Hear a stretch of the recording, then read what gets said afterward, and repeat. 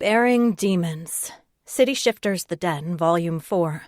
Written by Layla Nash. Narrated by Beth Rogue. Chapter 1. Greer. I didn't mind the graveyard shift. Most nights I preferred it. Fewer people to run into, almost no small talk to make, and everyone who was awake through the night had a reason for being where they were, which helped a lot in tracking down missing persons and murderers, our bread and butter.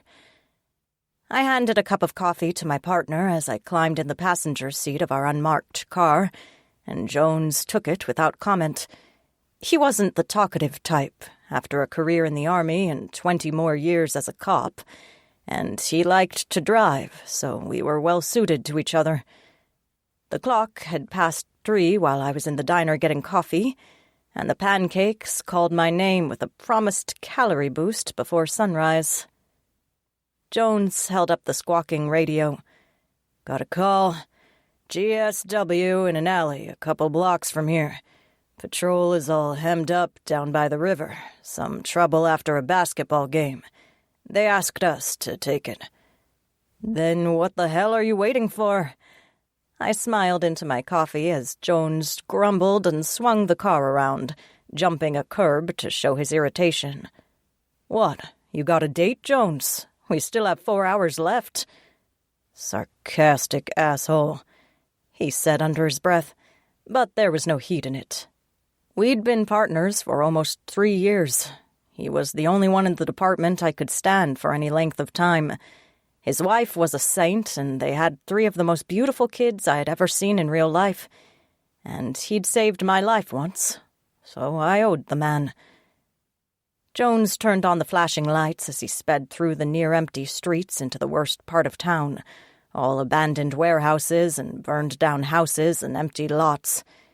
He gave me a sideways look as he swung the car into an alley and slammed on the brakes. "Looks more like your hunting grounds, O'Brien. Isn't this where you met your last boyfriend?" "Yeah, me and your ma." The accent always got stronger when we started insulting each other, and I couldn't control it, regardless of how long I'd been in the States. The Irish always came out, particularly when Jones needled me. His family was American-Irish over several generations, so his teasing over leprechauns and shillelaghs wasn't offensive, just annoying.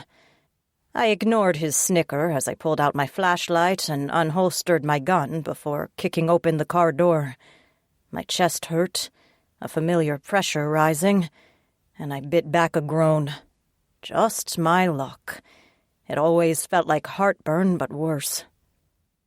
The alley was dark and close and just perfect for a gang to ambush a couple of cops without backup. I hated places like that. The beam from my flashlight swept the alley a couple of times, and I let it rest on the body sprawled in a bed of garbage. Gunshot wound indeed. Several soot-tinged holes punctured his chest, and blood created a river on the broken concrete, draining away to where Jones and I stood. Jones chewed the nicotine gum he'd gotten addicted to with more vigor, and nodded at the body. "Since your black Irish heart just insulted me ma," and he did a fair impression of my accent before laughing at his own cleverness and going on, "it's your turn to check the body." "Your ma likes me more than she likes you," I said, but knew it was, indeed, my turn. Bodies in alleys usually belonged to homeless, drug addicts, or streetwalkers, people who might not have had the best hygiene in life. And death did a number on a body. In addition to the blood, he could have released all kinds of unpleasant liquids in the vicinity. So Jones and I tried to keep things even when it came down to whose clothes got ruined. I held up the flashlight and swept the alley once more, searching for any clues to who might have shot the dude, but didn't put away my weapon as I walked closer. I searched the ground for any footprints or shell casings as I edged closer to the body, and as I got a better look at him, my steps slowed. 3 bullet holes dented his chest and leaked blood all over a nice shirt and expensive coat. He was well fed, a brawny dude with muscles for days and an expensive watch, real leather shoes and a fresh haircut. Whoever shot him didn't do it for the wallet or the watch. That made it personal. 3 shots to the chest at point-blank range, able to look the man in the eyes as they shot him, was definitely personal. I crouched next to him and pressed my fingers to his throat, searching for a pulse as his death song rose in my chest and threatened to tear free. "Do we need to call a bus?" Jones asked, which was code for whether the dude was dead or not, just in case the victim could still hear. As I stared at the body and fought to keep from wailing his death into the void, his chest stirred. He breathed, and there was, very faintly, a pulse. I cursed and looked back down the alley at Jones. "Call the bus. He's hanging on." Jones got on the radio and called for the nearby ambulance, as I holstered my pistol and tried to roll the massive dude to his side to see whether the bullets exited his chest. Nothing, which meant they had bounced around inside of him. I winced in sympathy as I eased him back to the cold concrete and patted his shoulder, though I kept my fingers anchored to his pulse. Poor sod. I leaned close to speak to him, even though he probably couldn't hear. The song boiled up in my chest still, so he hovered on the edge. "I don't want to sing your dirge, boyo, so you better hold on." Jones strode up, carrying the first aid kit from the car, and tore open the kid's shirt to assess the wounds. "Nice watch.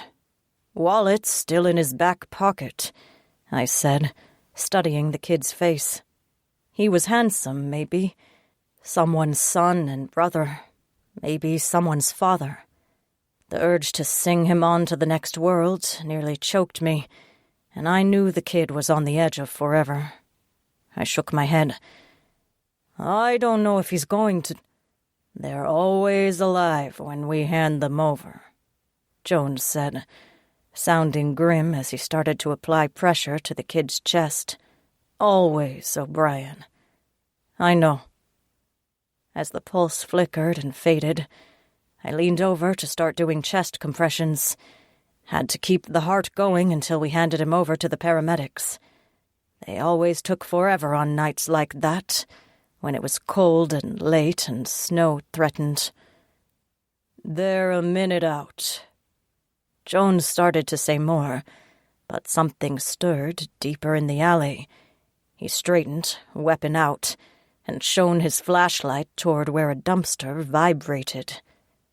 My heart jumped to my throat, and I started to get up, but Jones scowled. "Keep the kid alive." He edged closer to the dumpster, calling for whoever it was to show themselves or get shot the fuck up. I held my breath as I continued pumping the kid's chest. I wished I'd put gloves on first, as blood seeped between my fingers and stained the cuffs of my shirt.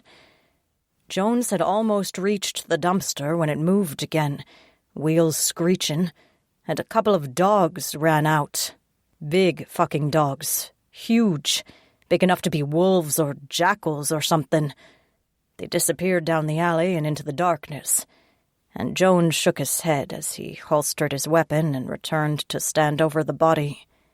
I tried to hide being out of breath from doing those damn compressions, and gave Jones a winning smile.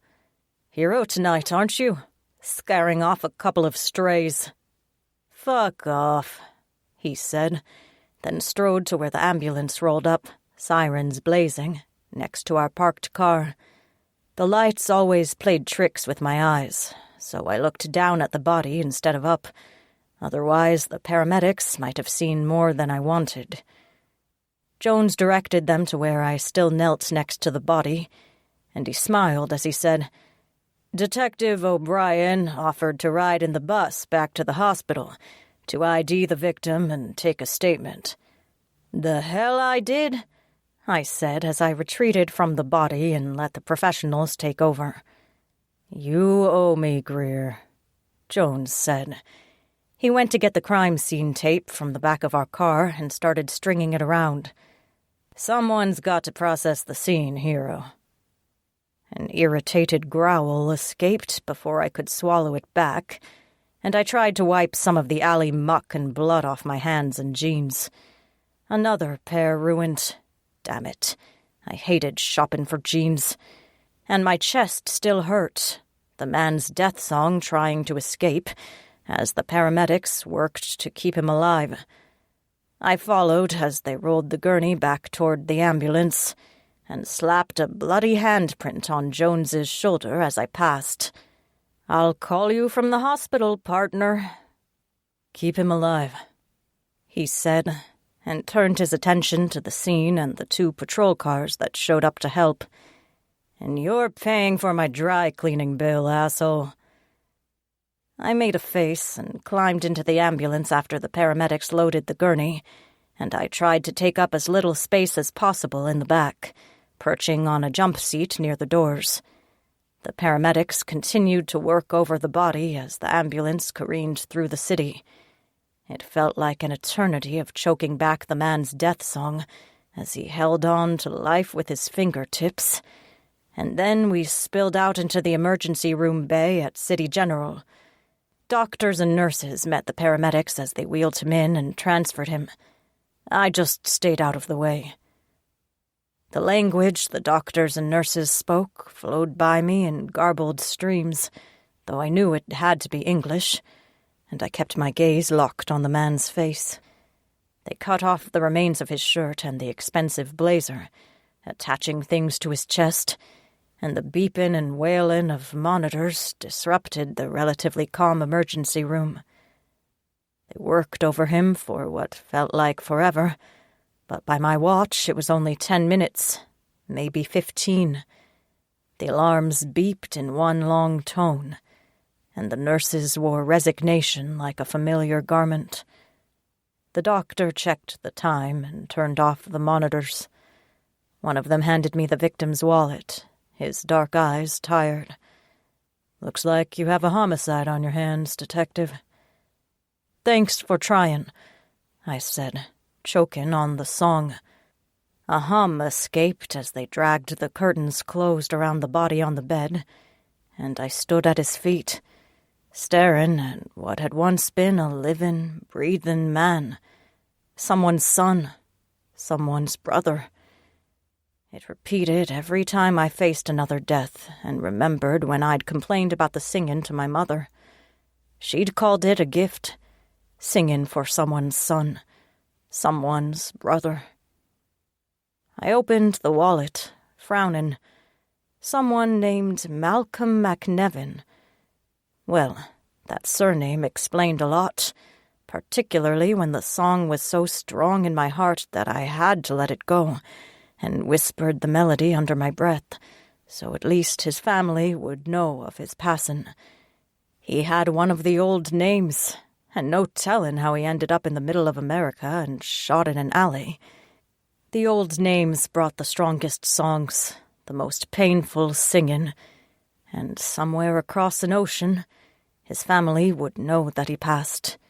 They'd say a prayer for him, hopefully, or light a candle. The song came stronger, and I glanced over my shoulder, not wanting to get a reputation as the creepy detective who sang to corpses. I searched through the wallet and found very little to go on. An address in one of the dodgy parts of town, a couple of dollars, one credit card, and a family picture of smiling people somewhere in the mountains. Not much left over for a life. Almost nothing to go on to find out why he'd been shot in an alley. I moved around the side of the gurney so I could study his face, trying to memorize his features. That way, if I didn't find his family, at least I would remember him on his birthday and holidays. A small gold chain, too delicate to belong to a man, tangled around his throat, along with a gold cross. I touched it briefly. though my fey blood didn't like the cross. A memento from a mother or sister or girlfriend, maybe. My hand rested on his chest, over his heart, and I glanced around once more before I bent my head and let the song come a little louder. A sharp pain ran through my lungs, and I choked, staring down at him as his eyes flashed open. Hazel, bright enough to be green and cool enough to be blue, but alive. Aware. I tried to yell for the doctors, but nothing came out. He lurched up and knocked me back, panic making his movements jerky, and as he jumped off the bed and took up too much room, I reached for my weapon, just in case. He roared, an animal sound from a human throat, and knocked the heavy bed out of the way. Equipment went flying and covered the floor, and I tripped as I got tangled in the curtains that blocked the area. Someone called from the other side, and I shouted for help. But Malcolm McNevin didn't want help. He raged, tearing out the IVs and ripping off the patches on his chest, and his wild-eyed gaze landed on me. Me. I took a step to get a better stance, ready to draw my weapon, and tried to calm him down. "Take a breath, Mr. McNevin. You're in the hospital." For a moment, he hesitated. I took another step, and my foot hit something slippery. The room tilted as I slid, and then crashed to the ground amid all the trash and equipment, and I saw the dead man standing over me as everything went dark. Chapter 2. Malcolm. Malcolm felt himself suffocating in the dark. The demons finally took him and dragged him away, and he'd spend the rest of eternity trying to climb out of the darkness, until a whisper of sound reached him, a hint of song, and then pain. Pain in a blaze of white through his chest and down his legs, until the bear roared to the surface and he nearly shifted right there, wherever he was. The bear took over and Mal was just a passenger. They rampaged through a room that was so bright it blinded him, and he couldn't see anything. And then there was darkness and cold and a woman in his arms. The bear stole a woman. Malcolm struggled for control, tried to wrest it away from the bear, but he was weak, too weak. The animal charged through the city, even as people shouted behind him and loud noises pursued them. Then there was quiet and stillness in the dark city, and he slowed his pace to a trot instead of a run. He still couldn't breathe, couldn't think. He smelled blood, and it wasn't his. The woman. Dark hair hid a patch of blood on her scalp, and the bear mourned.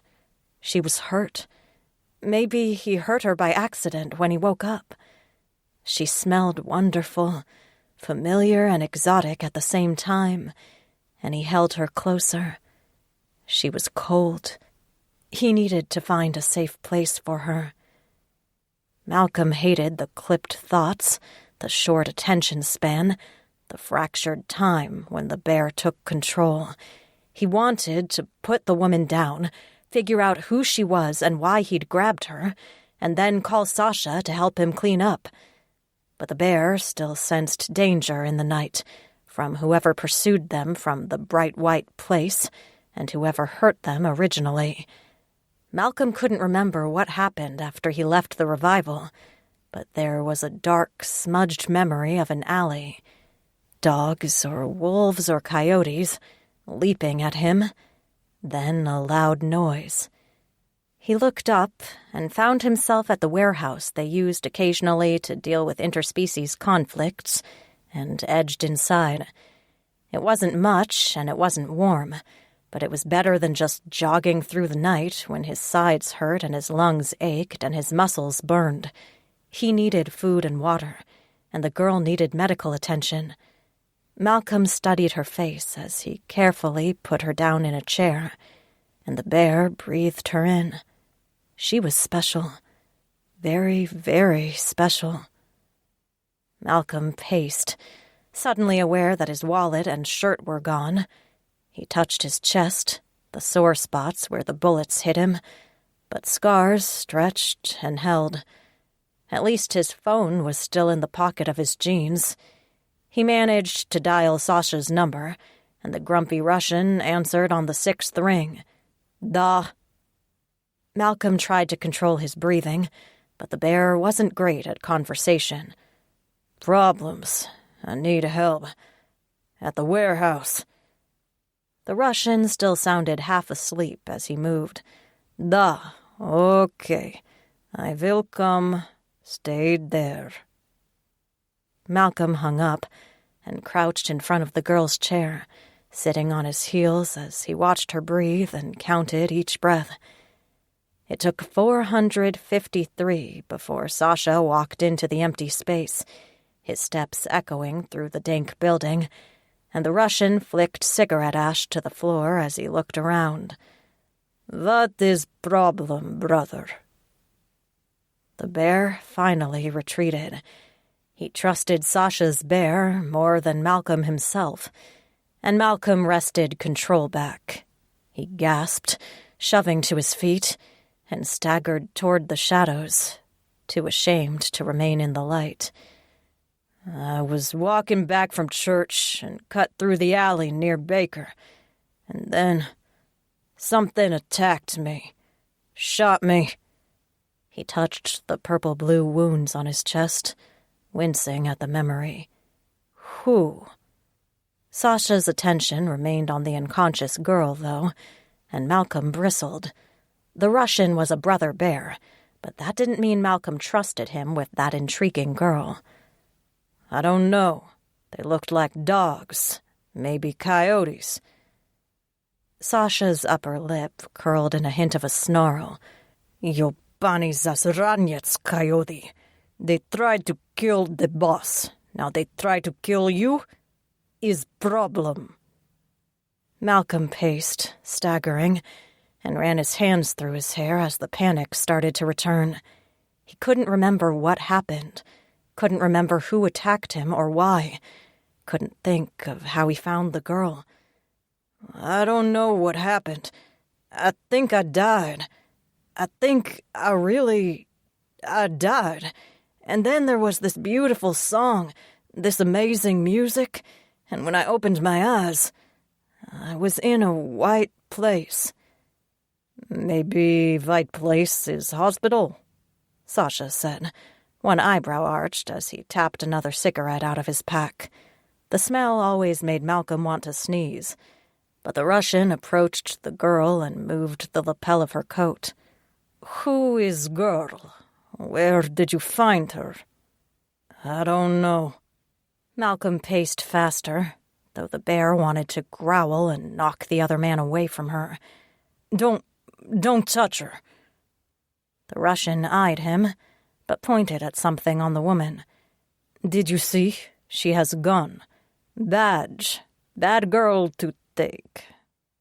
Mal gripped handfuls of his hair and nearly tore it out. I can't explain it. The bear took over and we were running and I was carrying her. I don't know. I couldn't leave her there. It wasn't safe. Sasha nodded, then carefully moved the woman's coat back into place to conceal the gun and the badge. He straightened and studied Malcolm, his blue eyes flat. Is she your mate? I don't know. Malcolm tried to breathe, pushing down the panic, but his hand shook with the urge to pick her up and carry her back to his den, make sure she was fed and safe and warm. He didn't believe in letting the demon animal make decisions, but Malcolm the man thought it was the best suggestion the bear had ever made. I can't think, man. I don't know. Is okay. Sasha flicked his lighter over and over and studied the woman. We will fix. Maybe we leave her here. We go back to the den. There is no problem. She wakes up, goes home. Everyone is happy. No. A growl escaped before Malcolm could control it. No. She has to stay safe. This isn't a good neighborhood. I won't just leave her here. Sasha exhaled a long, suffering sigh and stared up at the single bare light bulb in the large room. Okay. We hide and wait for her to wake up. Then we make sure the girl gets home. Is okay? What if she calls for backup? Malcolm shook his head. I want to hear her voice, Sasha. I need to know her name. You are stupid, man, the Russian said. He kept flicking the lighter, staring at the girl, and Mal could just imagine the chess game in his head. After a long time, Sasha shrugged. Wake her up, then. Explain. You are happy to meet her. Maybe she won't mind being taken. But from the sideways look he gave Malcolm, Sasha didn't believe it. Mal knew it was stupid, knew there was no logical or acceptable explanation he could offer the woman for his behavior, especially if she was a cop. He kept pacing, nervous energy making each movement jerky, and tried to figure out what to do next. Sasha leaned against one of the posts nearby, idly scratching his back against the rusty steel. How was church? Did you find what you wanted? It was fine, Malcolm said. An Appalachia came back to his voice when he spoke. He shook his head. They couldn't heal me. It's fine. They said there's a preacher coming through in a few weeks who does... Brother, Sasha said, slow and careful and even a little mournful. My brother, there is nothing to heal. The bear, he is part of you. He cannot be removed. I was taken by spirits, Malcolm said. He remembered waking up after the bear attack as if it had happened the day before. Possessed by evil. It can be driven out of me if I just find the right healer, if I believe enough. The Russian straightened and walked over to grip Malcolm's shoulder, his voice dropping. This is not evil. You are not evil. It's just bear. It's different. Just different. Malcolm knew they thought he was crazy. Sasha, Kaiser, Axel, all of them. They thought Mal should just accept being a bear and live the rest of his life as an animal, possessed by evil demons. But Malcolm knew differently. He'd seen folk healers in the mountains, people who could heal snake bites and broken bones with just the laying on of hands. He had to believe. He had to believe he could be healed and go back to normal, because then he could finally go home. Malcolm cleared his throat and turned away as his eyes burned, not wanting to get emotional in front of the Russian, who probably had ice in his veins for all the feelings he ever showed. Right. Sasha, what the hell am I going to do? The Russian took a deep breath, making a face as he lifted his hands in a shrug, but the woman made a low sound, like a groan, and they both froze. Malcolm held his breath, the bear desperate to see her eyes, to hear her voice. When they opened, they were a beautiful black, so dark he almost couldn't tell the difference between the iris and the pupil. They were also pissed. Really, really pissed. Sasha started grinning, and Malcolm braced himself to get shot in the chest again. Chapter 3. Greer. My head ached like a son of a bitch, and I tasted something metallic as I forced my eyes open. Disorientation had me reeling as I tried to hold my head up, my hands still sticky with the blood from doing the chest compressions. Everything was dark, though stars danced through my vision, and it took forever to focus. on the two men standing in front of me. Panic made it hard to breathe, but I refused to let them see it. Panic meant weakness, and the kind of men who would have dragged me into a dark warehouse were probably the kind of men who exploited weakness. My elbow bumped the comforting weight of the pistol still in my holster, and some of the terror eased. Stupid men, too, if they left me armed. I looked at the dead man first, and swallowed my surprise at the fact that he looked completely fine. A few more scars on his chest and a whistle in his nose as he breathed, but otherwise he looked normal, not as if he'd been declared dead only an hour earlier. He watched me with a curious intensity, his eyes flashing gold, and his damn death song choked me. I'd never started to sing for someone and had them come back to life. It felt like I had crumbs in my throat that I couldn't clear, regardless of how much I swallowed or coughed. The silence stretched, and neither of the men moved. I wondered if they would stay there if I got up and left, just walked out. The thought tempted me, but I wanted answers. Professional hazard, after so many years of being a detective. Where the hell am I? The dead man, Malcolm McNevin, took a deep breath but never looked away from me. A warehouse, 5th and Washington. I closed one eye, trying to focus on him and the dark-haired son of a bitch smoking next to him as my vision swam. Why? McNevin's eyebrows rose, and he looked away, fidgeted a little, looked back at me with eyes that were definitely gold, reflecting the dim light back at me. My breath caught. He wasn't human. Obviously, after waking up from 3 bullets. Maybe a shifter, since he hadn't reacted to me like other Fae would. But the man's head tilted as he studied me, as if he recognized me but couldn't remember from where. I don't know exactly. You don't know. I took refuge in irritation, which wasn't difficult. My head hurt something awful, making it hard to concentrate and probably tough to aim if I needed to shoot one or both of them. Well, that's fucking peachy. I gritted my teeth and shoved to my feet, though I swayed and nearly fell flat on my face. He lurched forward as if he wanted to help me, but I pointed a finger at him and he stopped dead in his tracks.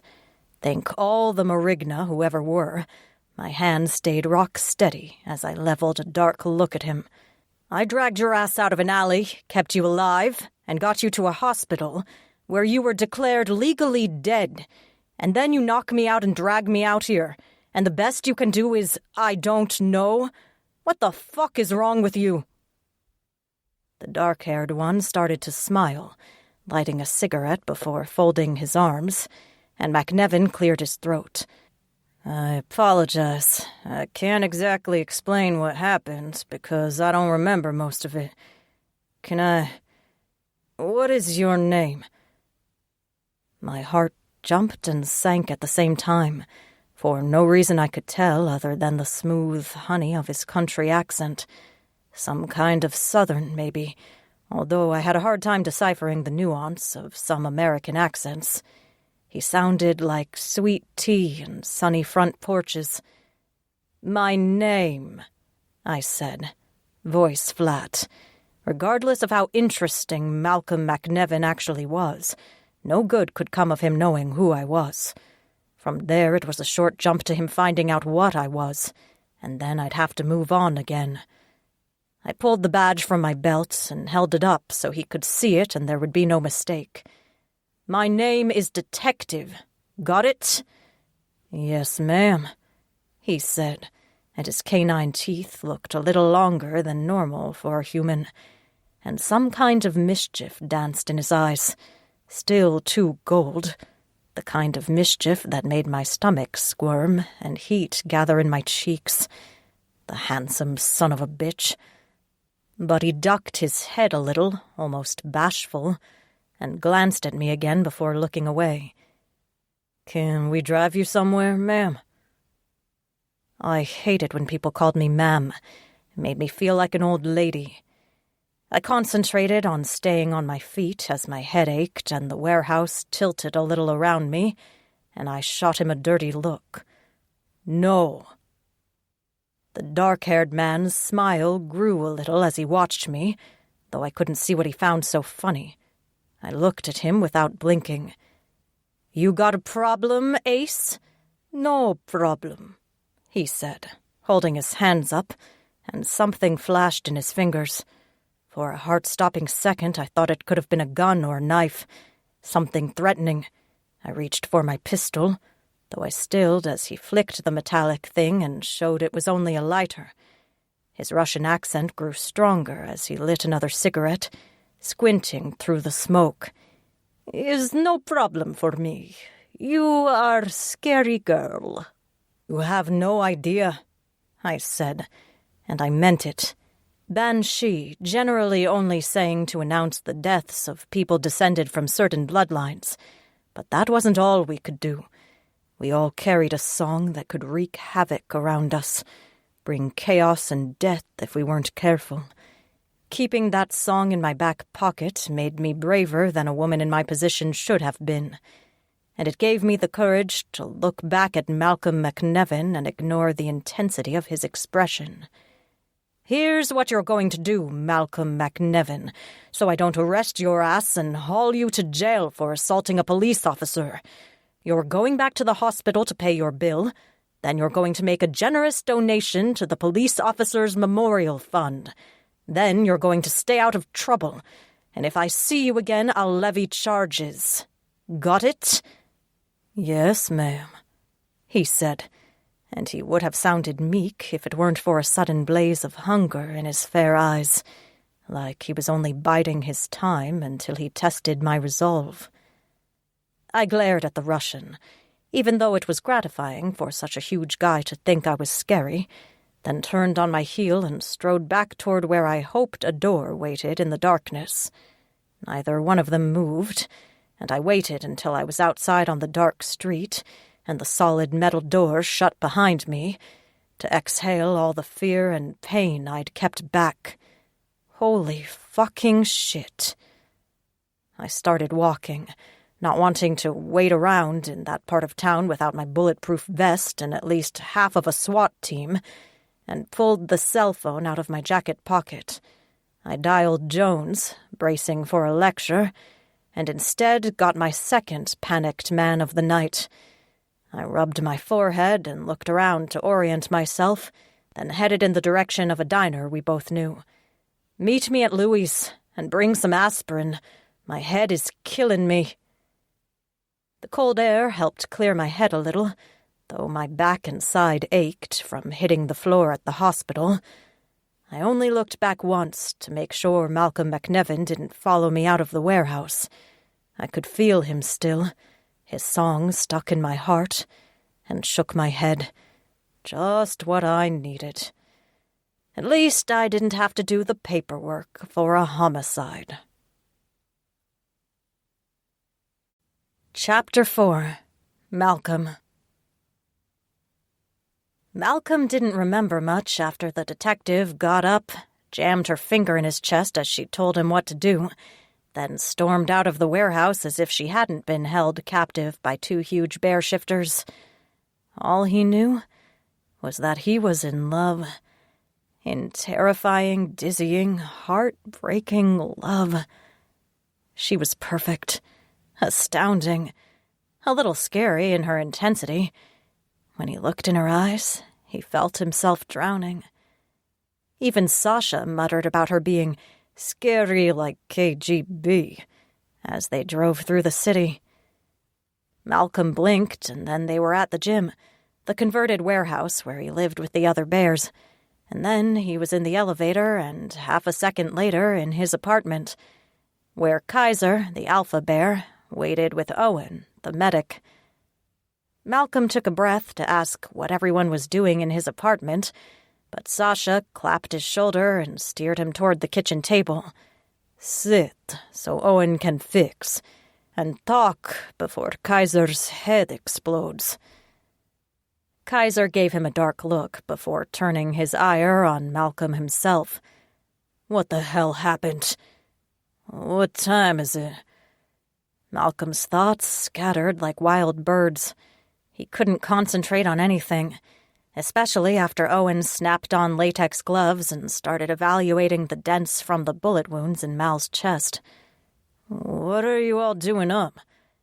It's 5, Kaiser said. His biceps bulged as he crossed his arms, and even the dark beard didn't hide his scowl. Start talking. Malcolm shook his head, trying to remember. It's all blurry. I don't know what... Start at the beginning, a rough voice said, and Mal looked up to see the blonde Viking, Axel, slide through the front door. He glanced at Kaiser and made an apologetic face. Sorry, Lucy isn't feeling well. I had to make her some soup. The alpha bear nodded, something in his expression easing when Axel mentioned his mate. You can stay with her. We'll figure this out. And he glanced at Mal. Axel, the acknowledged second-in-command in the bear den, only shook his head and stood across the table from Malcolm. She's sleeping now. Start at the beginning, Malcolm. You had dinner here last night and left around 7. Where did you go? Mal rubbed his face, wishing they would all leave so he could go to sleep, and figure out how to pay his bill at the hospital without getting arrested for tearing the place up and kidnapping a police officer. There was a revival. I went to church. The other men exchanged looks, and Mal braced for the judgments. They thought he was crazy for believing the bear could be healed out of him, but Mal couldn't give that up. His family wouldn't want him back unless he got rid of the bear. And since medicine couldn't help him, maybe prayer could. They'd handled snakes back in the mountains, and he'd felt the power of a faith healer before. He just had to find the right one. But Kaiser only took a deep breath, waving Sasha away from saying something else. Okay, you went to church. Then what? I left at 9, started to walk home. I wanted to clear my head. Everything was fine until I cut through a side street. Maybe Lake. It was off 7th. Something ambushed me. Hit me hard. He winced as Owen applied a cold compress against one of the scars, and he fought to not elbow the younger bear in the face. It might have been the gunshots. I don't remember when those happened. Adrenaline, Owen said under his breath. He wiped up whatever he'd smeared across Malcolm's chest and placed a few more bandages. You might not have noticed them until it was too late. It almost was, Mal said. He took a deep breath, a little afraid of the next part, the beckoning warmth of being called home, leaving the mortal world behind. Only the bone-shaking fear of going to hell for harboring a demon kept him holding on, until he heard the girl singing. I fell. There were dogs or wolves or coyotes, I couldn't tell. They were going to finish me off, but something scared them off. Then there were cops. 2 cops. The female cop... He trailed off, and Sasha started grinning. Kaiser gave him a sideways look, but concentrated on Malcolm. What next? They took me to the hospital. She was there with me, in the ambulance and in the ER. I don't remember much, just white light. And then she sang. She sang to me, and the bear took over. Mal held his head in his hands, waiting for the verdict. Shifters who couldn't control their animals were executed as a danger to the community. If the Alpha's council found out he couldn't control the demon bear, he'd be killed. But Kaiser and Axel just waited, expressionless. Mal envied them. Both men had become calmer, more settled, since they'd both found mates. Axel, in particular, lost most of his hard edges. Instead of being an angry asshole polar bear, He'd become an asshole polar bear who turned into a marshmallow any time his mate, Lucy, walked by or called. Malcolm cleared his throat. The bear took over, so everything is kind of hazy. I just remember being furious. She fell and hit her head. She was hurt, so we took her. We picked her up and ran. It wasn't safe there. Kaiser's eyebrows rose. You took who? The cop? Detective, Sasha said, drawing out the syllables into something foreign. Scary girl, like KGB. Owen snorted, snapping off his gloves, and headed for the door. Great, that's my cue to leave. It's still too fucking early to be awake, asshole, so I'm going back to bed. Give my best to Kara, Malcolm managed to say, and Owen waved over his shoulder before escaping out the door. He'd also calmed since finding Kara, even though they had come close to losing them both. Malcolm groaned as he leaned on the table, his forehead thunking against the wood. I didn't know she was a cop when I took her. I just knew she was hurt, and she needed to be safe. She wasn't safe there. She'd be safe with us, so we ran. To the warehouse on 7th, Sasha added, and started flicking his lighter. It had been almost 5 minutes since he smoked, so Malcolm knew the Russian was getting antsy. You left her there? Kaiser picked up his phone, about to start making calls, but Sasha went on before he could dial. No, she woke up, madder than wet chicken, yelled at Malcolm. Sasha snorted, as close to a laugh as he ever got, then glanced up at Axel and Kaiser with a half smile and mischief in his eyes. He blushed like a little schoolgirl. Very cute, this one. Axel started grinning as he looked at Mal. Really? Malcolm did not want to be teased.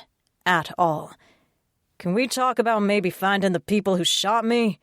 Almost killed me? No. We need to figure out who the hell this cop is and whether she's going to be trouble for you in the future. Kaiser wasn't quite as amused as his blonde second-in-command, though Mal knew the teasing would come later. I think we all know who tried to kill you. It had to be Bad Creek or the Coyotes. Easy enough to find out. Great, Malcolm said, covering his face again. I appreciate your concern. Was she human? Axel pulled out one of the chairs at the table and sank into it, frowning as he laced his hands behind his head. Or at least interested in how you went from being almost dead in an alley to perfectly fine in the warehouse? I don't think she was human, Malcolm said, although he couldn't have really explained how or why. She smelled like clover, fresh rain, and when she was really mad, her eyes went silver. Silver, Kaiser said, frowning. Like Smith. Probably means Faye. Then you're either completely fine or you're in serious trouble, Axel added. Sasha snorted again, the lighter spinning faster in his hand, and Malcolm glared at them all. Can we not discuss this right now? He growled when I got too close, the Russian said, though the amusement faded from his expression. Guarded her well, so maybe the bear knows what he doesn't. Kaiser took a deep breath, tugging at his beard until it grew bushier. Should I call Smith and give him a heads up? There's no reason to think she works for him, particularly if she's a cop, but he might at least know who she is, and what she is. Did you get her name? Detective, Sasha said with a grin before Malcolm could even open his mouth. The Russian's accent drew the words out until shivers rolled down Mal's spine, and he could see only her face in his mind's eye. His only name she gave us, Detective. Axel smirked, then held his hands up as Malcolm glared at him. The polar bear managed to wipe the expression from his face until he appeared serious once more. "Right. That should be enough. I can't imagine there are that many female detectives in the police force anyway, and Smith should be able to help us out. What did she look like?" "Dark hair," Malcolm said, though the words didn't do her justice.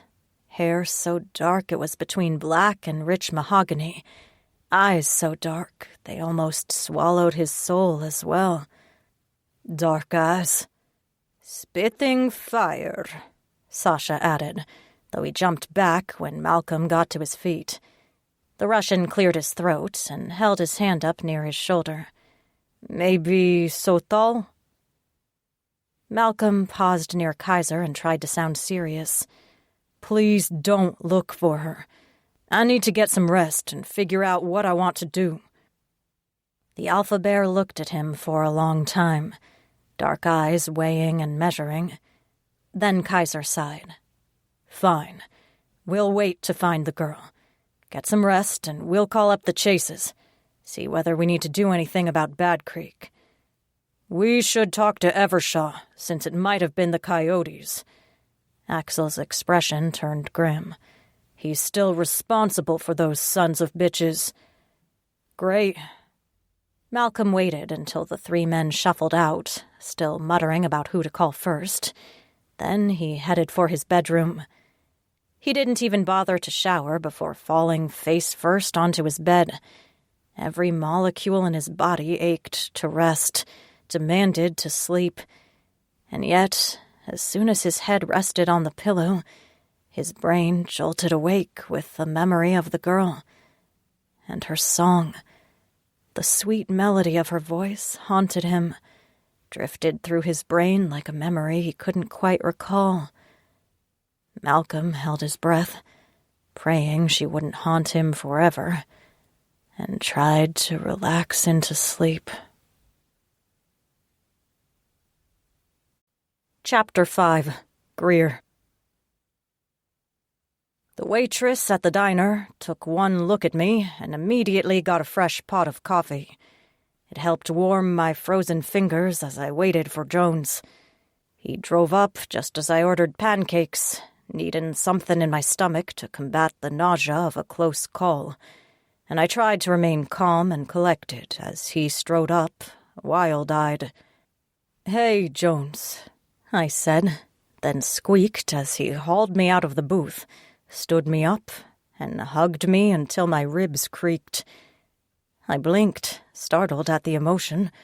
Then Jones held me at arm's length to study me. A hint of emotion reddened his eyes, and he cleared his throat several times as he looked at me. "Anything wrong? You hurt?" "No, I'm good," I said. My knees wobbled, and I sank back into the cracked, plastic-covered booth. "Bump on the head, but that's it." "I should take you to the hospital," he said, eyes narrowed. He looked around the diner, as if there was someone he could arrest right there. Then he sat and leaned across the table to peer at my face. "I'm taking you to the hospital, O'Brien. You hear me? Where's the son of a bitch? What happened? It was a misunderstanding, and I'm not going to the hospital." I paused as the waitress returned to pour more coffee for me and a new cup for Jones, although she eyed us askance after the abrupt hugging and loud voices. I shook a few more sugar packets into the coffee, concentrating on that instead of the worry around Jones's eyes. "Just a misunderstanding. He was high on something, I think. Woke up in the hospital and flipped out. I tried to restrain him, but slipped on the floor and whacked my head. Next thing I know, he's carried me somewhere around here." And I waved my hand in the general vicinity of the diner. He apologized, asked if he could drive me somewhere, but I just left. He didn't try to stop me. "That doesn't make sense." Jones' frown deepened. "The hospital said he was dead. DEAD, dead. For him to jump up and run off, carrying you with him? Jesus, O'Brien, aren't you freaked out?" I used up all the freaked out when I woke up in a dark place with a couple of strange dudes looking at me. I tried to smile as some of the color drained from his face and he reached for his radio on instinct. I held up my hands to fend off any more questions. "It's fine, Jones." I told him to go back to the hospital, pay his bill, and then make a donation to the Widow's Fund. And hey, we don't have another homicide to track down. Good night's work, hey? His eyes narrowed. "You're not telling me something. What aren't you telling me?" "I'm tired and my head hurts like a bastard." I yawned and my jaw cracked. Another bright spark of pain when every inch of me ached. "So, I'd like to eat my bloody pancakes and clock out. Then I'm going to go home and sleep for at least a day." "We're partners, O'Brien." Jones took a deep breath, gripping the table so hard his knuckles whitened. "You gotta tell me what happened." "That's all that happened," I said. The pancakes tasted a little like ash in my mouth, but I choked them down and poured more syrup on the plate. "I don't get it. I don't know what the fuck he was on, but that's what happened. All of it." The cop leaned back, fingers drumming on the table, and he didn't speak for a long time as I concentrated on the pancakes. I felt like I held on to my composure with just my fingertips, and if he asked me again, I might break down and confess everything. That Malcolm McNevin had died, or been close enough, and I was a banshee and meant to sing his death song so his family knew to send him on his way. That McNevin likely wasn't human, and probably turned into some kind of predator, a wolf or bear most likely. And since Jones was human and didn't see that side of the city, he'd probably call the hospital and have me committed to the psych ward so they could pump me full of drugs that wouldn't really do anything other than slow me down. He took a deep breath as I finished the pancakes and pushed the plate away, reaching for my coffee instead. And Jones' voice came out so soft I nearly missed it in the clatter and hum of the diner. "Look, Greer, something happened and it's changed you. I don't know if that's good or bad, but I need you to be honest with me. When you're thinking clearly and you've had some rest, we'll have another conversation. Got it?" "Righto," I said. I desperately wanted to sleep, even though there was an hour or two left on our shift. I reached for my wallet to drop money on the table, but Jones waved it away and paid the bill without another word. He hovered over me as I walked out to the unmarked car, muttering about making me go to the hospital, but after I threatened to tell his wife about the donuts he'd eaten earlier in the shift, he left me alone. Jones peered at me when he thought I wasn't looking, as I half-closed my eyes to relieve the agony in my head. I could hardly think straight with the pain radiating from where I'd bumped into some of the hospital equipment. He drove back to where I'd parked my car at the beginning of our shift. When I protested, he shook his head. "Go home. I'll clock you out and explain to the captain. Just go home and get some rest. I'll call you later." Normally, I would have refused to leave and finished my damn shift, but I felt like death warmed over. The fact that I got out of the car and into my own rekindled the worry on his face, since Jones knew I'd never walk away if I felt even halfway decent. He waited until I put my car in gear and drove off before he drove in the opposite direction, although I almost expected him to follow me back to the shitty apartment building where I lived. I parked in the lot, sitting in the car and staring at the crumbling gray concrete all around me, as the sun rose and colored everything soft pink and orange and yellow. Maybe Jones was right, and something had changed. I couldn't get rid of the song, Malcolm's song, but it wasn't finished, wasn't ready to be heard. I scrubbed my hands over my face. Going upstairs and passing out for 8 hours was really the only thing I needed to do. The mystery of Malcolm McNevin could wait that long. And yet, part of me knew it couldn't. McNevin felt familiar enough that it bothered me deeply. I pulled out my cell phone and stared at the screen for a long while, before I finally dialed the number I knew by heart and yet had promised myself I'd never call. I had no cause to be dealing with men like him, and no doubt it would bring me only trouble. No fae in their right mind would willingly put themselves in the Earl King's debt. And yet, if anyone knew who Malcolm McNevin truly was, it would be him. The early hour explained the delay in answering, although he sounded completely awake. "This is Smith." My voice caught in my throat, and I wanted to hang up. Instead, I reminded myself I descended from a long line of proud banshee, who remained free even as the magic disappeared around us, and lesser fae flocked to the Earl King for a taste of his power. "This is Detective Greer O'Brien. I've a small matter I'd like to discuss with you." "Detective O'Brien," he repeated, and he sounded almost like he was glad to hear from me, as if he'd been expecting my call.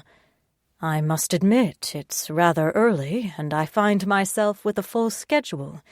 I can perhaps clear my schedule later tomorrow night for a social call if—" "This isn't social." My heart skipped when I realized I cut him off, but I wouldn't apologize. I wasn't one of the weaker fae who needed his patronage to survive in the city. Everything I had I'd earned the hard way. Sweat and blood. "It's business." "Business? I hate to think what kind of business a banshee could have with me." He sounded only moderately interested, and my skin crawled at the deliberate way he pronounced banshee. Banshee. Too fast and too clipped. "Very well. I have a few minutes this morning, but the location will need to be nearer to my office, so I can make a 7 o'clock meeting." "Good. The cemetery on First and Oak. Is that close enough?" "A cemetery?" He sighed as if I'd made a very stupid mistake. "Rather grim on such a beautiful morning, Greer." "It's Detective O'Brien," I said, out of sheer habit, and pinched the bridge of my nose. I was pushing it when I asked for the meeting. "That's the best landmark I know." The silence stretched. Then Smith cleared his throat. "Fine. The Oak Hill Cemetery, 30 minutes. "Great." I hung up and started my car. I wouldn't have time to go upstairs and change and still make it across town in time. Traffic was too fickle, even so early in the morning. So Smith would just have to deal with me fresh off a full shift, a trip to the hospital, and being kidnapped to a gross warehouse. My thoughts drifted as I drove, back to Malcolm McNevin. I felt him somewhere across the city, and knew that he tried to sleep without success. He worried over something, enough that he tossed and turned, and part of him wondered about me. I'd never felt such a thing before, but normally the people I sang for stayed dead. I clenched my teeth and hoped it wasn't the start of a new trend. Chapter 6. Malcolm. Malcolm drifted in a half-sleep for a while, somewhere between dream and awake, and was still disoriented as his phone rang. He almost ignored it, grumbling as he rolled over, but he wondered in a sudden flash of panic if maybe it was the woman calling him, if the detective used her detective skills to track him down. He couldn't not answer her call. He picked up the phone and sat up, trying to shake the cobwebs from his thoughts. "Hello?" "Mally?" He frowned. "What?" "Mally."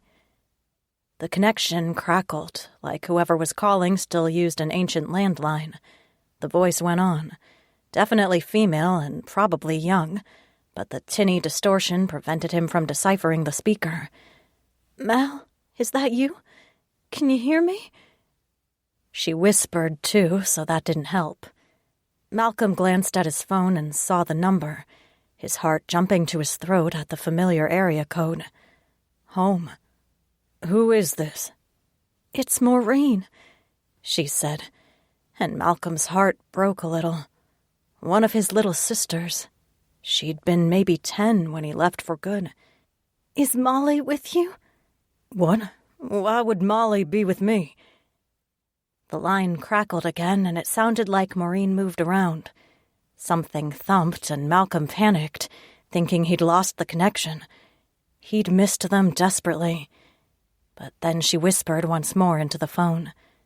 Molly left to find you 3 weeks ago. I thought she'd be with you by now. Isn't she there?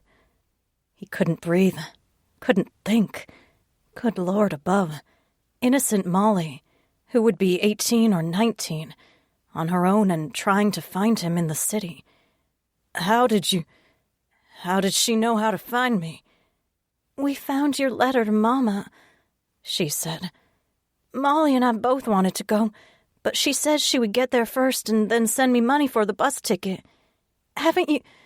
Why isn't she there with you? Mal got up and started pacing, panic bubbling up in his chest. Crazy girl. She'd always been adventurous, too much a daredevil for her own good. She climbed any tree, jumped into any river, just to prove she could. What address did she have? Do you remember? Maureen rattled it off, but fear made her voice tremble. What if something happened to her? I'll find her. Malcolm moved to find clothes and shoes, searching his room even as he struggled to piece together the next step of his plan. He could go back to the old address, when he'd first arrived in the city and before he met Kaiser, and search from there. She'd been there in the past week or two, tops. There would still be traces left of her. Her scent in the air, people who'd seen her, something, some kind of sign. Maureen, darling, can I call you on this number? Is this your phone? You can call me here, she said, voice small. Mally, you have to find her. Mama and Daddy don't know where she went. I'll find her. Malcolm paused long enough to take a deep breath and steady his voice. He needed to reassure her. I promise. Just wait, Maureen. I'll call you soon. Okay. She waited for a long moment, then said quietly, We miss you, Malcolm. I miss you, too, he said. Love you. I'll call you as soon as I find her. If I find her remained unsaid, as Maureen said goodbye.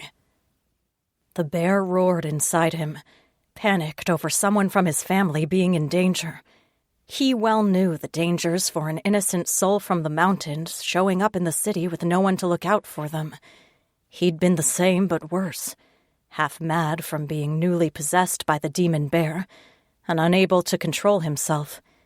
Thank God Kaiser found him in an alley and dragged him back to the warehouse before he ended up killed or addicted to something terrible. Malcolm dressed so fast he didn't care that his shirt was on backwards, and half fell down the stairs to the boxing gym on the first floor of the warehouse. Sasha sat in the office with his feet up on the desk, chain-smoking despite the prominent no-smoking signs Kaiser's maid had posted everywhere, while Axel and Owen sparred in the ring. They all stopped when Malcolm skidded around the corner, and he tried to catch his breath enough to speak before the bear took over completely. My sister, missing. Have to find her. Axel pulled off his gloves, a frown creasing his forehead. Deep breath, dude. What's up? My sister called from home. My other sister, Molly. He stumbled over her name. It had been years since he said their names aloud in anything but prayer. Molly left home to find me, maybe 3-4 weeks ago. She got to the city, but they haven't heard from her. I know the address she went to find me, but I can't. I have to find her. We will. Axel glanced at Owen and nodded toward the stairs. Call up to Kaiser, will you? We'll get the trucks. Sasha put out his cigarette and got to his feet, picking up a set of car keys. We will go now. They can catch up. Malcolm followed the Russian out of the building and into the cold, his mind racing. He had to find Molly. She would be fine. She had to be fine. He gripped the car door handle so hard it came apart in his hand, and Sasha gave him a sideways look as he started driving into the city towards the first address Malcolm had when he arrived. He rolled the window down so he could taste the air, searching for a hint of his sister in the wind, and ignored when Sasha fielded a call from Kaiser and Axel to get directions. They would converge on the shelter as a starting point and begin searching from there. The Russian held out his phone to Malcolm, not looking away from the street ahead. Maybe call Smith. The old man might know. Later, Mal said. He put the phone down before he crushed it, too. He couldn't breathe. He had to find her. He couldn't face his parents again with news that their young daughter disappeared searching for him. The bear roared, raged, tried to wrestle control away so he could search for her. They had to find her. He held onto the car for dear life as traffic bogged down around them, and Malcolm considered running the rest of the way across the city. It would only be a few miles. When he tried to open the door, Sasha hit the locks and shook his head. Just breathe. Malcolm tried. He tried. But a weight compressed his chest and slowly knocked the air out of him, suffocated him. He would die if he couldn't find her. Chapter 7. Greer. I arrived first to the cemetery, parking out of the way and walking along the paths to the center of the graveyard, where someone planted a stand of cherry trees. The branches were bare, of course, but it still felt a little like spring when I touched the bark. It was an old cemetery, many of the headstones crumbling and weather-worn, until the names of the deceased faded to illegibility. It felt more comfortable to walk among the graves than through the city streets, though I wouldn't have admitted it to anyone, not even my family. On holidays, sometimes I walked the paths and sang to remember those who rested there. Most of the graves were unkempt, the grass and weeds run rampant, but I didn't mind. Unlike the few parks in the city, very few people took picnics to the cemetery on a nice spring afternoon. I studied a small statue of an angel over one grave, trying to decipher the epitaph on the bottom, when the dead grass, rimmed with frost, crunched behind me. I didn't have to turn to know it was Smith. I'd felt his power approaching.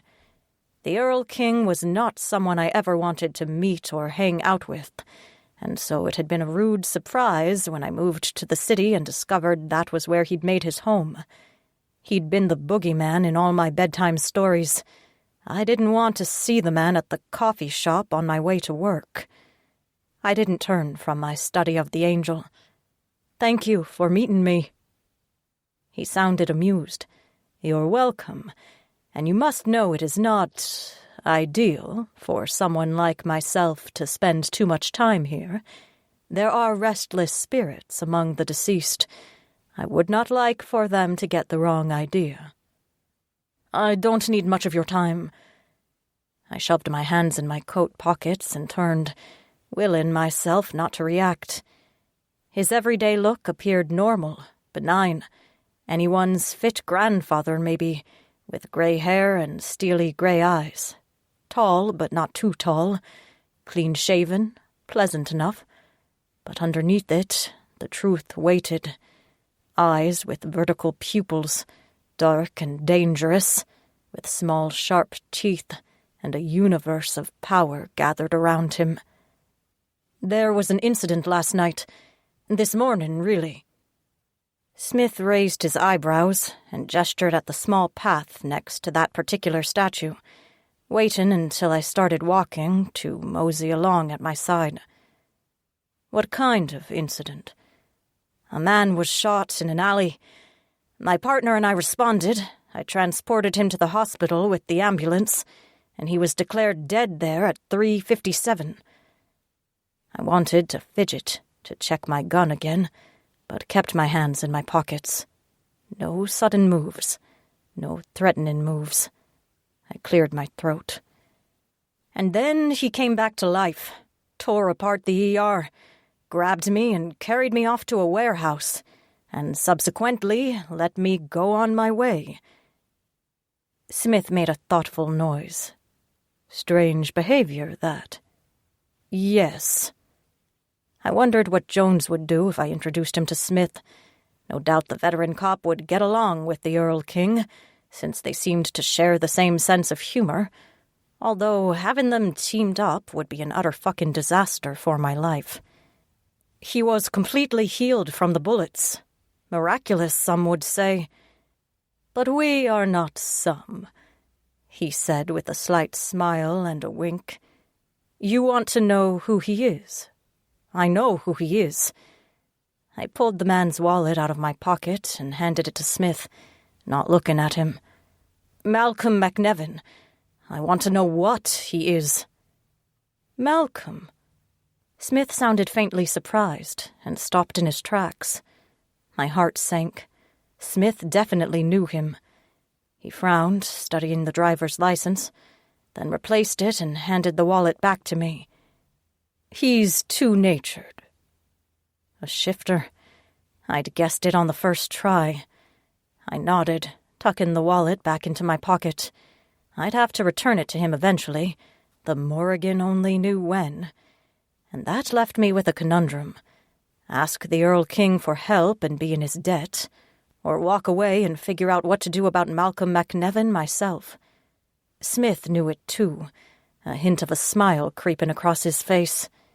He was old and still kept to the old ways, even as the rest of us modernized, if rumors held even a hint of truth, which meant he was the old type of fae, not the idealized American happily-ever-after type of fae. He believed in mischief and telling only shades of the truth, and wasn't to be trusted at all. I just stared at him, trying to make up my mind, and Smith's smile grew. He started walking again, not waiting for me to catch up. I wondered when you might knock on my door, Detective. Why is that? I searched for a trap in his words, any hint of ulterior motives. We are in something of the same business. We both search for people. Smith frowned up at the sky as a few flakes of snow dropped and left traces on his coat. I go about my business unofficially, of course, but there are times in the last year when it would have been useful to count a real detective among my friends. I have enough friends, thanks. It came out colder than I intended, but instead of being offended, he laughed. He even shook a finger at me, as if I were a naughty child. Your mother taught you well, Greer. You know who I am, of course. Of course. I would appreciate your discretion in that matter, he said, and once again paused. He faced me, head tilted, and studied me with strange eyes that swirled like mercury. I have so far kept my identity under wraps, and would like to enjoy my anonymity just a shade longer. If you wanted to be anonymous, you wouldn't be calling the Wild Hunt every month, I said, folding my arms over my chest. And you wouldn't wear your power like a goddamn beacon. Do I? Faint surprise showed in his expression once more, and he glanced down at himself as if he expected to see his clothes shining. Perhaps I have become complacent in maintaining my disguise. As for the hunt, well, it serves a purpose. As do we all, Greer. I hated that he said my name. He didn't have my full name, not my true name, so that was some measure of protection. But the sound of the Earl King himself saying my name, I shivered, trying to hide it under my coat. The cold seeped up my legs from the path, and I concentrated on the field of headstones, wondering how long he could stay in the cemetery before the dead truly became too restless. Next month's wild hunt would be particularly wild if we stayed too long. So I'm told.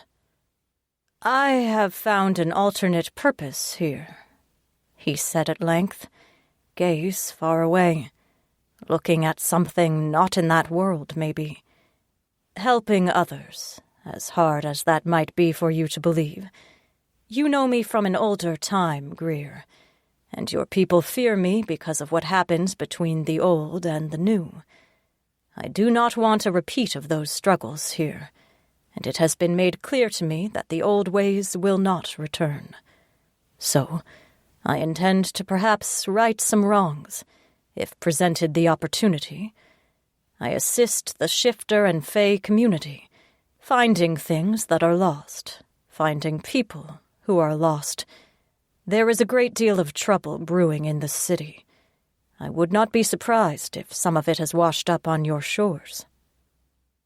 More than the snow sent a chill through me, and I resisted the urge to march him down to the precinct to tell me more. We'd had too many missing person cases in the last few months for that remark to pass unexamined. I'm listening. There is too much to tell, he said, and smiled. Perhaps another time.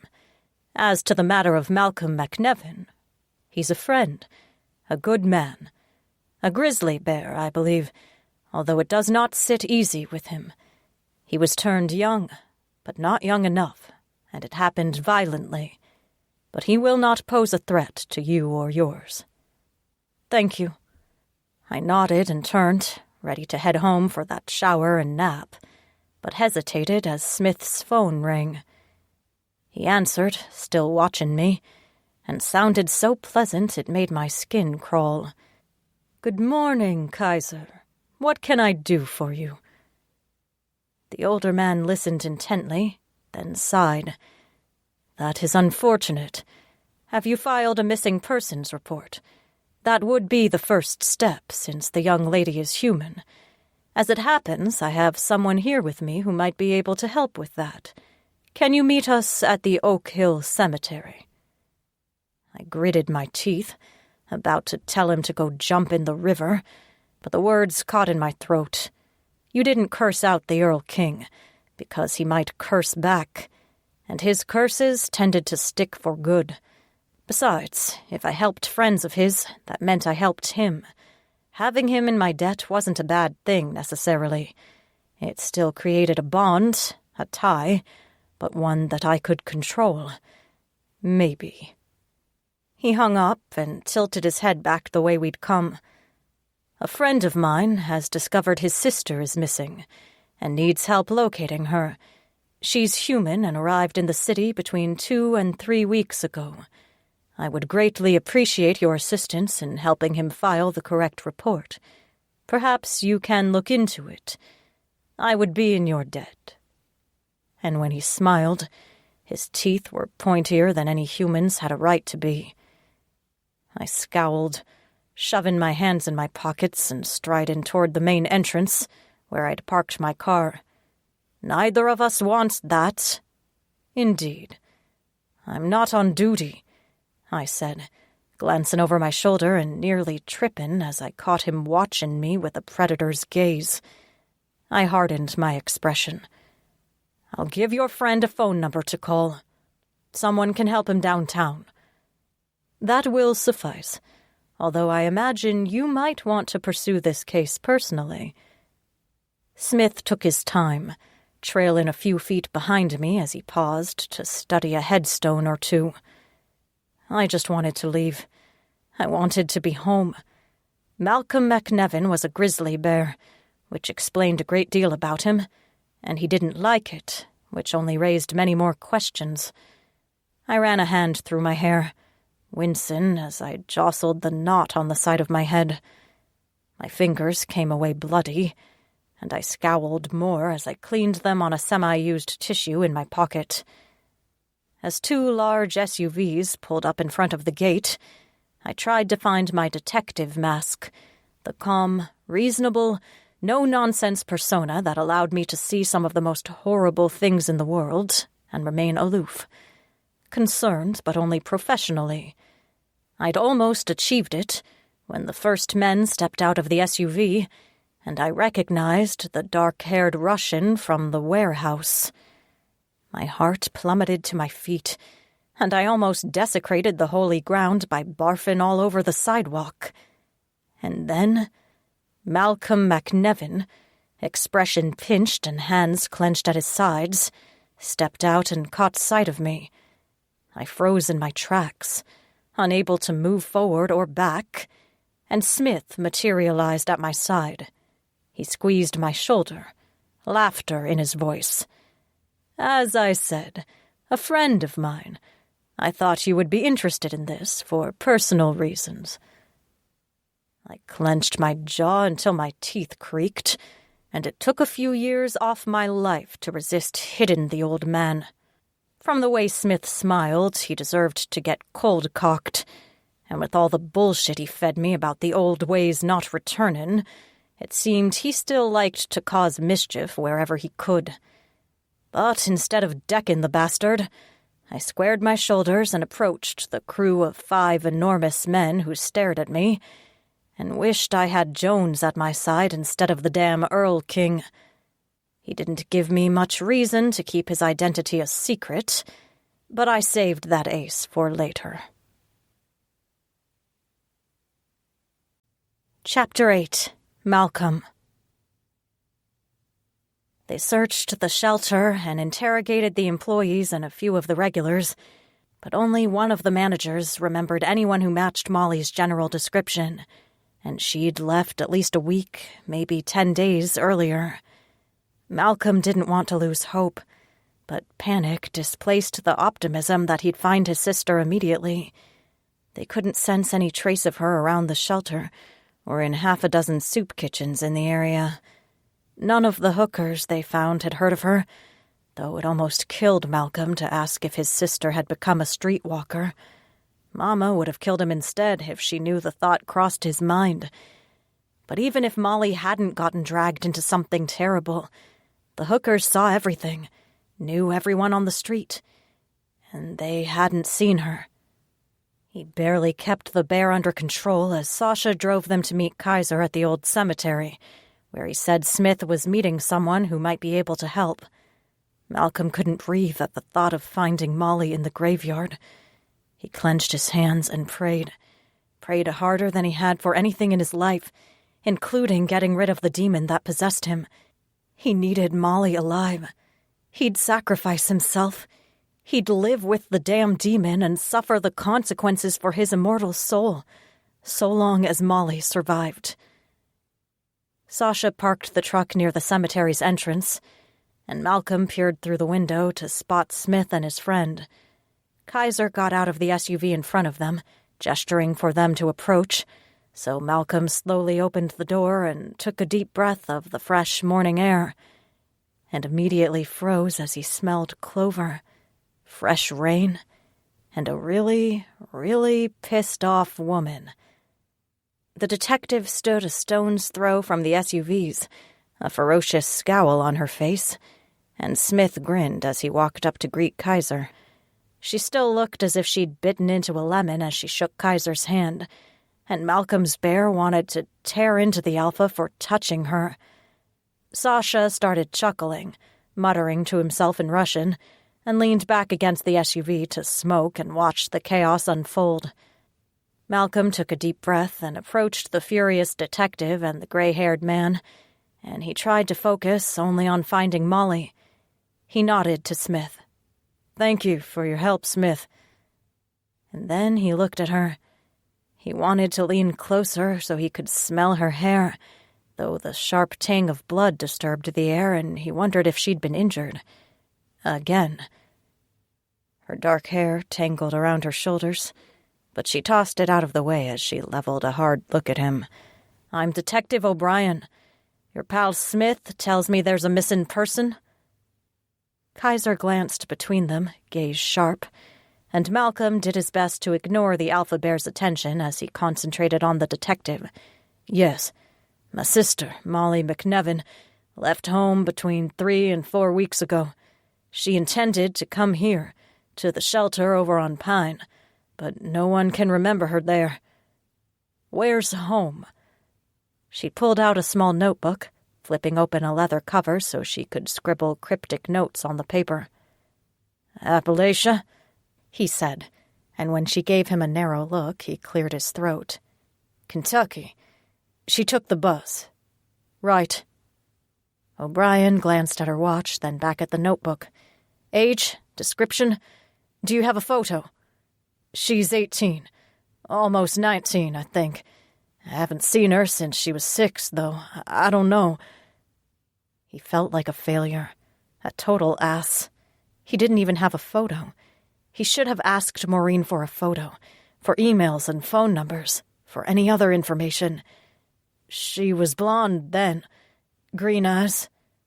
"So you're the fair kind of Irish," O'Brien said under her breath, and Kaiser's ears visibly perked up. The alpha bear glanced between them, sidling a little closer to the detective.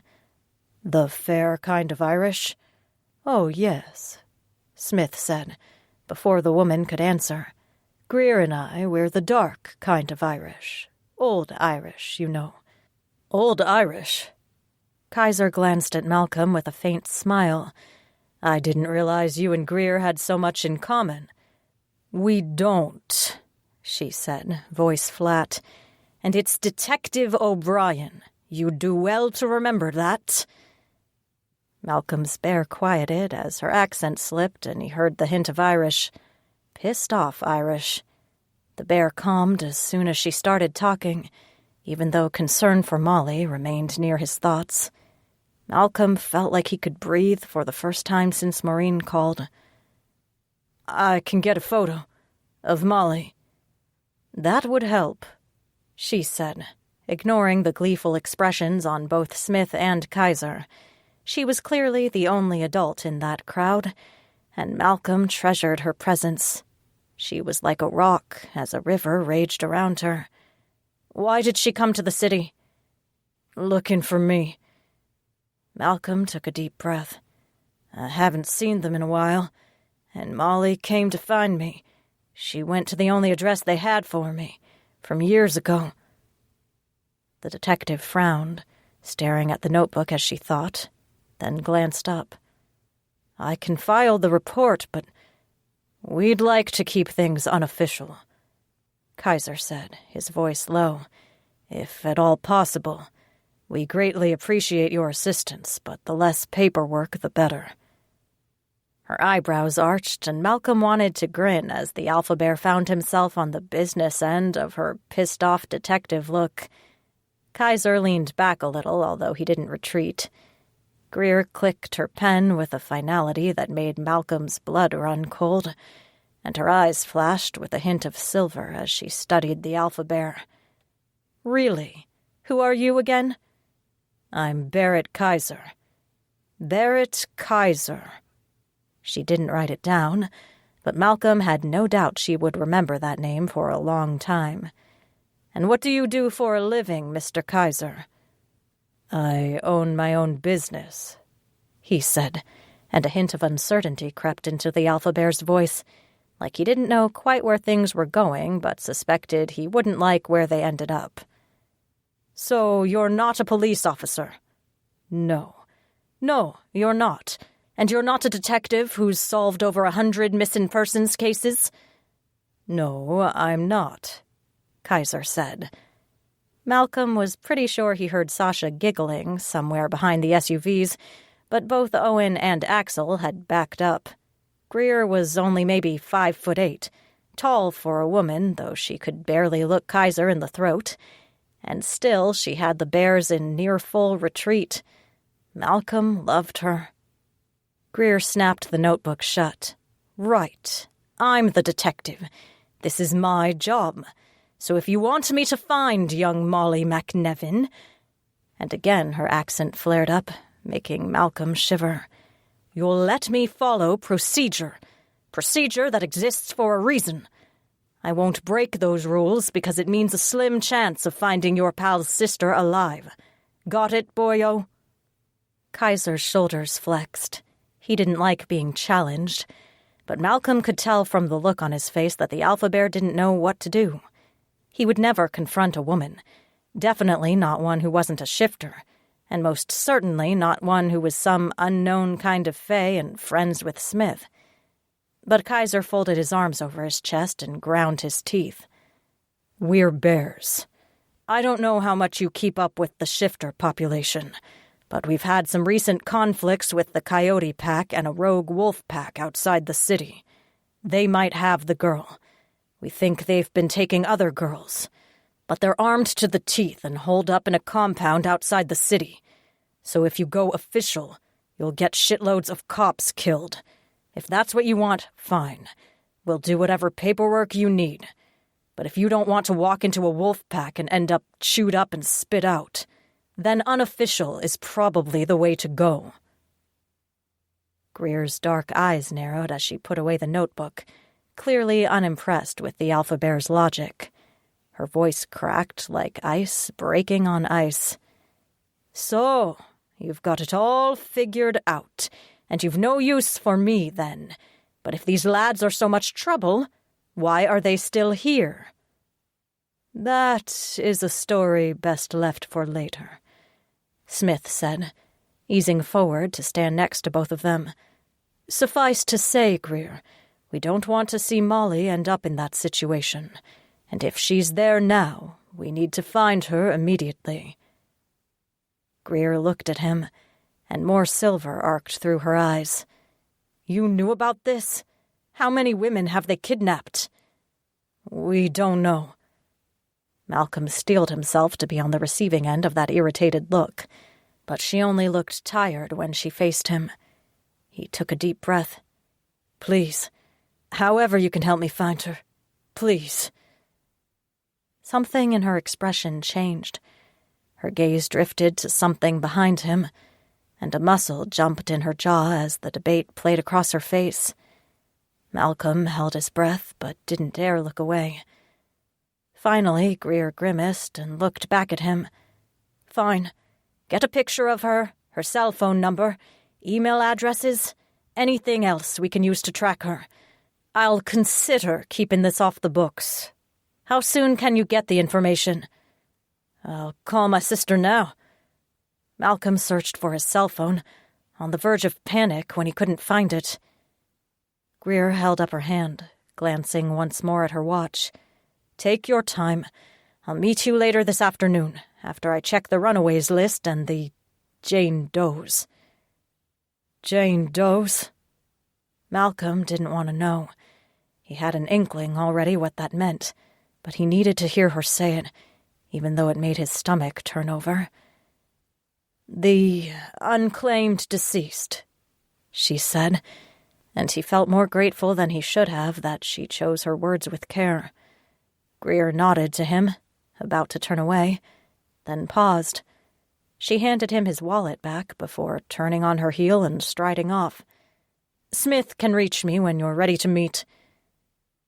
Malcolm watched her go, his heart beating an unsteady rhythm against his ribs. He didn't move when Kaiser squeezed his shoulder and Smith's smile turned to a grimace. The older man shook his head. "I apologize, Malcolm. I fear Greer's response is largely my fault. Her kind are not fond of mine. She was disconcerted over a conversation we had before you arrived. Fear not. We will find your sister." Malcolm wanted to believe him, but somehow Greer's realism comforted him more than Smith's reassurances. He didn't want false hope. But he'd never seen Smith apologetic over another fae. Normally, the fae cowered in the old man's presence, at least as far as Malcolm had heard. He watched Greer disappear around a corner, wondering if she had a ride somewhere as the snow began to fall in earnest. "Her kind? Who are her kind?" "That's her secret to tell," Smith said. He sounded rueful more than anything. "And as she's keeping a few secrets of mine, I'm loath to identify her."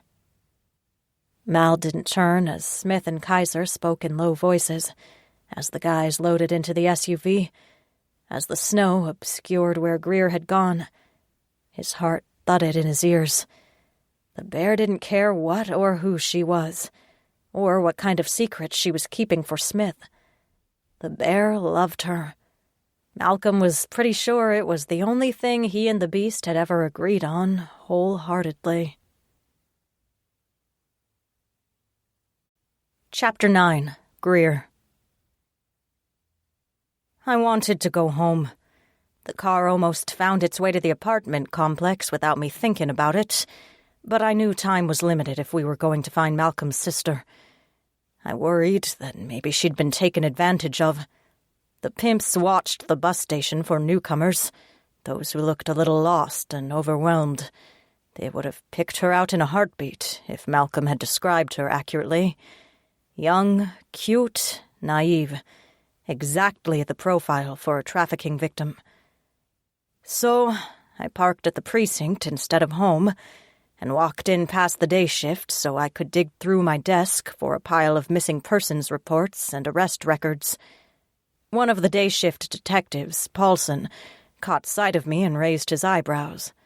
"Heard you got roughed up, O'Brien, and you were taking a few days off." I snorted, though it made my head hurt even more in a bright flash, and I tried to focus through the throbbing. "Sort of. Loses something in the tellin', doesn't it? Fill us in. You need help with something?" Paulson's partner, shorter than me and making up for it with a serious Napoleon complex, sauntered up. "Nah." I found what I was looking for, a booklet of laminated cards with the photos and descriptions of the Jane Does we still had in the morgue. I wished Paulson and Niall would leave me the fuck alone so I could get through what I needed to and head for home, and a nice, hot shower. The longest shower in recorded history, maybe, if the water heater cooperated. I flipped through the deck of does, searching for a young blonde or anyone who looked like Malcolm. Relief washed over me as I got to the end of the stack and didn't see anyone who could possibly have been his sister. Most of them looked at least in their late 20s, maybe late 30s, but life on the street was harder on women. Some of them could have been Molly's age, maybe, if they started out at 16. I put the cards in my desk drawer and leaned back in my chair, scrubbing my hands over my face.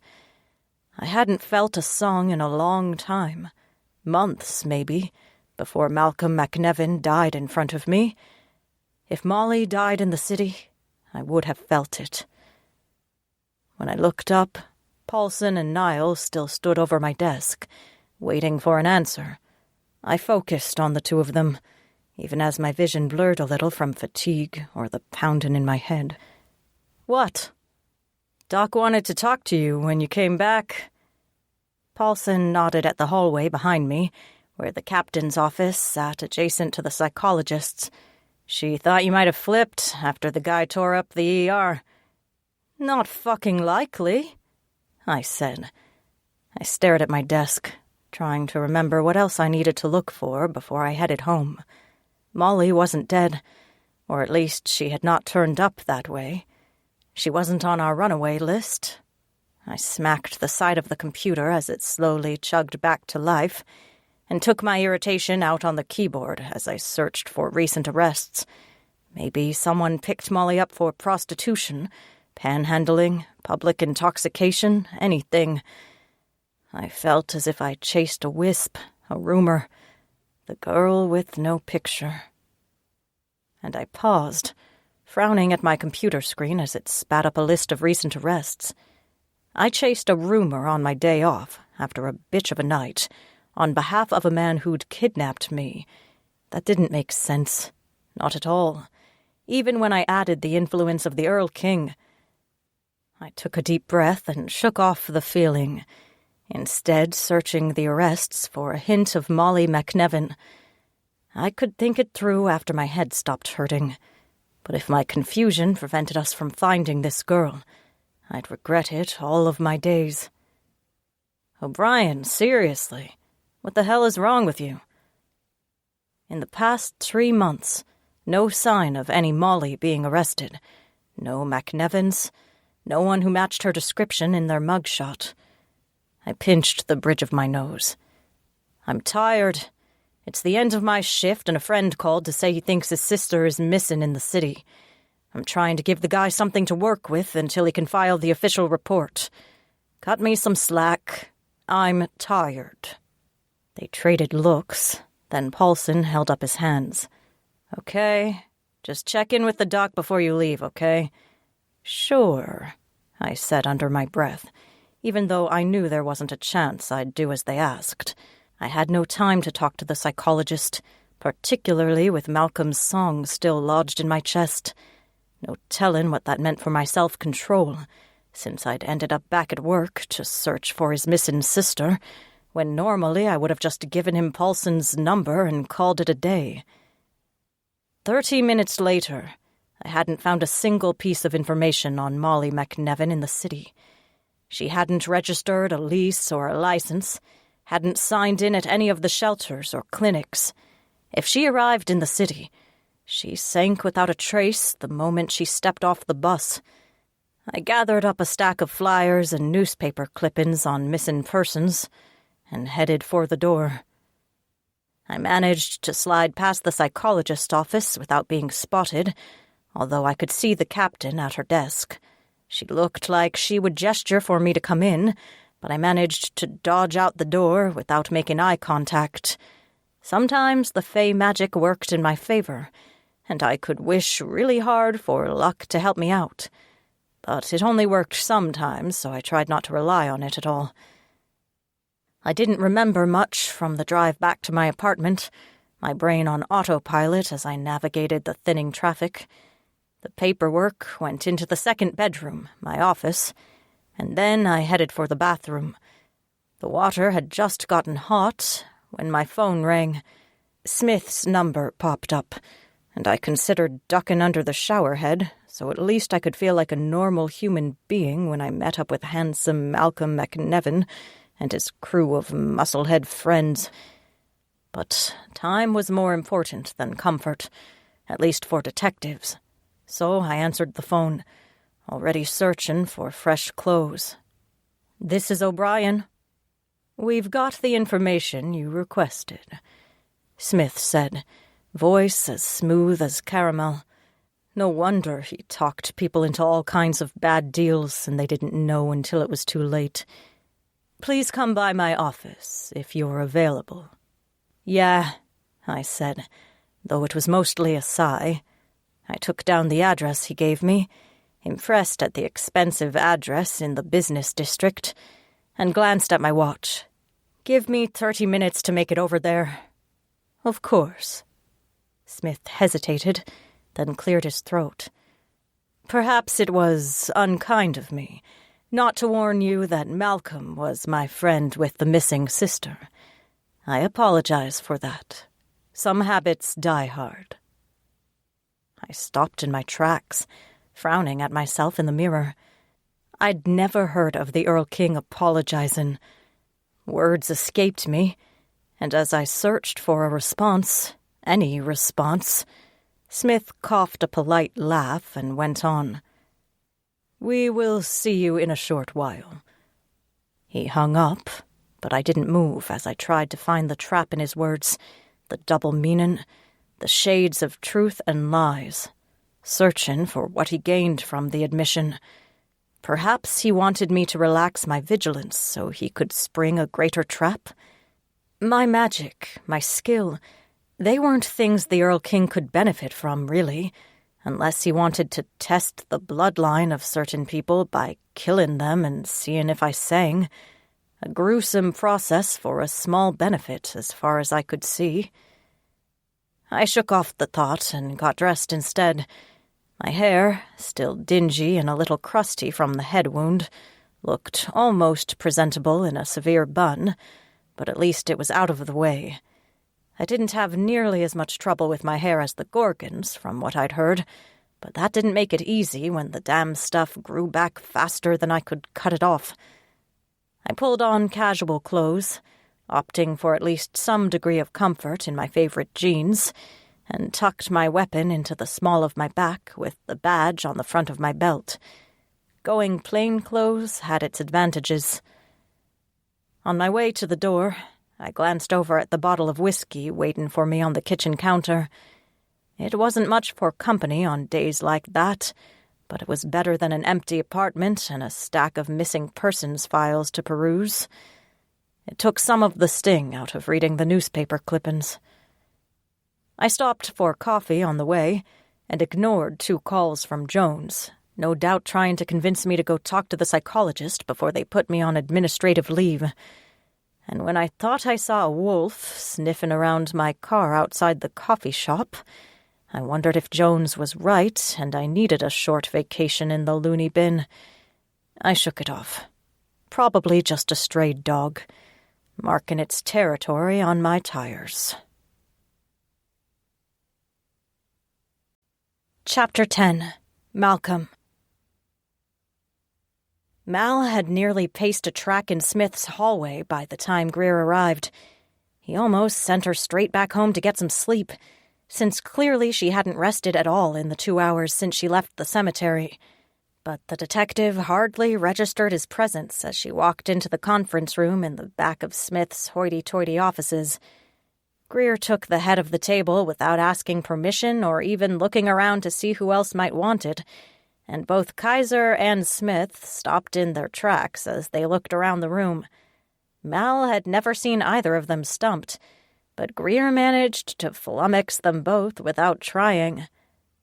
Sasha muttered under his breath, entertained as he spun the ever-present lighter between his fingers, but remained near the door when Greer gave him a dark look.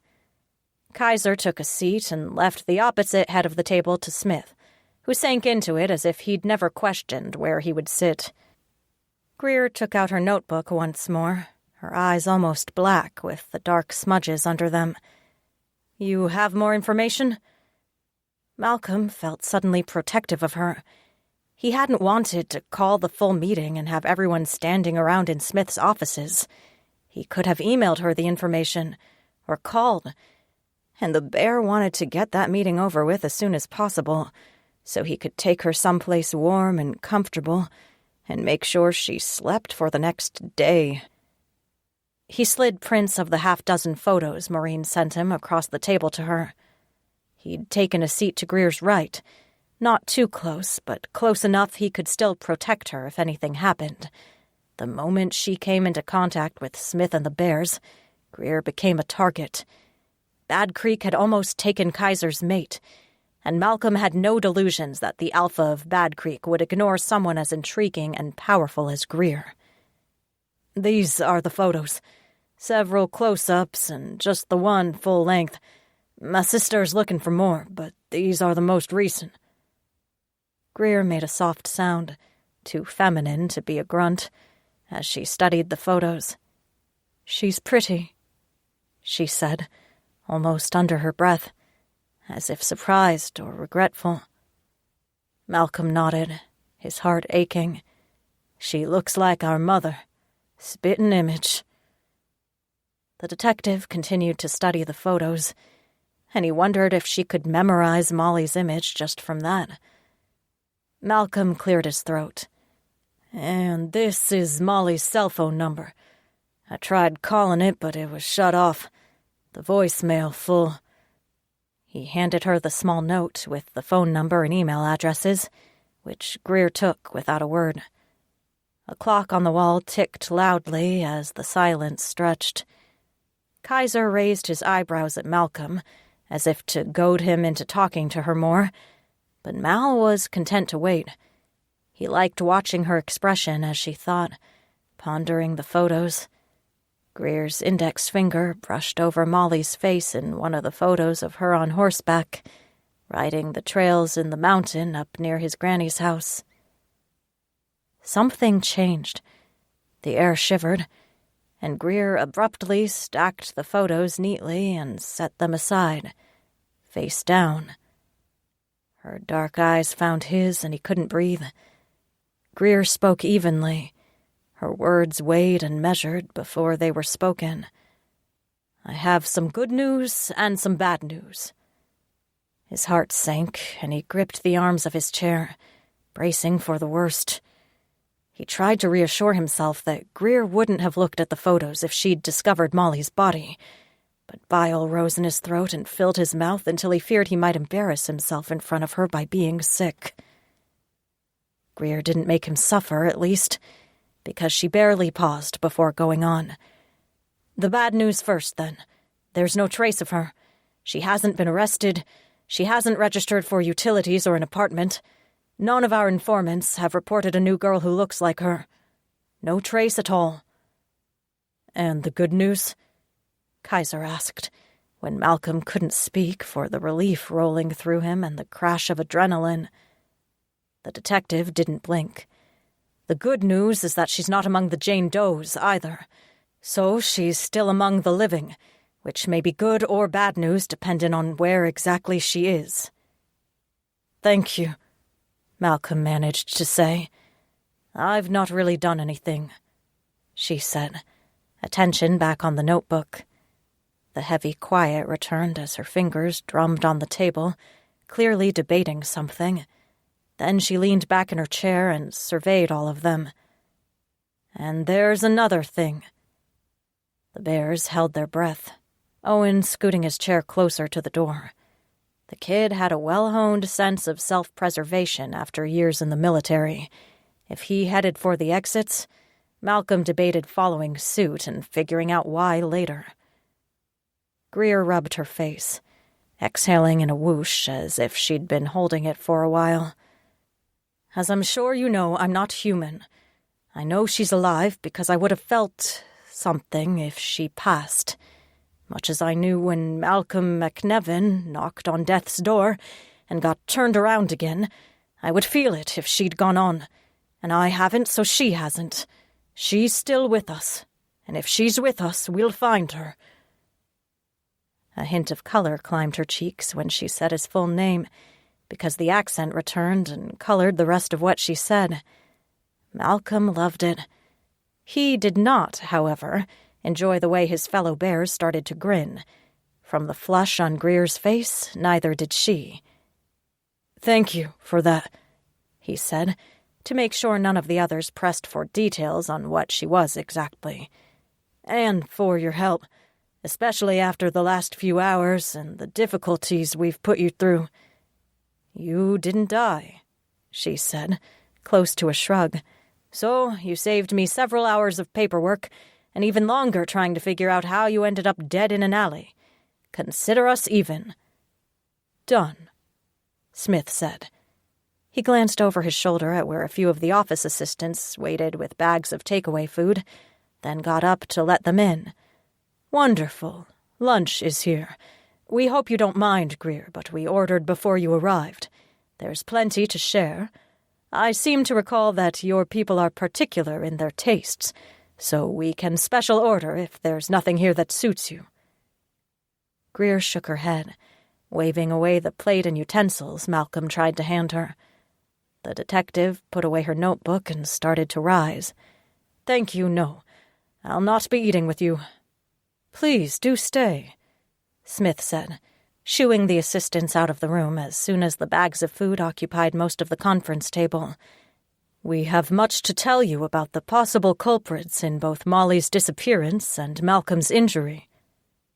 She sighed, but didn't touch the plate or any of the food. "Very well." Malcolm listened with only half his attention as Smith and Kaiser filled Greer in on Bad Creek, the rogue wolf pack with a compound outside the city. They'd been kidnapping women after a surrogacy program failed, and it seemed like the pack was trying to breed super shifters, using the genetic material they stole from kidnapped shifter children. The detective's expression grew considerably darker, until Malcolm felt a chill on his skin as she clicked her pen over and over. When Kaiser explained how Owen's mate, Kara, nearly got captured with Owen by Bad Creek, since they wanted a bear to experiment on, Smith braced his hands on the table and stared down the length of the room where Greer leaned back. "So you can see, Detective O'Brien, that we do not want to advertise that we are interested in finding Molly, or that she is related to Malcolm. There is a chance that Bad Creek does not have her, but if they learn she is related to someone who survived being changed, they would move mountains to capture her, and we certainly do not want to consign her to such a fate."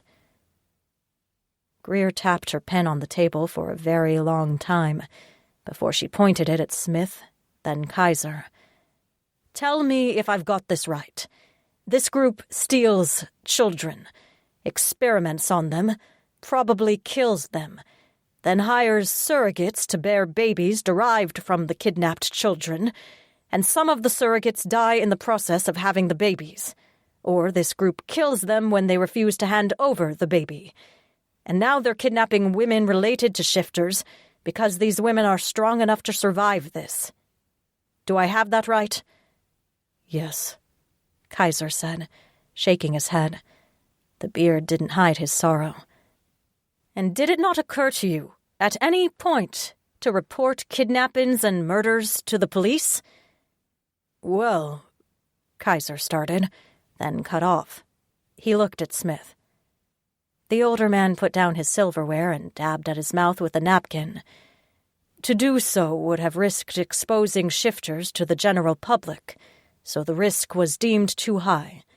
The Alpha's council has meted out its own justice in the last several months, so—" Greer sat forward, eyes narrowing. "Hold on. You've formed your own extrajudicial council, and you're handing out sentences now? Under what authority?" "Alpha's authority," Kaiser said, and the bear's voice went deeper. "I speak for the bears. There are other Alphas who speak for the lions, the hyenas, 2 different wolf packs, and so on. We meet to decide the course of action when something happens that will affect all of us." She pinched the bridge of her nose and made a pained sound. Malcolm sat forward, reaching to touch her elbow. "Do you need aspirin or something? We have a first aid kit." "I don't think aspirin will cure me of the headache of dealing with this mess." And she gestured in Kaiser's general direction. When the Alpha straightened his shoulders and started to react, Greer set her elbows on the table and fixed him with a dark look. "I'll give you a bit of a history lesson, shall I? Do you know why there are so few Fae left?" A muscle jumped in Smith's jaw. "Greer O'Brien, this is neither the time nor the place to discuss this particular piece of history." She never looked away from Kaiser. "Because they went down the road that you're walking, boyo, and when the leaders gathered, by hook or by crook, the trickiest bastard was the only one who survived, and everyone else started dying out, because the magic faded from the world as it gathered around him, until all that's left is fairy tales and bedtime stories." "Who was the strongest?"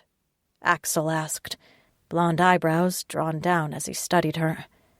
"The Earl King," she said. "And he wasn't always the strongest, you see, just the most ruthless, the sneakiest, the dirtiest, the cruelest." "Good to know." Kaiser folded his arms over his chest, the cheeseburger he'd ordered long gone. "I don't think we'll have that problem." "Oh?" A hint of a smile tugged at Greer's mouth, and Malcolm wished he could see her truly smile, but the detective wasn't really amused. "So, there's no one among you jockeying for position? No Alpha who sees himself as first among equals, trying to create rifts where none existed, and build alliances against the weaker? No one playing games and creating uncertainty?"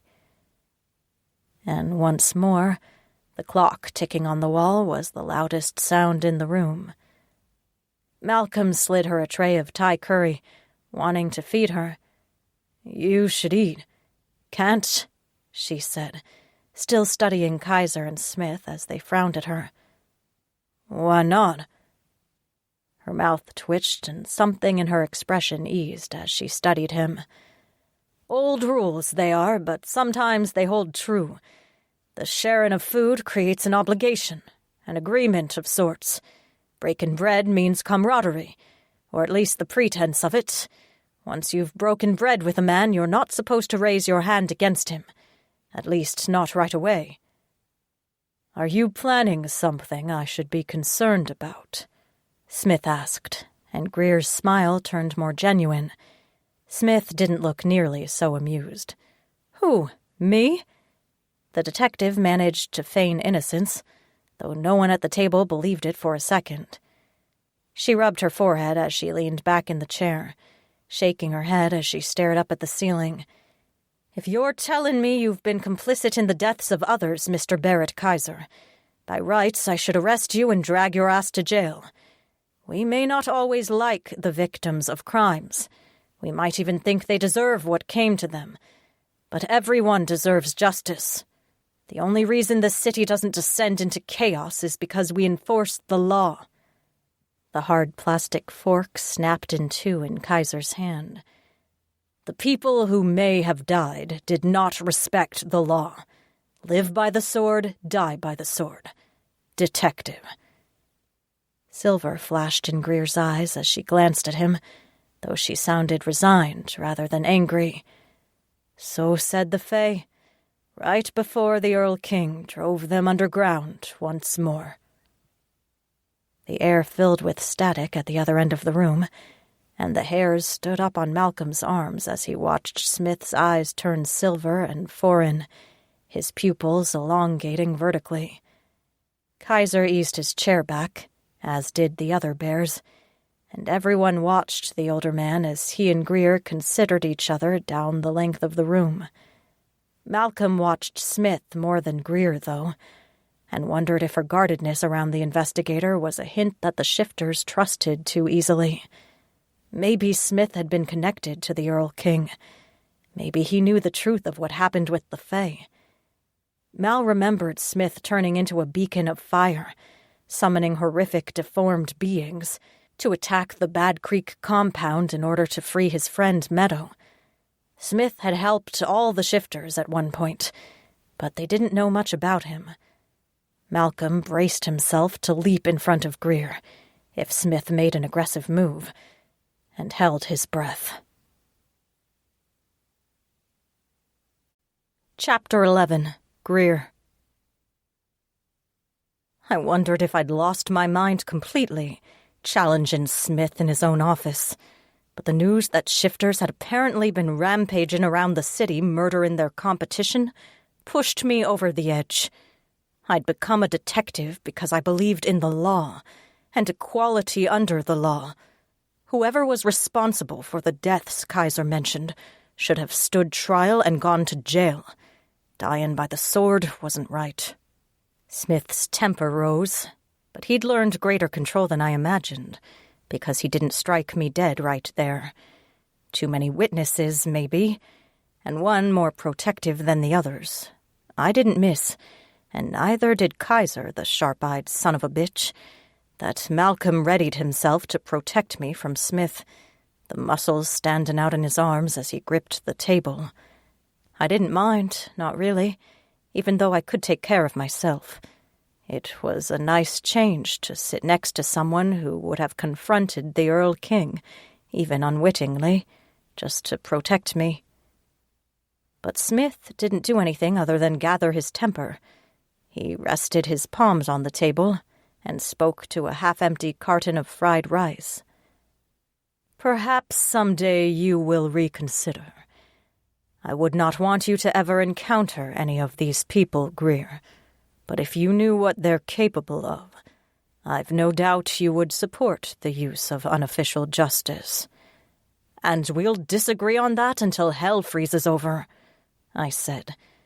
I put away my notebook and wished I'd taken Malcolm up on his offer of aspirin, since I could hardly see for the pain in my head. But I've disrupted enough of your meal, so I'll just be on my way. I'll be in touch regarding Molly. And I held up the photos to reinforce that I had them. I'd reached the hallway before I realized that Malcolm followed me. When I paused, looking at him and expecting him to say something else, he gestured at the hall. I'll walk you to your car. That's not necessary, I said, painfully aware that Kaiser and the bears would no doubt hear the soft conversation. "I know." Malcolm shrugged and shoved his hands in his pockets, but looked about as movable as a boulder. "But I'd still like to walk you to your car." I eyed him sideways, trying to judge the man's motives, but I continued toward the elevator. "Suit yourself." The silence wasn't exactly awkward as the elevator took us, alone, to the ground floor, but I searched for a topic of conversation and came up with nothing, until we'd walked the half-block to where I'd parked my car. I unlocked it, but turned to face him. "Why did you kidnap me from the hospital?" Malcolm blinked, hazel eyes more green in the bright sunlight and swirling snow. He looked around for possible eavesdroppers, then took a deep breath. "It's not easy to explain, or understand. Kaiser and the guys, they don't understand. They were born bears, all of them. I was not. The bear and I do not always get along, and when I was shot, he kind of took over. I don't remember much from after I was shot to when I walked into the warehouse with you. I think the bear recognized you and wanted to protect you. There were too many people in the hospital, too much noise and uncertainty. He did the best he knew." I knew what it was like not to have complete control over yourself. I couldn't control when and what I sang. If someone from one of the old families died, I sang. Only occasionally could I disguise it or hold it back long enough to get someplace private, but the spontaneous humming, whistling, and singing marked me as odd everywhere I went. So I could sympathize with struggling for control and not always knowing how events unfolded. I nodded, glancing down at my keys, and asked a question I wasn't sure I was ready to hear answered. "And why exactly did the bear want to protect me? You don't know me." A hint of a smile touched his face, but disappeared as uneasiness took over. "He likes you. We both do, I mean. Malcolm closed his eyes, took a deep breath, and looked at me again as I tried not to laugh. The country accent made it the tiniest bit adorable as he tried to explain himself. "We don't know you, that's true, but you seem familiar, so we'd like to know you more." "I'll think about it," I said, wanting to put him out of his misery. Most of it, anyway. "But I need to go think over what we're going to do to find your sister, so your bear might have to wait a bit." "Let me help." Malcolm ran a hand through his hair, grief and fear blazing out of his eyes. "Please, I can run down any information you need. I'll go wherever you need me to." "I can't have civilians assisting in a case," I said. "I shouldn't even be involved in this, since I know you, personally." "It's still unofficial, right?" Malcolm tried to smile. "And I don't think I'll be able to stay home. I have to look for her. I'd never forgive myself if I didn't. So I might as well be doing things that help you instead of mucking up your investigation. Right?" He had a point, and I was off duty the next couple of days. It couldn't hurt to have a big bruiser like Malcolm McNevin at my side, just for intimidation purposes. I almost relented, then shook my head as I handed him my business card. "I'll think about it. If you receive any more information from your family or your sister tries to contact you, please let me know." "I will."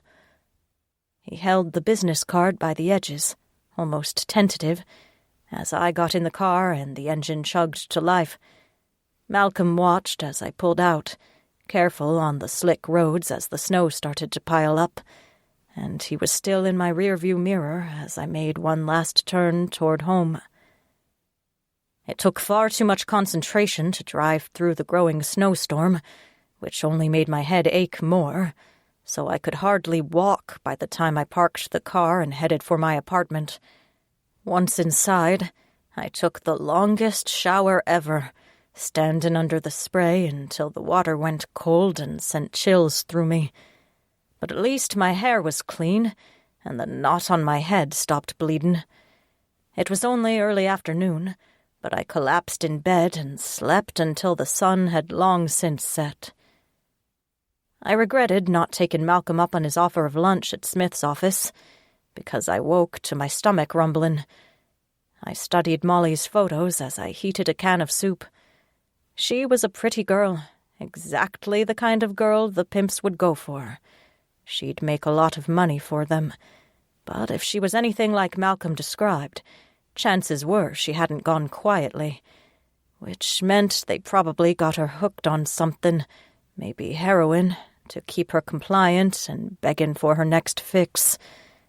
I winced as I tried to imagine the least worse fate for Molly, then carried the soup and her pictures into the second bedroom of the apartment. I called it my office, though I didn't end up doing much work there. A comfortable sofa took up most of one wall, facing the opposite wall, which was covered in photos, newspaper clippings, scribbled notes, and pieces of red string pinned across various lengths, connecting one crime to another when I could, based on evidence or just instinct in some cases. I set Molly's photos aside, not yet willing to put her on the wall, and sat back on the couch so I could eat and ponder.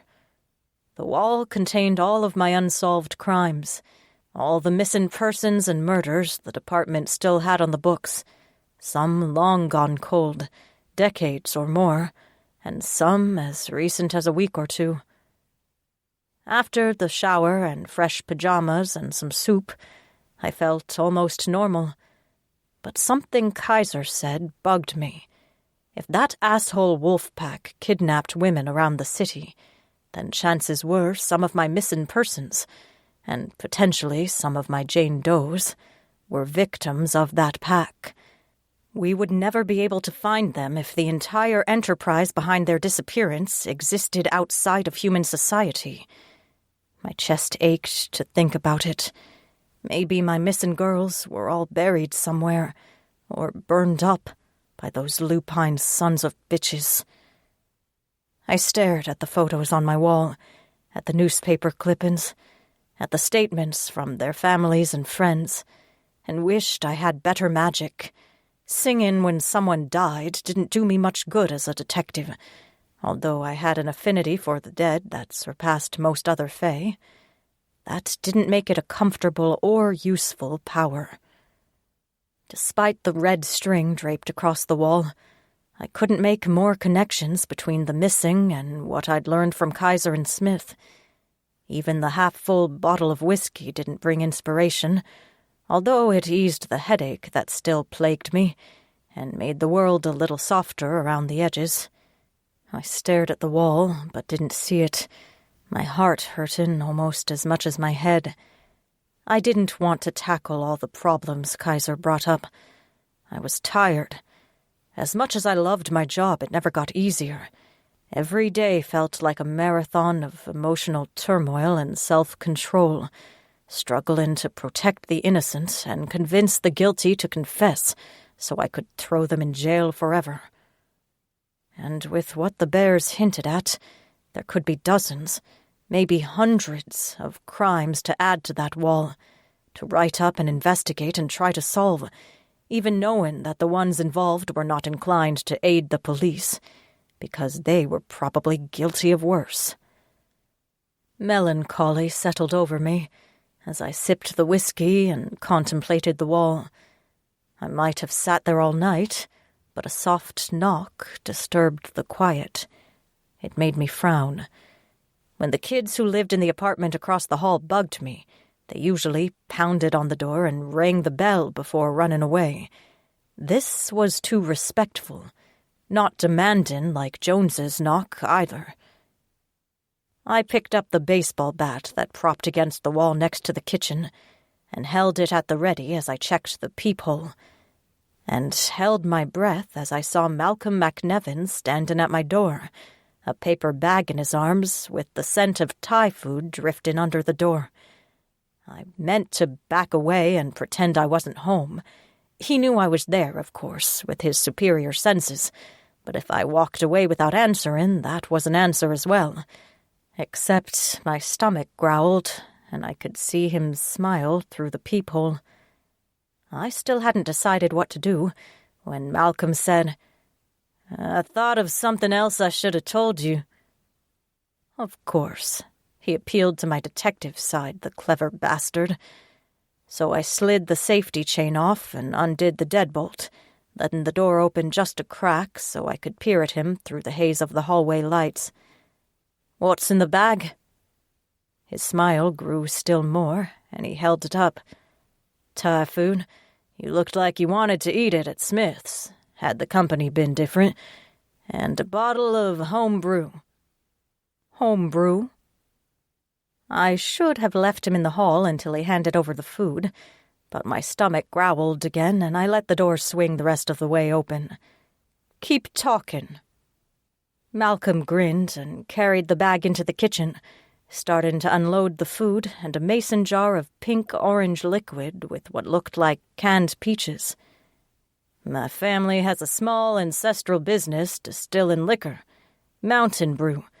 Moonshine. I thought it might help the problem-solving." "Moonshine?"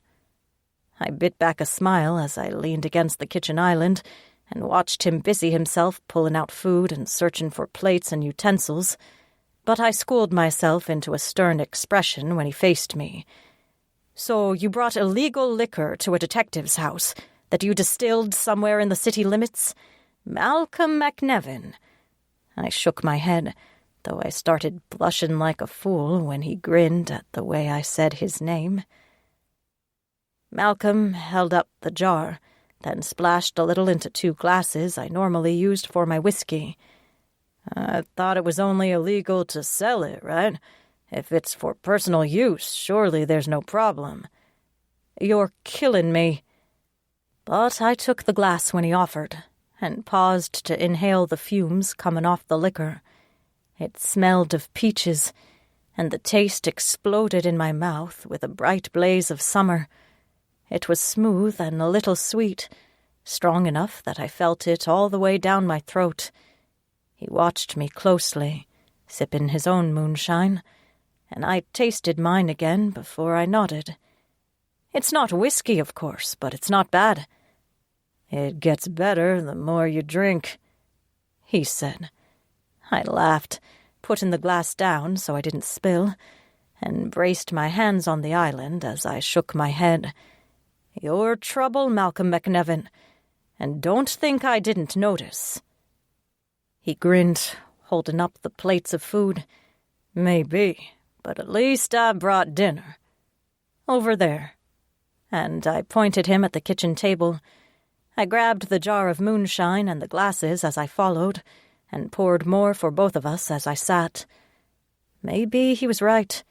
Whiskey always helped me think through a tough problem, but since Molly McNevin hailed from the mountains, maybe moonshine was the key to finding her. I hoped there was a little magic left around the both of us, for her sake.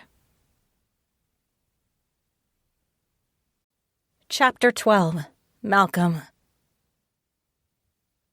Malcolm almost didn't recognize Greer when she opened the door.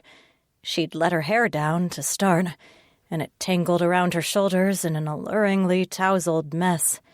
She took his breath away, even without makeup and wearing comfortable, shapeless pajamas. He'd second-guessed himself the entire drive through the blizzard to make it to her apartment, debating whether she would appreciate or hate that he pestered Smith for her address so he could bring her food. Malcolm knew she'd be hungry, and he didn't want her to risk the icy roads. Better he risked himself.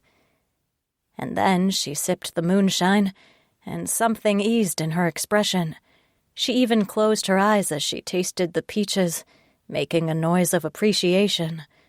He wanted to kiss her, to taste the moonshine on her lips, but kept a healthy distance regardless of how much the bear grumbled.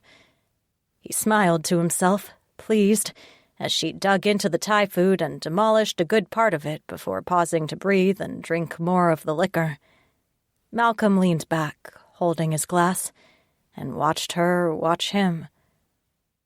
"I want to apologize." "Apologize?" Greer's dark eyebrows arose, and her expression tightened as wariness compressed her lips. "For what?" "For my behavior the night we met, when I took you from the hospital." Malcolm finished his moonshine, needing a little liquid courage. She'd already asked him about it once, but he needed to explain everything.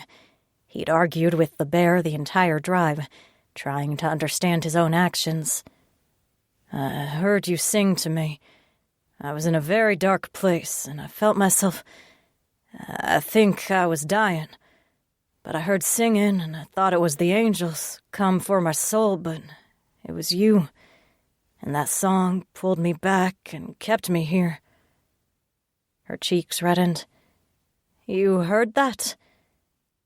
Malcolm concentrated on pouring her more of the moonshine and dropped one of the liquor-soaked peaches in her glass as well, hoping to watch her bite into it later. "It was beautiful. I think that was what made the bear take you. We heard you singing, and we couldn't leave you there, in that awful white place." Greer gazed at him for a long time. Then she huffed a little laugh and shook her head. "It's never happened before, you know. Usually when I sing, the person stays dead. So after you woke up, the song got stuck. I feel like it's still with me, waiting."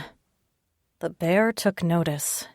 Malcolm cleared his throat before he spoke, even though he didn't really want to hear her answer. "Does that mean...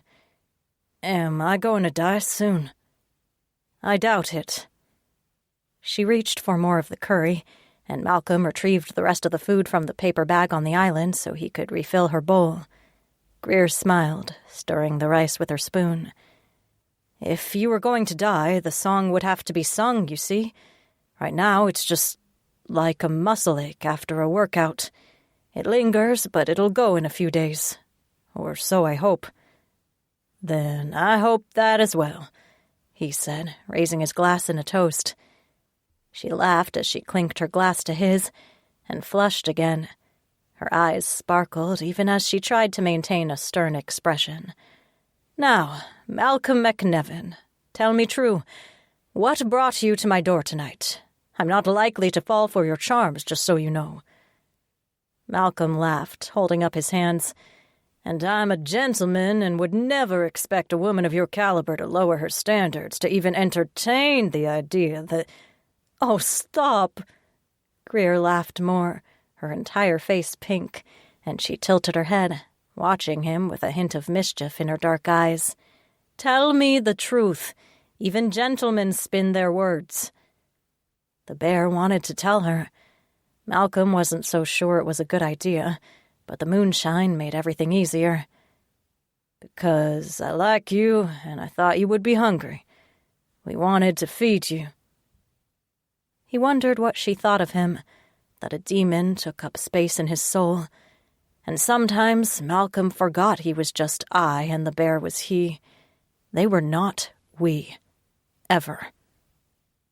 Greer smiled as she flicked her fingernail against the mason jar, making it ring. "Say I believe that part, Malcolm McNevin, but then why did you bring me moonshine that tastes like summer?"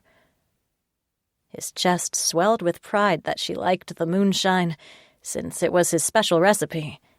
And he didn't really have an answer for her, particularly as she arched her eyebrow in challenge and a laugh bubbled up in his chest. So Malcolm took refuge in some of that southern charm and only poured her more to drink. "I wanted you to have something to drink while you ate." She shook her head, smiling, and rested her chin on her fist as she studied him. "You've driven me mad, I think. Never in my life have I let a man I've known less than a day come into my home, and certainly never have I gotten drunk with a man I've known less than a day. Just so you know." He raised his glass again. "Then I'm honored, Greer O'Brien, And I appreciate you helping take my mind off Molly's disappearance."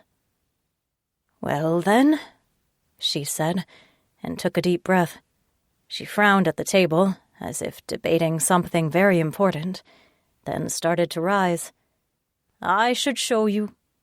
She wobbled, though, the moonshine perhaps stealing her balance, and Malcolm jumped up to catch her before she could possibly fall, even though he too felt like the floor tilted and whirled.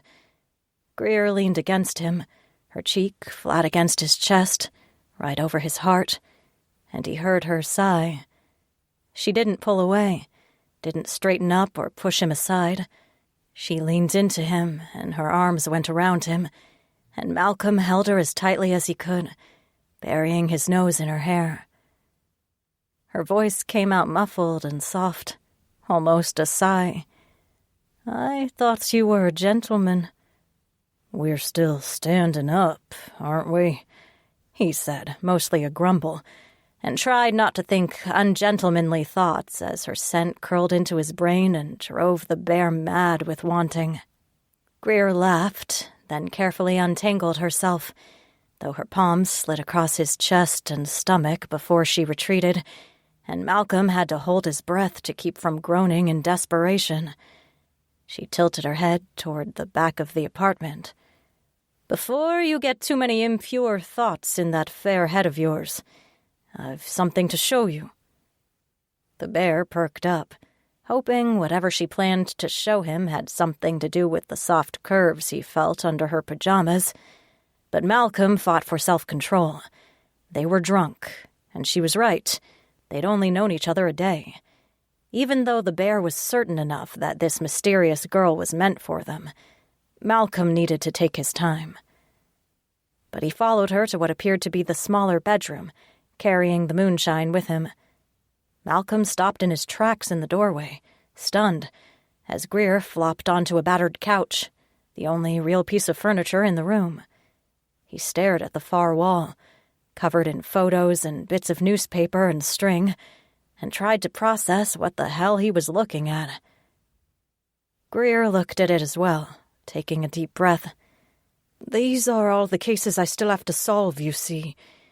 And when your friend pointed out that these bad guys are running around outside the city, doing God only knows what among the drug dealers and pimps and burglars, I started to wonder if some of my cases would be solved, or at least closed, if I knew more about these fellows." "You don't want to get near Bad Creek," Malcolm said under his breath, and resisted the urge to add that he sure as shit wouldn't let her get anywhere near the rogue pack. He got the feeling Greer wouldn't react well to any man telling her what he'd allow her to do. Mal eased into the room, peering at the many photos, and a chill ran down his spine. So many. He glanced back at her. "What are you doing?" "Looking for people, I mean. Searching for criminals, tracking down missing people. So much work for potentially no reward, especially when people are lost. We are all a little lost, aren't we?" Her eyes went far away, and he sensed a much deeper, much darker story there. Everyone deserves to have someone looking for them, someone wondering about them. Some of these girls, I know they're probably gone. I know I'm not likely to find them alive, but I remember them. I know their names and their birthdays, and I light a candle for them when the moon is full, and on solstice, and sometimes on Christmas. "When's your birthday?" he asked. He wanted to change the subject and sit next to her, to touch her arm or pull her head to his shoulder, give her a safe place to lean. But he could tell by her iron will as she lifted the glass to drink that there wasn't room, in front of that wall, for any kind of weakness. Her dark eyes, darker in that room, slid to his and then away. She finished off the shine and held the empty glass in her hands, staring at the wall. Doesn't really matter, to be honest. Too many other birthdays to worry about. Malcolm laced his hands behind his head and stared at the wall. He couldn't imagine spending all his time in that room full of ghosts. He didn't want his sister on that wall, and he didn't like Greer sitting there by herself. She looked lonely. So he eased onto the couch next to her, then patted his leg. "Feet, please. What on earth for?" "You'll see," he said, and waited until Greer wormed around on the couch and rested her feet in his lap. Malcolm picked up her foot, surprised at how delicate it felt, and began to press his thumbs all along the bottom. He watched her expression as he rubbed her foot and ankle, massaged up her calf under the cartoonish pajama pants that were too cute for a homicide detective, and reveled in the way she sighed and relaxed, her eyes half closed as she sank back against the couch cushions. He kept his voice soft, not wanting to disturb the quiet in the room or her enjoyment of the foot massage. "How's your head?" "Better," Greer said. She stretched and relaxed, sprawled across the couch and his lap like a cat. "I wouldn't have pegged you as a footman, Malcolm." Shivers ran through him at the way she said his name. She tasted it, savored it like the liquor-soaked peach. His voice escaped, rougher than normal. "Oh, yes. Feet, wrists, the hollow of your throat. Every inch of you is sexy." One eye opened to study him, a hint of a smile curving her lips before she closed her eyes. "You're a smooth talker, you know." "It's the God's honest truth." Malcolm switched to her other foot, smiling as Greer groaned and sighed, her free foot sliding a little against his thigh.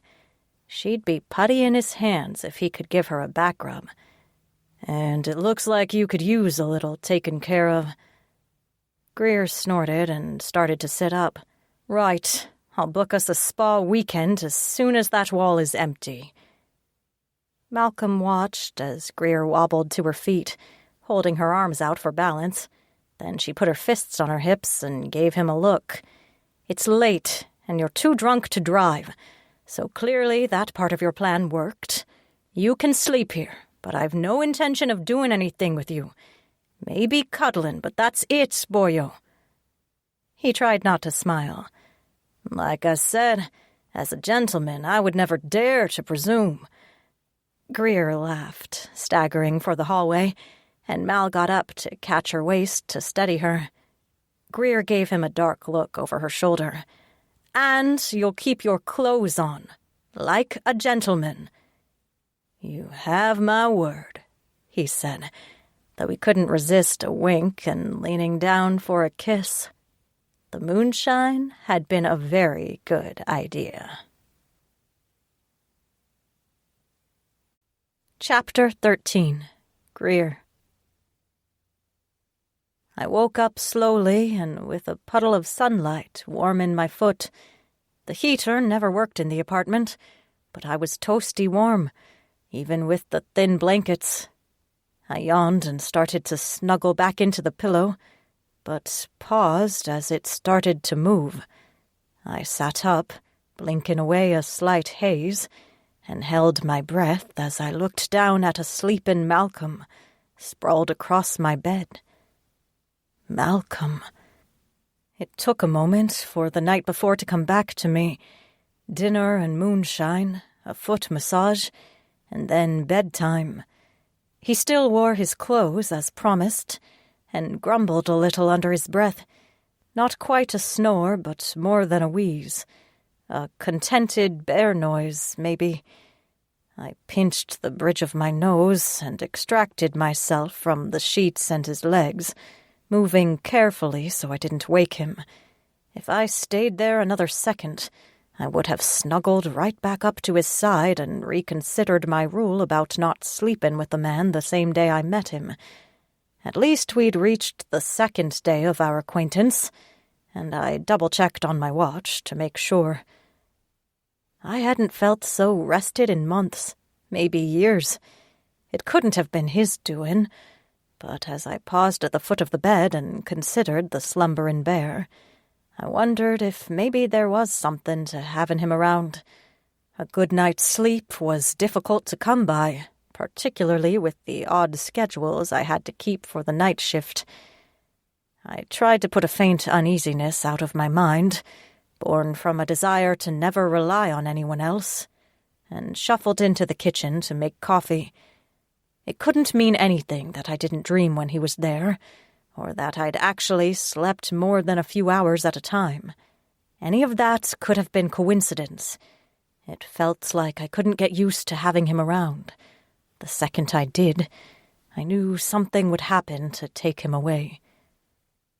As the coffee brewed, I called over to the desk officer at the precinct. I'd emailed them photos of Molly the night before, in case the beat cops came across her or remembered having seen her, and the morning would have been 1,000 times better if they had some information.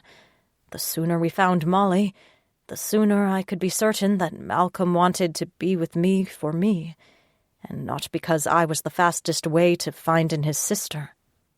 "This is O'Brien. Any news on the missing girl I sent photos of?" The man cleared his throat. "Yeah, one of the uniforms recognized her.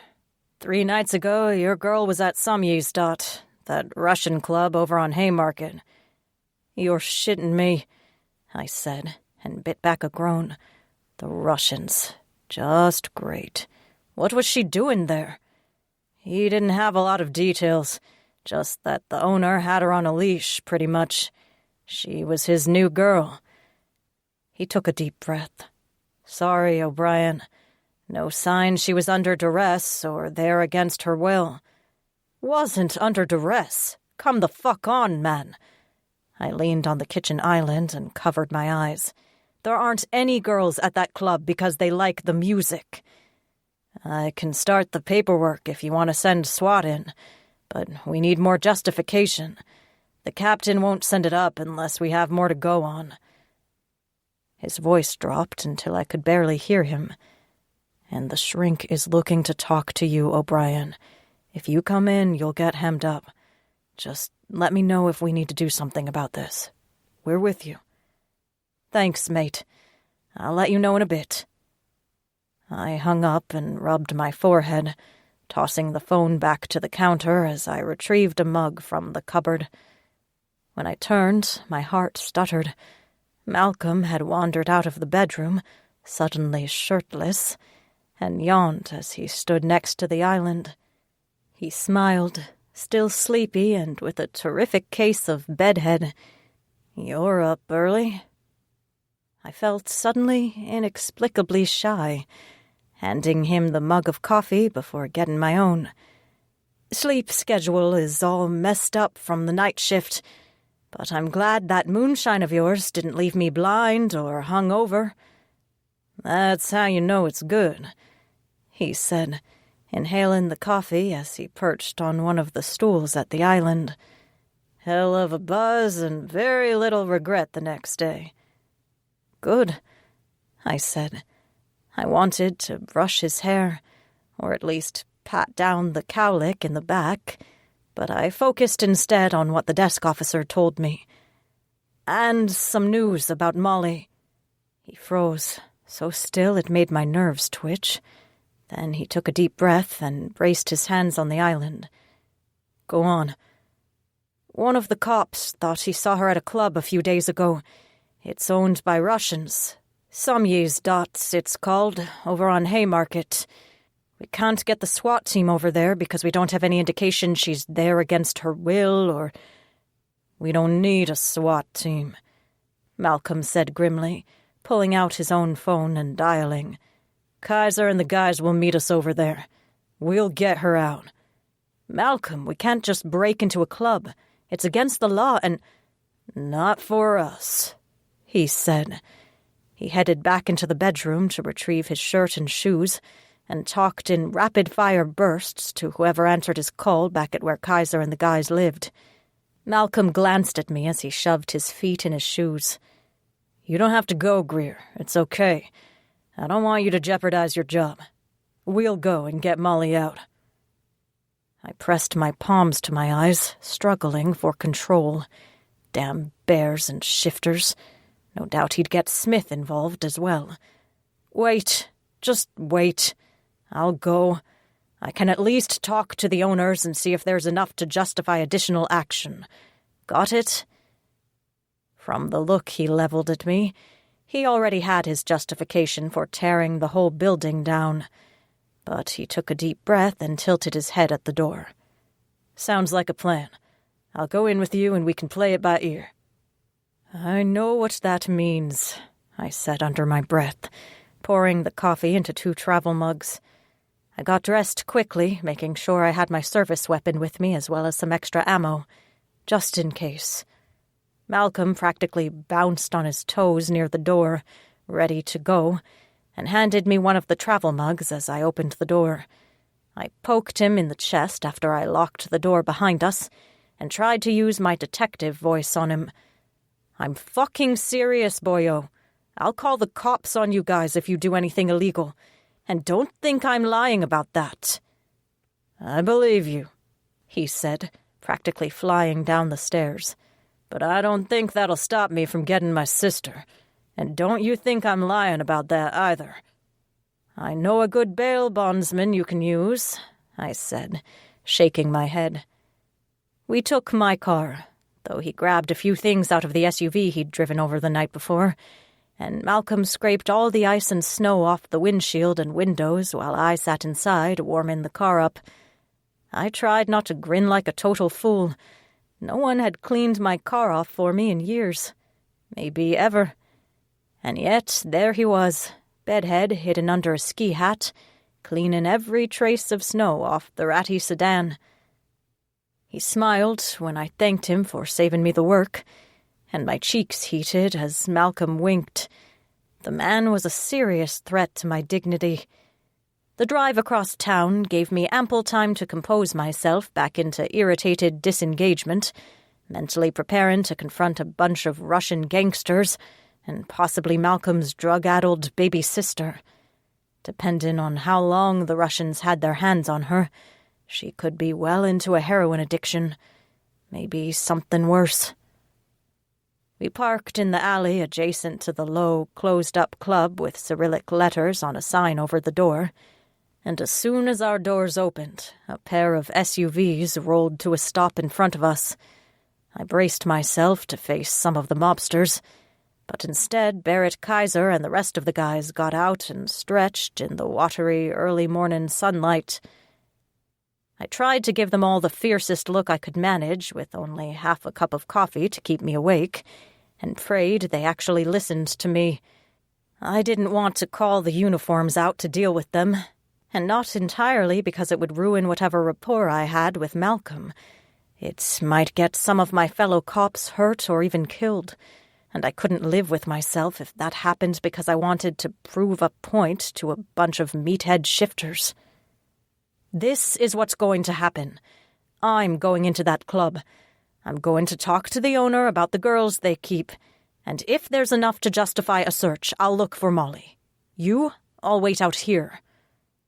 Not a chance, Malcolm said.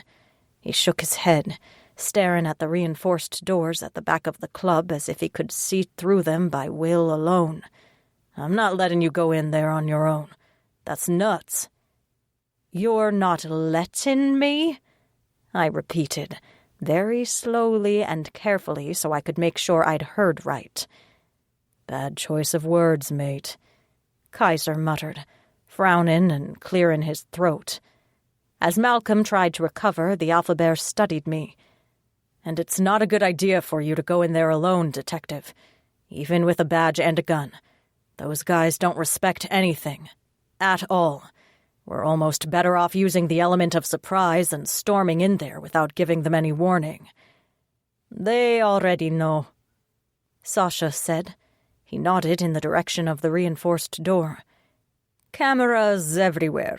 Security everywhere. They watch now. Shit. Malcolm ran his hands through his hair, tearing off the hat, and smashed his fist on the SUV's hood. Damn it, Sasha, why didn't you... I will go. The Russian frowned as he stubbed out a cigarette. Is fine. I know them. You know them? Kaiser and I said it at the same time, and the Russian smiled just the faintest bit as he glanced between us. Sasha straightened his jacket and checked his watch. Da, we know the same people. I will go with scary detective. We will talk, maybe get girl. Everyone is happy. I'll do anything to get her back, Malcolm said, and grabbed the front of Sasha's shirt in both his fists. Anything. Pay anything. Do anything. You have to get my sister out. Anything is big word, the Russian said. He carefully removed Malcolm's hands and straightened his shirt, then gestured for me to start toward the club. Price is very high here, brother. I concentrated on the door to the club, wishing Jones was going in with me instead of the terrifyingly huge and existentialist Russian bear. I barely trusted Malcolm, and certainly had no reason to walk into certain danger with his scary friend. Sasha caught my arm to stop me as I reached for the door, and he shook his head before speaking very, very quietly. Let me speak. It's dangerous here for you. Very dangerous. They do not like cops. And they like you. I wondered how he knew the gangsters, if maybe he lived a double life that Malcolm simply didn't know about. No, Sasha said, then banged his fist on the door in a deliberate pattern. They fear me too much. It is also dangerous for me to be feared like that, but is safer for me than you. Before I could reply or ask the dozen follow-up questions that sprang to mind, the door creaked open an inch and a blue eye peered at us from the murky darkness inside. Sasha said something in rapid Russian, his lip curling, and he got louder and angrier as the door remained cracked instead of open. My heart thudded in my ears, wondering if the kid holding the door open was just a delaying tactic for the rest of the gangsters to arm themselves and set up a firing position against us. Regardless, Sasha gave a hell of a performance as a pissed-off bear in human form. I almost wanted to shoot him myself, just to save my nerves after the second time he aimed a punch at the door and nearly closed it on the kid. Then a booming voice inside the club filtered through the air, and the door opened the rest of the way. Sasha went through first, pulling me after him with a death grip on my wrist. The inside of the bar was only half lit, and stale cigarette smoke still lingered from the night before. They'd probably only closed an hour earlier, around dawn, by the looks of the cleanup still in progress. But all motion stopped when Sasha walked closer to the bar, into the light of one pale bulb, and he started flicking that damn lighter over and over as he waited for something. For someone. For anything. The silence stretched until I nearly screamed, just to get a reaction, but Sasha looked bored more than anything. So I waited and tried to resist the urge to shoot every one of the bastards who studied me, weighing and measuring me for the Morrigan only knew what. My teeth set on edge by the time two men appeared from the back of the club, both in suits of a vaguely shiny fabric and wearing shoes with seriously long toe boxes until they almost looked like elf shoes. Sasha spoke over the men as soon as the blonde one started talking, and Sasha sounded bored more than anything as he started listing things in Russian. The dark-haired mobster tried to explain something, holding up his hands, but Sasha brushed him aside as well. I wished I spoke Russian, particularly as Sasha's voice grew calmer and slower and more deliberate, and the Russians grew paler and sweatier with each passing word. They denied everything. It was easy to see in the way they held their hands up and shook their heads. One even started backing up. Sasha's lighter flicking grew more deliberate, louder in the still club, and he snapped one more question before a growl tore out of his throat. I held my breath as Sasha lunged forward, grabbed the blonde mobster, and threw him over the bar. The man crashed into a wall of glassware and fell in a heap on the ground, groaning, and the dark-haired mobster's tune changed abruptly. He made placating noises, retreating faster, but froze as Sasha snapped his fingers and barked an order. Sasha ran a hand through his hair, putting himself to rights, then glanced at me. "Show him picture of girl." I did, holding up my phone so the cowering mobster could see Molly's picture. I held my breath. He started nodding, speaking in rapid-fire Russian, gesturing over his shoulder toward the back of the club. I took a step, and Sasha grabbed my arm, pulling me up short. His expression darkened as he looked at me. "Better if you do not see. If you see, they will kill you." "If she's back there." "She is not." Sasha scowled, his teeth suddenly larger as he glared at the mobster who hauled himself up from behind the bar. "They traded her last night." "Traded her? What the fuck does that mean?"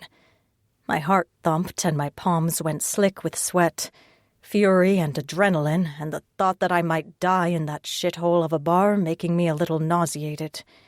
"Where the fuck is she?"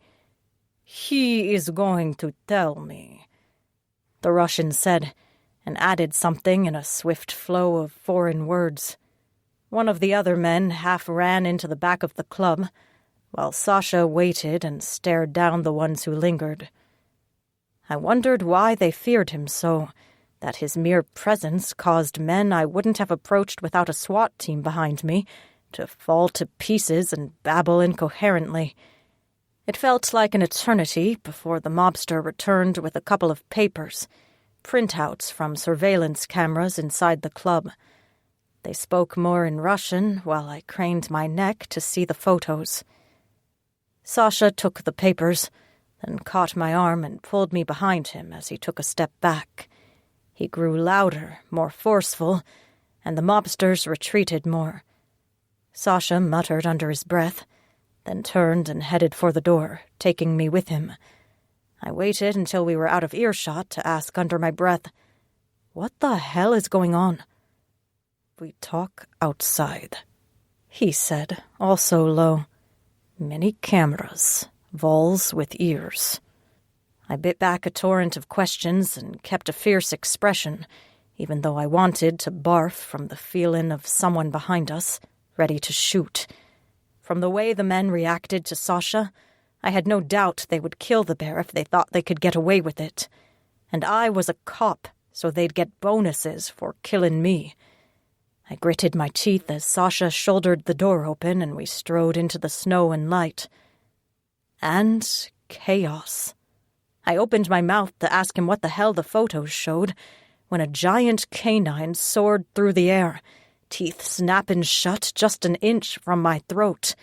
Something heavy slammed into my chest, and I spun back into the brick wall, crying out as my shoulder went numb at the impact. I reached for my gun, but teeth sank into my arm, shaking and tearing into my flesh, and pain blazed up and paralyzed my brain. Something huge and dark roared in the vicinity as I kicked at the giant fucking dog that lunged for my throat, and I blocked it again with my free arm. A song clogged in my throat, and I struggled to breathe as the weight of the dog landed on top of me. Something stung my neck, and the world grew a little dim around the edges as I tried to throw it off. The knowledge that it was my song, that I was the one dying, made me fight harder, but it felt inevitable. Maybe it was just my time. No. I gritted my teeth and raged, kneeing up at the dog, trying to roll and knock it away, kicking out and screaming in fury. Something powerful moved through me as the anger took over, as the song gave way to a shriek that howled into the world, from my toes all the way through me. A torrent of sound ripped from my throat. Horrendous, terrifying, monstrous. It knocked the dog back and lifted me up as well, and everything swirled into an impossible vortex of snow. Chapter 14. Malcolm. Malcolm refused to dignify any of the waggled eyebrows or innuendo from the rest of the bears with any comment, although a bit of heat melted the snow off his cheeks as Kaiser tried to wheedle out of him whether Mal had spent the night with Greer. Malcolm was in the middle of telling the alpha bear to mind his own damn business when a coyote launched at him and caught him in the chest with all four paws. He rolled and tumbled but got up fighting, and the demon bear took over. Their only thought was Greer, inside with dangerous men, alone except for Sasha, and marked with Malcolm's scent, so the coyotes knew her value. Maybe they targeted him in order to get to her. He didn't care that it was daylight and anyone could drive by and see a bear. The bear didn't care either. His clothes shredded as Malcolm roared and threw the coyote across the alley into a brick wall and transformed into the grizzly. Kaiser snarled, still human, and Owen calmly retrieved a rifle from their car. More canines, both coyotes and wolves, poured out of the alley and the street. The demon bear took over, and a red haze covered Malcolm's vision. He was just a passenger in the bear's mind as they rampaged and tried to reach the door where Greer had gone. He didn't trust Sasha to safeguard her. No other bear could love her like he did, could protect her like he did. None of them. 3 of the damn canines hung off him, biting and tearing at his legs to try and knock him down, and a roar shook the air as Axel shifted, and an enraged polar bear charged the wolves, trying to separate Owen from the rest of the bears. Malcolm swatted at the coyotes, lumbering toward the door, and a growl froze in his throat as the door opened and Greer stepped into the sunlight. He wanted to shout a warning as a coyote broke off and leapt at her, its teeth bared, and the bear broke loose in his head. He hurled the coyotes aside and charged for the one that attacked Greer, snarling as she cried out and attempted to kick the beast off of her. Sasha whipped around, transforming into an enormous Kodiak bear, and tried to knock the animal away from Greer. And then she screamed. But it wasn't a normal scream. It raised all the hair on his back and nearly ruptured his eardrums as the sound howled out of her with more volume than a human throat could produce. It sent the coyote back, blood pouring from its ears, and the thing staggered and fell over a few feet from her. Malcolm didn't stop, though, and nosed Greer as she sat up, wild-eyed, covered in snow and bloody slashes all over her arms. Silver replaced the dark eyes he loved, and the hair-raising shriek continued as she wobbled to her feet. No recognition crossed her face as she staggered toward the street, back to where her car waited. More wolves growled and swarmed around her, though they cowered and retreated as she opened her mouth and the scream ripped through the cold winter air again. Mal struggled with the demon bear, desperate to get control back, as Greer didn't seem to recognize him or any of them. She needed him, not the bear. Owen lowered the rifle but didn't stow it, as the wolves dodged away from him and the infuriated polar bear that guarded him, and called out to her, "Detective, over here. Come over here." Her head turned until she faced him, but no recognition registered in her eyes. Owen's eyebrows climbed slowly toward his hairline, and he lowered his voice. "Greer, you're bleeding. Please come over here so I can look at where they bit you." Bitten, Malcolm snarled, wanting to rip the buildings apart and throw the SUV across the street. They'd bitten her, and with the crap that Bad Creek shot into their guys, all the weird chemicals and drugs, they could have infected her with the shifter virus. He didn't know if they were susceptible to being turned, but he sure as hell didn't want to find out. They had to clean the wounds on her arms as soon as possible and figure out how deep the bites went. He might even have to call Smith to see if there was any magical Fae fix the old man knew about, even though Mal knew Greer probably wouldn't want to ask him for help. Still, her being mad at him was better than Greer turning into a wolf.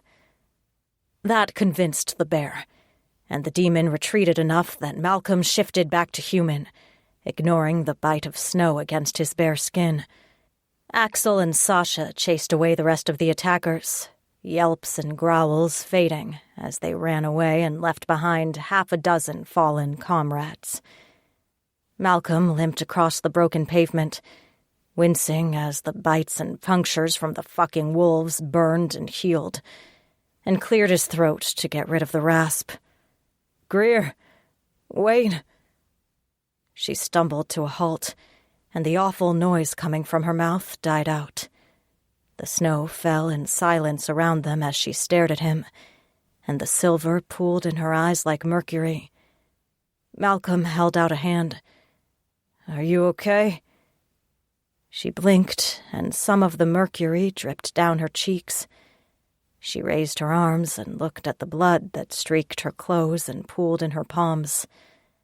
Far away, a siren rose in the early morning air. Something moved in the alley behind him. Then Sasha appeared at his elbow, naked as a jaybird but carrying his shredded clothes, trying to dig out his lighter and cigarettes. The Russian didn't look at Greer but said under his breath, "She must snap out of this. The men in there sold your sister. She was sold to coyotes." And Sasha handed him a few blurry, still photos. Everything silenced in Malcolm's head except for the bear as he stared at the photos. It felt like Greer's terrible scream bounced around in his skull, blinding and deafening him as rage boiled up from his bones. His sister. Sold. Red haze covered his vision, even in human form, as Malcolm struggled to breathe. Molly. Sweet little Molly. His Molly.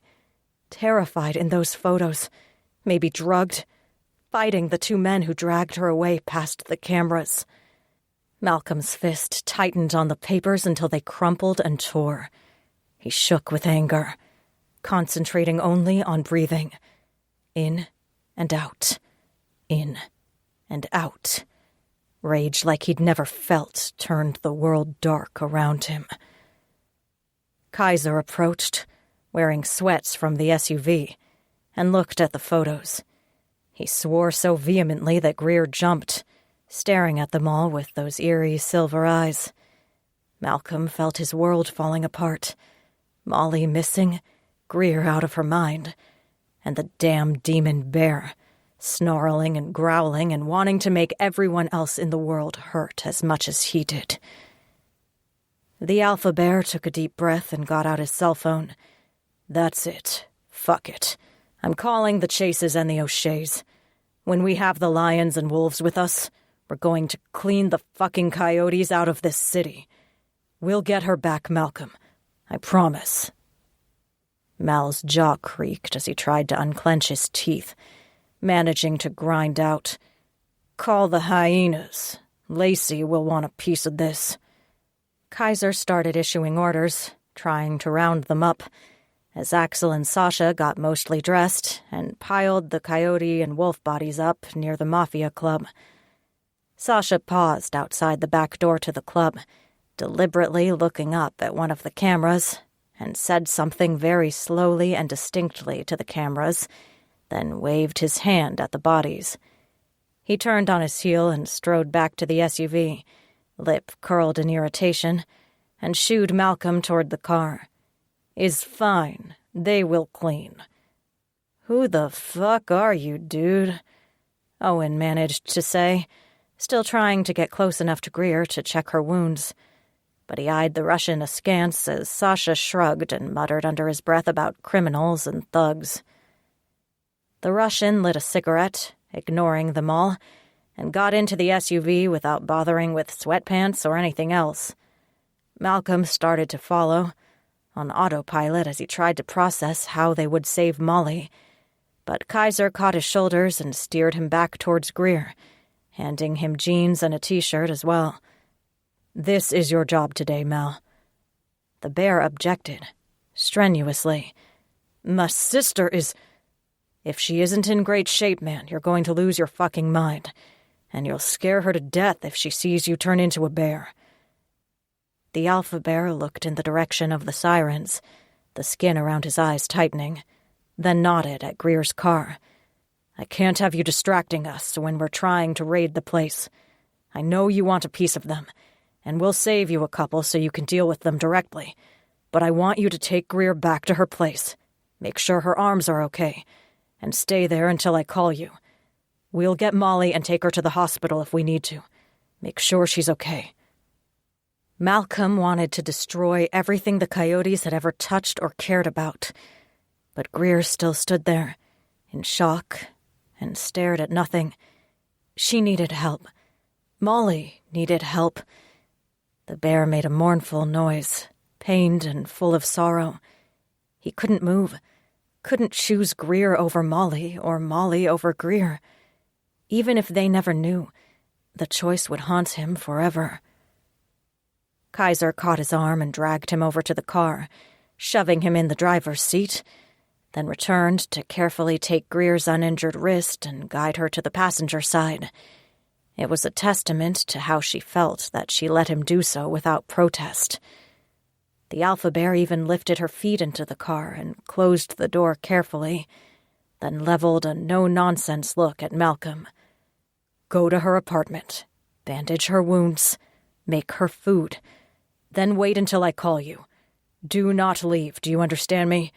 They might try to ambush you if we don't get to them first." Malcolm gripped the steering wheel until his knuckles ached, but he started the car. He caught Kaiser's eye, and the demon bear rumbled to the surface, his voice gone raspy. "Get her back. Get Molly back. Kill anyone who hurt her." "I will, brother." Kaiser slapped the car roof and waved for him to take off, then jogged to the SUVs, his phone to his ear. Mal could hardly breathe as he drove back toward Greer's apartment, so careful of every turn and stop that he thought he might end up getting ticketed for driving too slowly. But he searched every intersection for hints of an ambush, and stared down every street for signs of a wolf pack or coyotes running wild. He even stared at Greer's apartment building for a solid 10 minutes, waiting for the bastards to make a move, as the car idled in the parking lot and snow fell around them. Greer hadn't said a word the entire ride. He wondered if the coyotes broke something in her, too. He couldn't think about it, couldn't even consider it, as he helped Greer out of the car. She still looked shocked, stunned, and barely moved as Malcolm nudged her toward the crumbling apartment building, his nerves frayed as he scanned the surrounding buildings and abandoned lots for any hints of an ambush, and finally picked Greer up to carry her up the stairs and into her apartment. Malcolm locked the doors, set the deadbolt, and propped a chair under the doorknob for additional warning.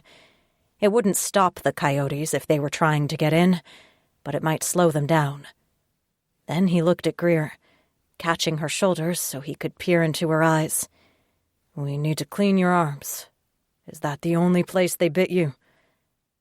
Her silver eyes drifted to his, and she shook her head, touching the side of her neck where a small slice on her shoulder crusted with blood. The bear snarled, furious that the wolves marked her. Malcolm gathered his thoughts and finally herded Greer towards the bathroom, nudging her to sit on the edge of the tub while he ran the water and gathered supplies. Mal crouched next to her, brushing the tangled hair back from her shoulders so he could study the nick on her shoulder. "Are you okay?" "No," she managed to say, and something in his chest eased. At least she could still speak. At least that terrible scream hadn't burned her voice out forever. "What happened?" Malcolm helped ease off her jacket, then frowned at the ruined shirt. The sleeves were in the way, He started to roll them up, but Greer peeled the shirt off until she sat there in a camisole. Mal concentrated on her arms, using a washcloth to clean the blood from her skin, and refused to let the hint of cleavage distract him. "I don't know." She gazed at the wall behind him, her quick silver eyes dull. "I've never heard that sound before.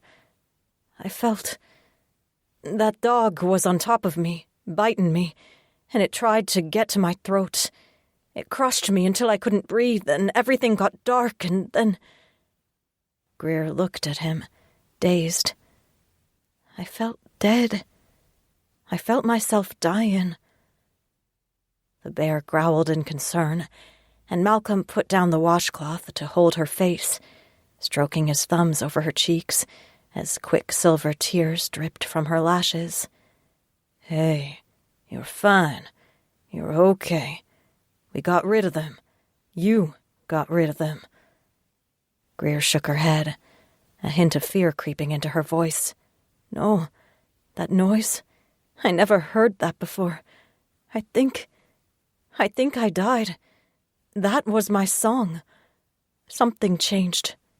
I'm dead." "You're not," Malcolm said. "Greer, you'll be fine. We just have to clean up your arms." She started shaking, trembling until she nearly fell into the bathtub of pink water. "I'm cold, all the way through. Malcolm, I can't feel anything. I can't feel anything but cold." Her voice grew louder, more panicked, and a hint of hysteria propelled her to her feet. Malcolm caught her in a tight embrace, holding her head to his shoulder so he could kiss her temple and rub her back. "I'll warm you, Greer. You're alive." "Make me feel alive," she whispered, moving back until she could look up at him. "Malcolm, make me feel alive." And she kissed him, desperate and hungry. Chapter 15. Greer. Every part of me was cold, frozen solid, and from more than just the weather, more than the fear of dying in a coyote's jaws. Something broke when that awful sound tore out of my throat. I couldn't name the sound, had never heard its like before, and as I shook and rocked on the edge of the bathtub, I wondered if the stories about screamin' banshee were true after all. Maybe my family had escaped the torment of that kind of shriekin', but I'd brought it back. I'd become something awful, worse even than the Earl King. That scream could kill. It would kill. I begged Malcolm to keep me warm, and he held me tight in a hug that thawed me only a little. I kissed him in desperation, needing to feel something that wasn't a soul-crushing sense of inevitability. He kissed me back, his fingers working into my hair, and it almost helped. I tried to shove his jacket off, tugging at the buttons on his shirt, and Malcolm retreated, his eyebrows raised. I concentrated on his shirt, wanting to feel the muscles of his chest where I'd rested my head only a few hours earlier. Waking up next to him felt as if it had happened years ago, in some other time and place. Malcolm kissed me again, but gentle, soft. His forehead rested against mine as he murmured, "I need to finish cleaning your arms, darling. As soon as that's done, we can do whatever you want." I couldn't breathe, my chest slowly constricting until my vision grew spotty and hazy. "I'm something awful, Malcolm. I'm terrible." He made a rough noise, shaking his head as he nudged me to sit on the tub once more, and applied antiseptic to the bites on my arms. "No, you're not, Greer. You're perfect, wonderful, funny and intelligent and strong. You're stronger than anyone I've ever met, and that includes the bears I live with." "I'm not," I whispered. "I can't do this anymore. I can't see more girls end up like the ones on that wall. I can't." "You won't," he said. "If you don't want to, if you want to walk away from work and never look back, you don't have to. I'll take care of everything." I watched him, the earnestness in his beautiful, mellow eyes, and something in my chest eased. I believed every word he said, though I couldn't have said why. Malcolm was there. He didn't believe that I was a terrible monster. His large hands delicately pressed bandages over the bite marks, securing them with wraps that wouldn't hurt to take off. He sat on his heels, gently rubbing my knee. "How do you feel?" "Cold," I said, and choked on the word. He made that grumbly noise again, then picked me up and carried me out of the bathroom, down the short hall to the bedroom. The breath caught in my throat as he set me down and then stood over me, an imposing male presence in my bedroom, even though he'd been there before. Hunger lit his eyes as Malcolm caught my ankle, squeezing gently before he pulled off my shoes. "Tell me what you want, babe."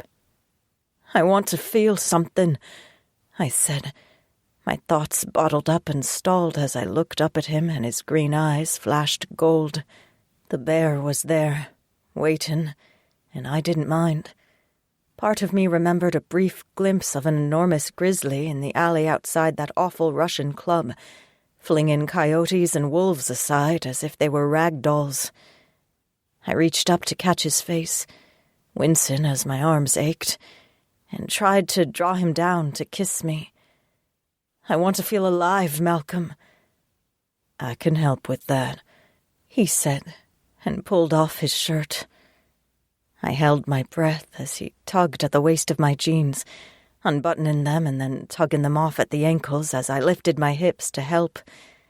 Malcolm's eyes turned gold again, and he made a hungry sound as he stroked my calf, studying me from head to toe. I felt vulnerable and exposed, but still safe. I lifted my arms to reach for him, wanting to see more of him as well. "Malcolm." "Roll over, Greer." I arched an eyebrow. "Look now, boyo." He laughed, the muscles in his abs jumping. Then he patted my hip to help me sprawl on my stomach in the center of the bed. "You're tense, babe. I want you to relax. Just relax. Breathe. Trust me." Trust didn't come easily to me. Never had. But I lay on my stomach and moved the pillows around until I could rest my head on the mattress, arms linked over my head so the bandages didn't pull. Malcolm knelt next to me, unhooking my bra in a practiced maneuver that made me want to tease him. Then the scent of lavender filled the air. I glanced back. He'd found some lotion on my bedside table and helped himself. I opened my mouth to ask him what the hell he was up to, but cut off as his massive hands spread the lotion across my back. He squeezed my shoulders and then worked his way down my back, stopping the massage just above the waist of my panties.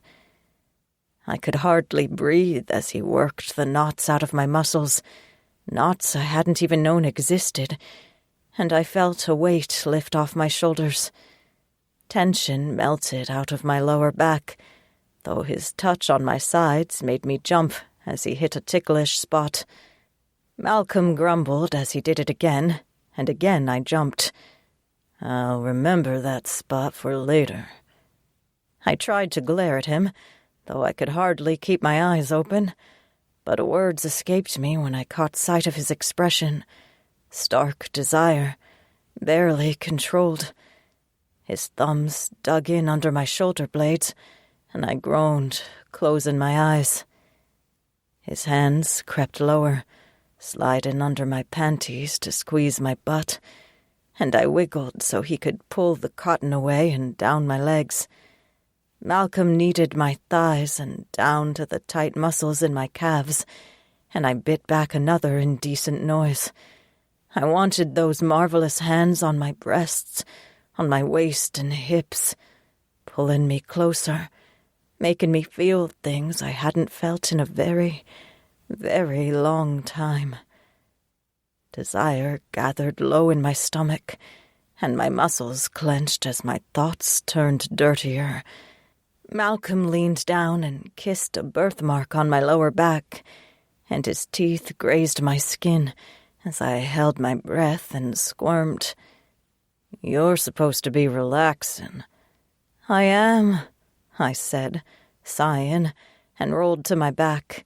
I tossed my bra to the floor and looked at him, even as my insides squirmed in anticipation. "But I'm a little tense right here." And my hand drifted over my breast. Malcolm's lips parted and a soft growl escaped, his fingers biting into the mattress near my hip. "Really? Just in that one spot?" A smile curved my lips and I stretched, my thigh sliding against his as I touched my stomach and walked my fingers lower. "And here, too, very tense." "Then I should focus right there, shouldn't I?" His voice was mostly growl as he reclined on the mattress, squeezing my knee as he moved my thighs apart. Malcolm breathed against the inside of my thigh, rubbing his cheek against the soft skin, until I twitched and reached down to touch his face. "Arms up," he grumbled, and moved to push my arms over my head, putting my hands around the bars of the headboard. Malcolm squeezed my hip as he slid back down to rest between my legs. "Can't have you making those bites worse. Don't let go of the headboard."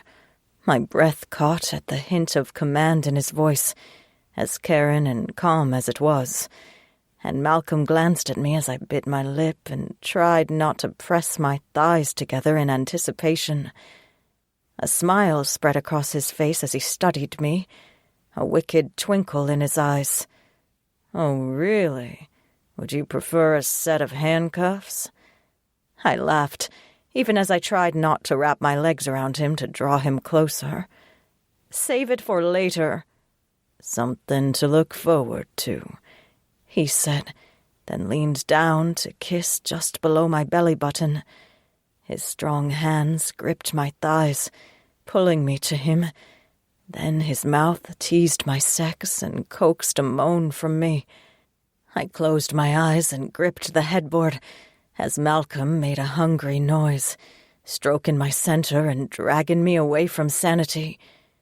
The room grew close and hot around me, and all of my awareness drew down to where my legs rested against Malcolm's shoulders, where his fingers teased and nudged, where his tongue left utter madness in its wake.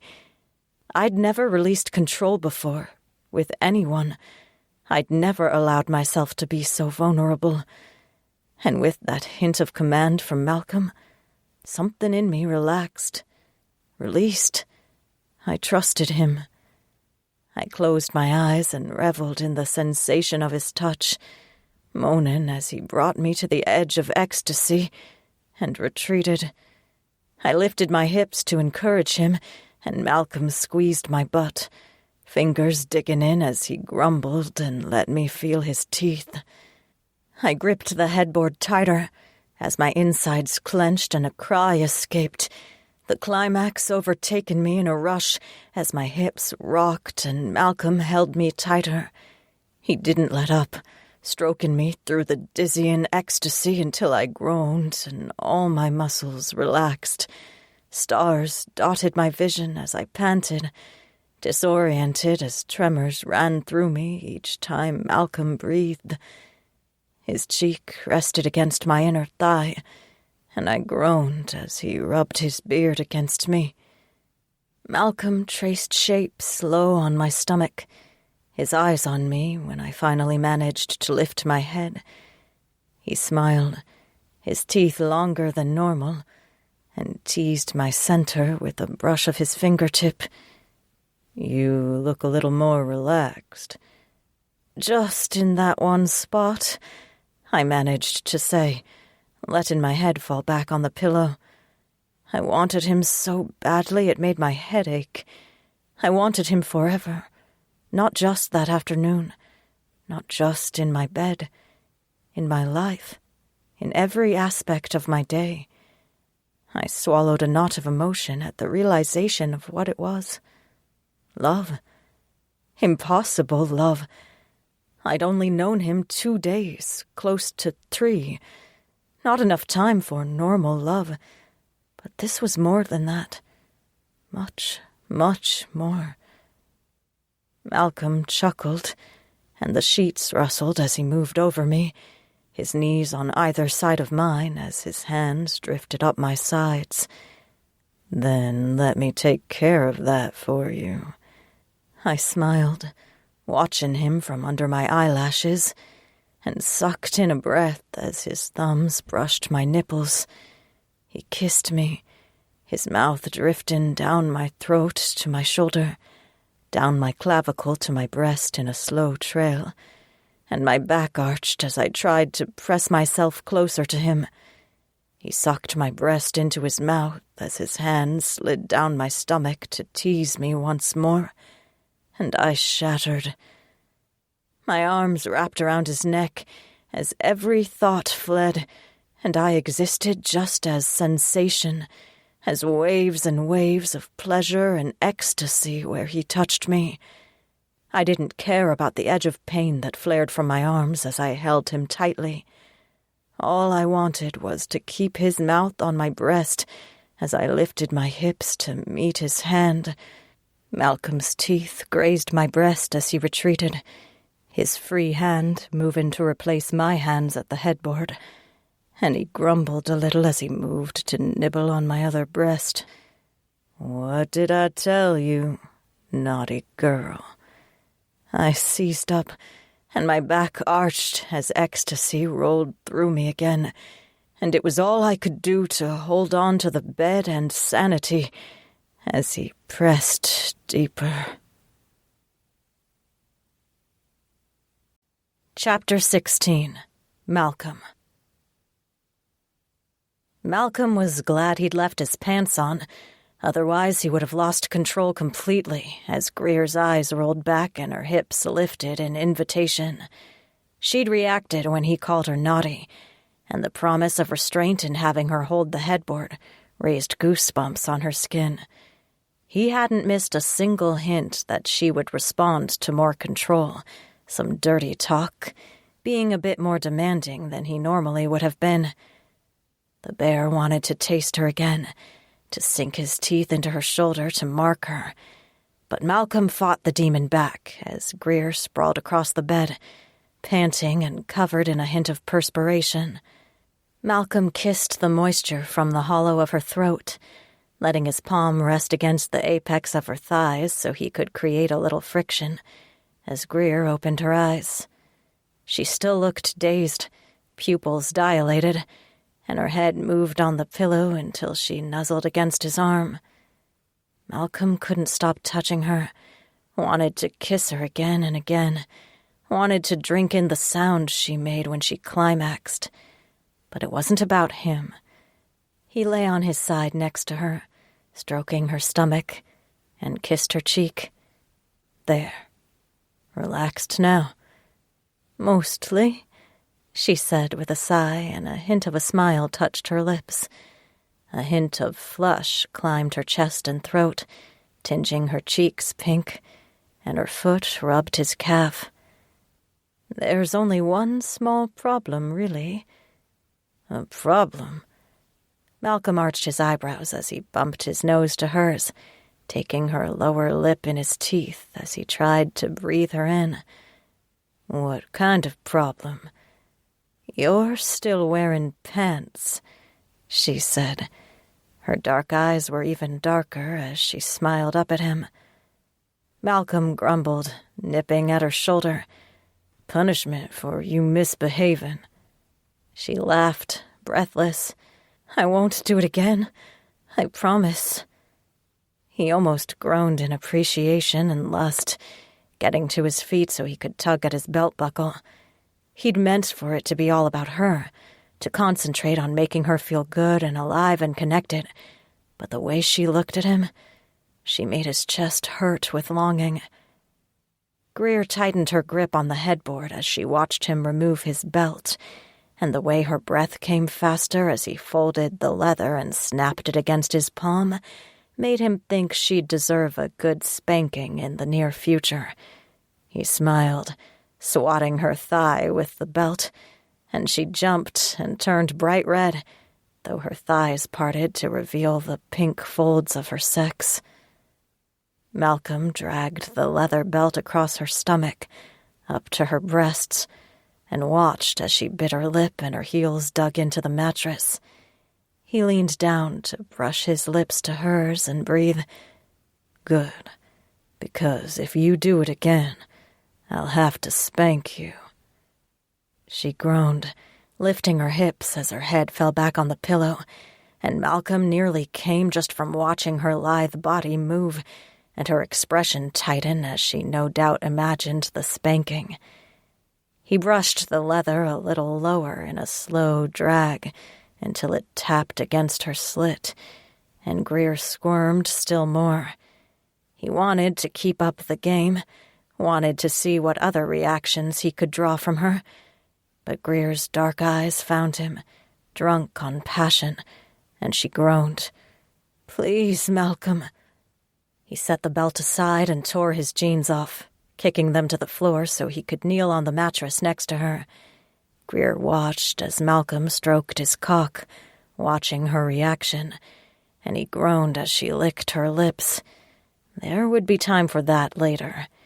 His brain nearly fried itself imagining her mouth around him, the wet heat of her tongue caressing him. Malcolm knelt between her thighs and kissed Greer, holding her side so he could feel her heart racing against her ribs. "Tell me what you want, babe." "You," she said, dark eyes laced with silver lightning. Her arms tensed like she wanted to reach for him, but she froze as Malcolm leaned down and his cock pressed against her. He groaned as her body opened for him and he slid deeper. Greer tried to wrap her leg around his waist, lifting her hips to meet him, and Malcolm retreated. It took an effort of will that nearly killed him to withdraw from the tight clasp of her channel, and he bumped his nose to hers with a soft, "Be patient." "I want you," she said. "More, now, please." The bear wanted to give her exactly that, but Malcolm wanted to savor their first time together. His muscles shook with the effort of holding himself above her, of easing forward until their bodies met and connected. Greer sighed as he thrust, a soft that nearly drove Malcolm over the edge, and he let his forehead rest against hers as he tried to breathe. Perfect. She was perfect. Everything was perfect. He moved and she moved to meet him, until they found an easy rhythm, and Malcolm lost himself in Greer's soft curves and warm embrace. She tensed beneath him, her body seizing around him, and Malcolm groaned, moving with more urgency as he felt the climax barreling through him. Greer cried out, a sweet agony that rang in his ears, and Malcolm thrust wildly, hard enough to move the bed as he drove into her. A blaze of ecstasy ran through him as he froze over her, filling her, and her eyes locked to his. He was lost, staring down at her, and the bear roared at finally claiming his mate. Malcolm couldn't breathe. He felt complete for the first time in years, since the grizzly attacked him in the mountains. Greer was all he needed. Malcolm moved his weight off her chest, though they remained joined. He didn't want to pull away, didn't want to lose that connection. Greer sprawled across the bed, though she still held the headboard in a death grip, and Malcolm smiled as he kissed her elbow, reaching up to pry her hands free. "You can let go now." "I was waiting for the magic words," she said, her eyelashes fluttering as she smiled. She touched his cheek, worked her fingers into his hair. "Didn't want to be accused of not following directions." "I don't mind if you're a little naughty," he murmured, kissing her deeply. She melted, soft and willing, and her arms draped around his neck. Malcolm nibbled on her lower lip and slid his hand to grip her butt with enough intensity that her eyes flashed open. "Just means I get to spank you." Her body reacted, pulsing around him, and Malcolm's own desire surged. Greer's breath caught in the most appealing way as she gazed up at him. "I don't know how I feel about that." "I think I know," he said, and gently smacked her thigh with his palm. She moaned, then turned bright red and snapped her mouth shut. Malcolm chuckled, nuzzling behind her ear, and settled his hips closer until his stomach met hers, and she shivered in his arms. "Exactly what I thought. Should I get the belt?" Greer's nails dug into his shoulder as her body tensed, arching under him in anticipation, and Malcolm pushed up on his elbows so he could watch her expression. He moved his hips in a slow circle, loving the noises she made, and sighed as if he were disappointed. "The belt it is." She squirmed, trying to hold him closer as Malcolm withdrew and knelt over her. He stroked her sides and helped her to her knees, biting back a groan at how wonderful she looked holding the headboard, with her perfect ass entirely his. He leaned to retrieve the belt, and Greer took a sharp breath, half laugh and half moan. Malcolm kissed her shoulder and let the cool leather rest against her lower back. "The only question is, how naughty have you been?" She glanced back at him, lips parted, and her eyes flashed silver. "That's a very good question." Malcolm laughed and growled at the same time. He leaned over her, his cock pressing against her hip, and murmured, "Let's find out." She shivered and her thighs clenched as the belt smacked against her ass, and Malcolm didn't think he'd make it past 5 strikes before he grabbed her hips and entered her again, not with the way Greer wiggled and moaned. He only made it to 3. Chapter 17. Greer. I could hardly move. Half asleep and deliciously sated, I managed to lift my head as a phone rang. Malcolm untangled himself from my limbs and retrieved his phone. "It's mine." He kissed me before rolling out of bed, stark naked, and answered the phone, walking into the living room. I started to sit, but groaned, my abs aching from the exertion, and my cheeks burned as I rolled toward the edge of the bed. My thighs and butt stung from the belt. Holy shit, I'd never experienced anything like it. I gritted my teeth as I straightened, wishing we could have enjoyed the afterglow a little longer, and pulled on my robe to follow Malcolm out of the room. He stood in the kitchen, pulling things out of the fridge as he listened to whoever was on the other end of the call. I leaned against the wall and watched him, trying not to smile as a frown made him adorable cute, completely apart from the growly, sexy man who'd spanked me not half an hour earlier. Malcolm paused in his pacing. "You didn't find anything? Not a thing." Silence. He pinched the bridge of his nose, the muscles standing out in his shoulders, and I limped closer. Malcolm glanced up as I approached, and he offered a tight smile. I arched my eyebrows and eyed him from head to naked toes, closing the fridge and making more coffee. All I wanted to do was nap, and not just because of the sex. My chest and arms still hurt from being attacked that morning, but at least I wasn't frozen solid and the terrifying shriek no longer clogged my throat. Malcolm put the phone down, running his hands through his hair and making an aggravated noise. I didn't turn from the coffee maker. What did they find? Nothing, he grumbled, and the breath hissed in my teeth as he lumbered up and his arms slid around me, though his leg bumped my sore butt. His chin rested on my shoulder as he watched me measure out the coffee. They caught most of the coyotes in their den, at least the ones who didn't attack us directly.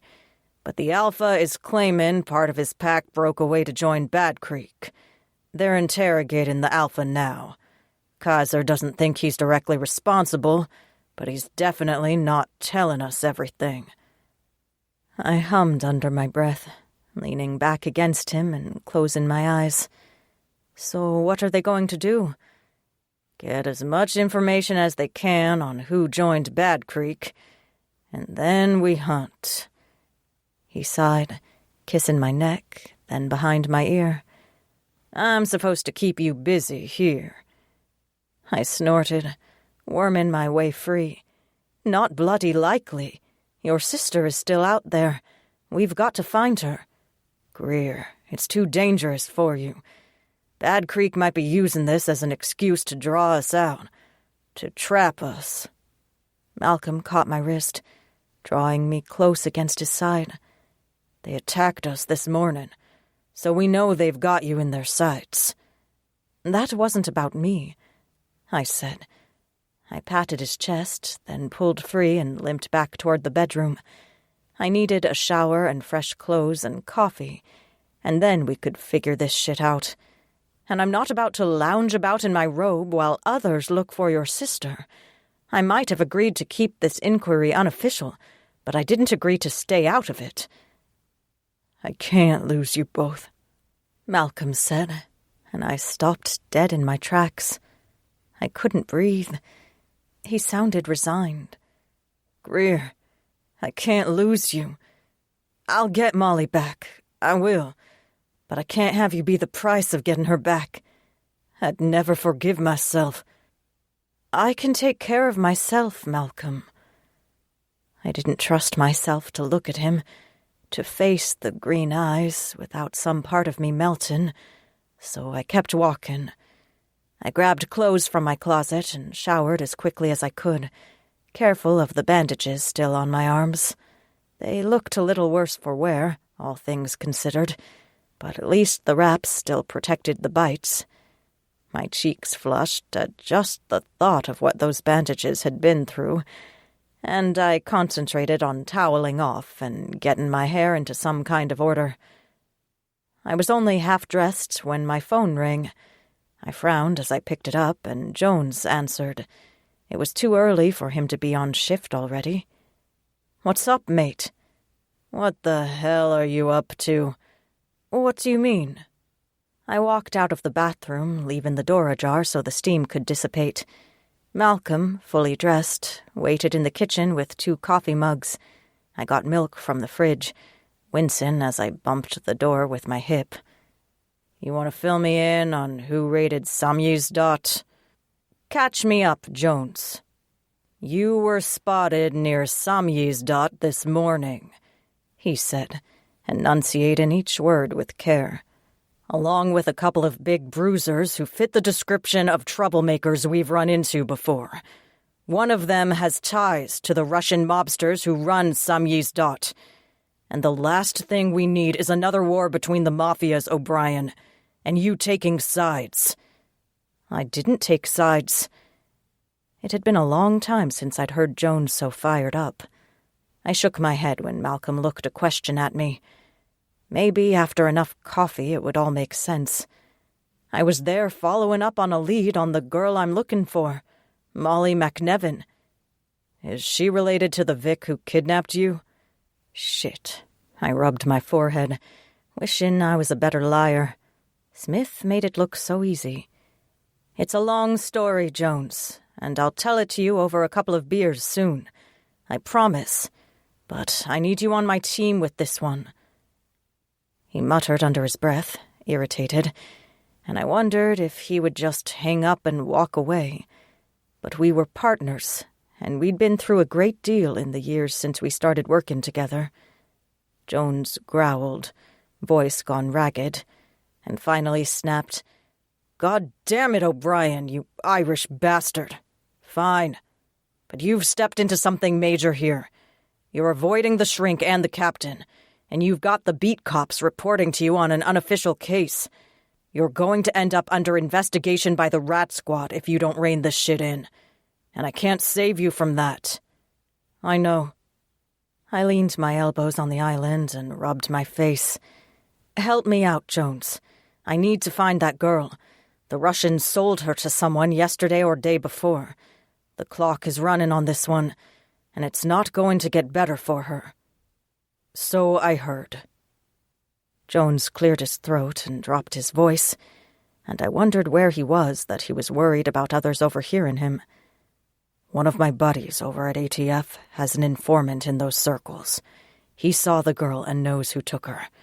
There's an intermediary who's going to deliver the girl to the buyer this afternoon." "So there's still time?" "A little," he said. "I'll pick you up. We can intercept the intermediary if we're lucky." "Who's the guy?" I held my breath as Malcolm started pacing in my peripheral vision, his expression so intense it made my heart thump. "Description of the car? Anything, man. What, so you can chase after him on your own? Or with a bunch of criminals? We do this right, O'Brien. Legal. I never thought you'd go extrajudicial on me. We aren't thugs, and we sure as fuck aren't vigilantes." "I know, Jones. I never thought I'd go extrajudicial either, and part of me felt very deeply ashamed. I believed in the law. I believed in justice and impartiality and the burden of proof. It hurt my heart, more than even that damn song had, to know I'd skirted, maybe crossed that line. For Malcolm and his sister. I'm not. This is a special case. It's all above board. I told them not to do anything, and they didn't listen," he said. I heard a car starting in the background. "There were dust-ups all across the city, O'Brien. A couple of beat cops got mixed up in it and ended up in the hospital. So this is what we're going to do. I'm going to pick your sorry ass up and we're going to get a location on this guy. And then we're going to call the fucking SWAT team. Got it?"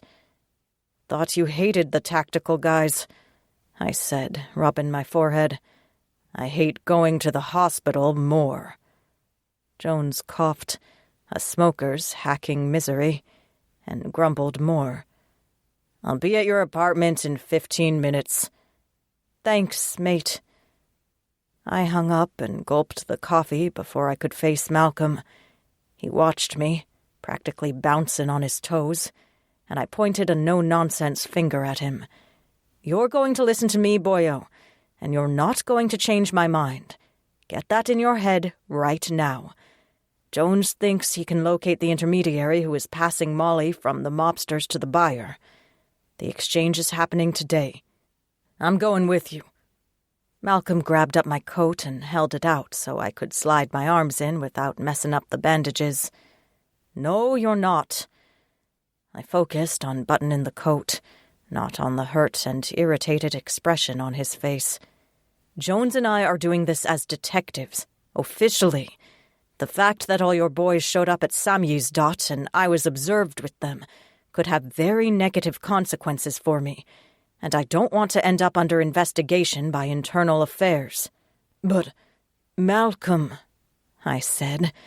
I wanted to hug him and shake him at the same time. I cannot have a bodyguard running around with me while I'm trying to investigate a crime. I'm a cop. We're cops. I have other cops I can call. I'll be fine. None of your bullets and cop friends can stop the people who want my sister." Malcolm's eyes darkened, his tone grim. "I've seen it, Greer, and I don't want you or any of your cop friends to end up dead because of these bastards." "Well, a couple of cops got tangled up with your guys when they raided the Coyotes earlier, and the cops ended up in the hospital." I made sure my holster was safely settled against my hip and that I could reach it even with my sore arm, and picked up my bag as I glanced at the clock. "So I guess we've already passed that hurdle, and the dead cops won't be far behind if your people stay involved." "That's not fair," he said, very quietly, and I almost felt bad. Almost. I yanked the door open and canted my head at the hall outside. "Maybe not. But right now we don't have time to argue about it, do we? Because the sooner Jones picks me up, the sooner we can get Molly back. Right?" He grumbled, irritation making his eyes dark. Then he edged past me into the hall and waited until I locked the door behind me. Before I could head down the stairs, though, Malcolm caught my face in his hands and kissed me, backing me up against the wall. I drowned in the warm pressure of his lips, the rough slide of his palm against my side as his hand slipped under my shirt.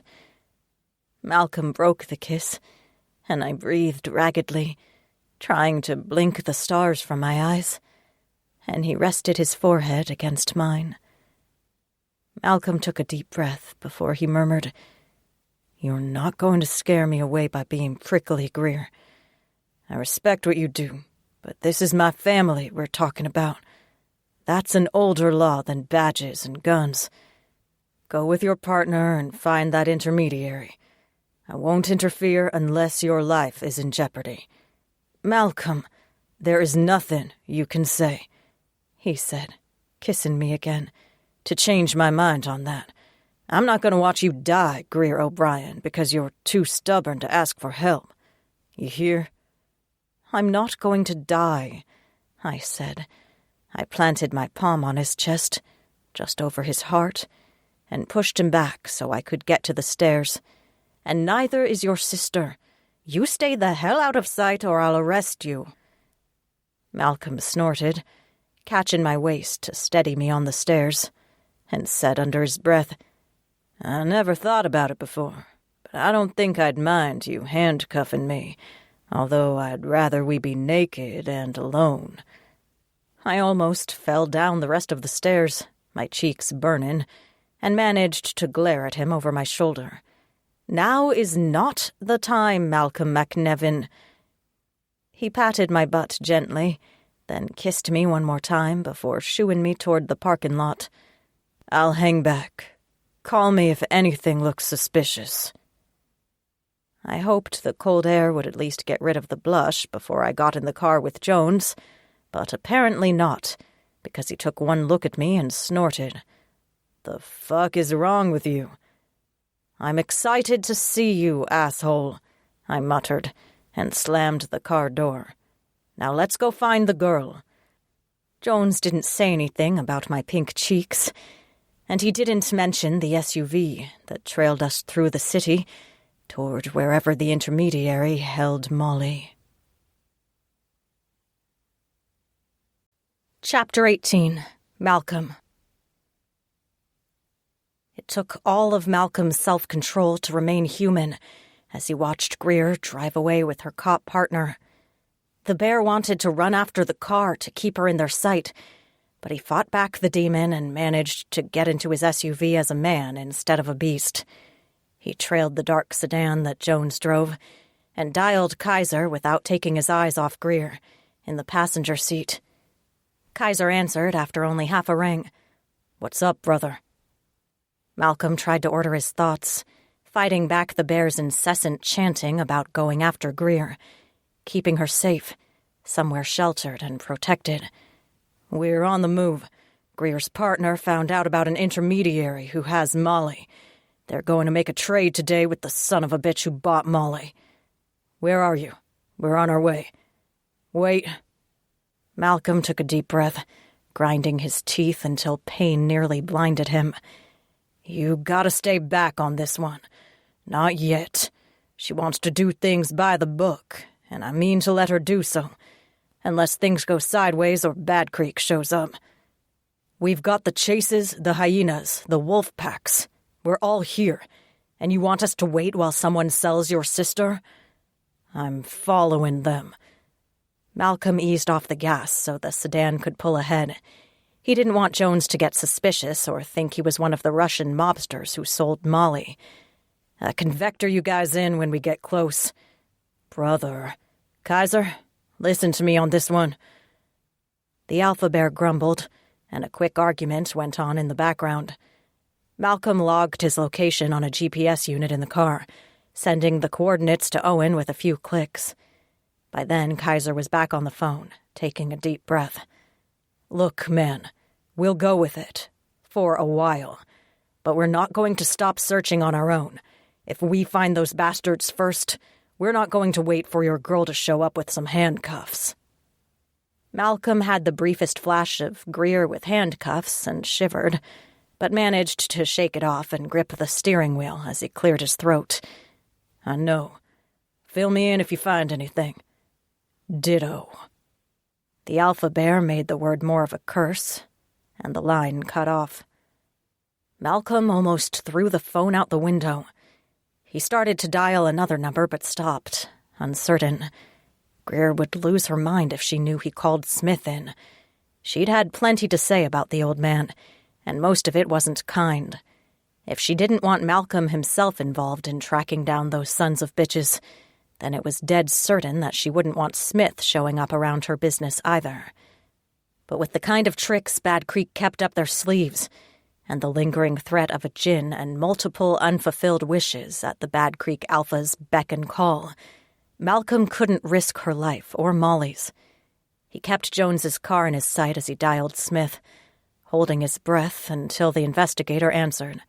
"Smith, we might need your assistance later." "Any time, Malcolm." Smith paused for a long time, and the hairs stood up on the back of Malcolm's neck. "Did something strange happen this morning, by any chance? With Greer, I mean." "Possibly." Malcolm felt suddenly more protective, wondering if Greer's distrust of the man wasn't misplaced after all. "Why?" "I heard something I haven't heard in years. Something very dangerous, and I got the sense that something dark appeared in my city. It would not be so dangerous if Greer is the cause, but if someone new has arrived, well, that would not bode well for any of us. We were attacked by some of the coyotes, possibly Bad Creek. Greer was injured." Smith took a deep breath. "That could explain it. I must speak with her immediately. Where is she?" "She's working. Driving to pick up whoever's trying to sell my sister. I know where she is, but there isn't time for you to have a chat." Malcolm's protective instincts reared up, particularly as Jones headed for the outskirts of town. "It is imperative that I speak with her, and soon. You don't understand, Malcolm. She could get herself killed, or kill others. She's a danger to the rest of the city until she knows what she's become." "She's my mate," Malcolm said, low and slow so he knew that Smith would believe every word he said. "She is not a danger to anyone. I am." "Malcolm." Smith sounded like he was moving, the old man's voice tight with frustration. "Do you know what she is?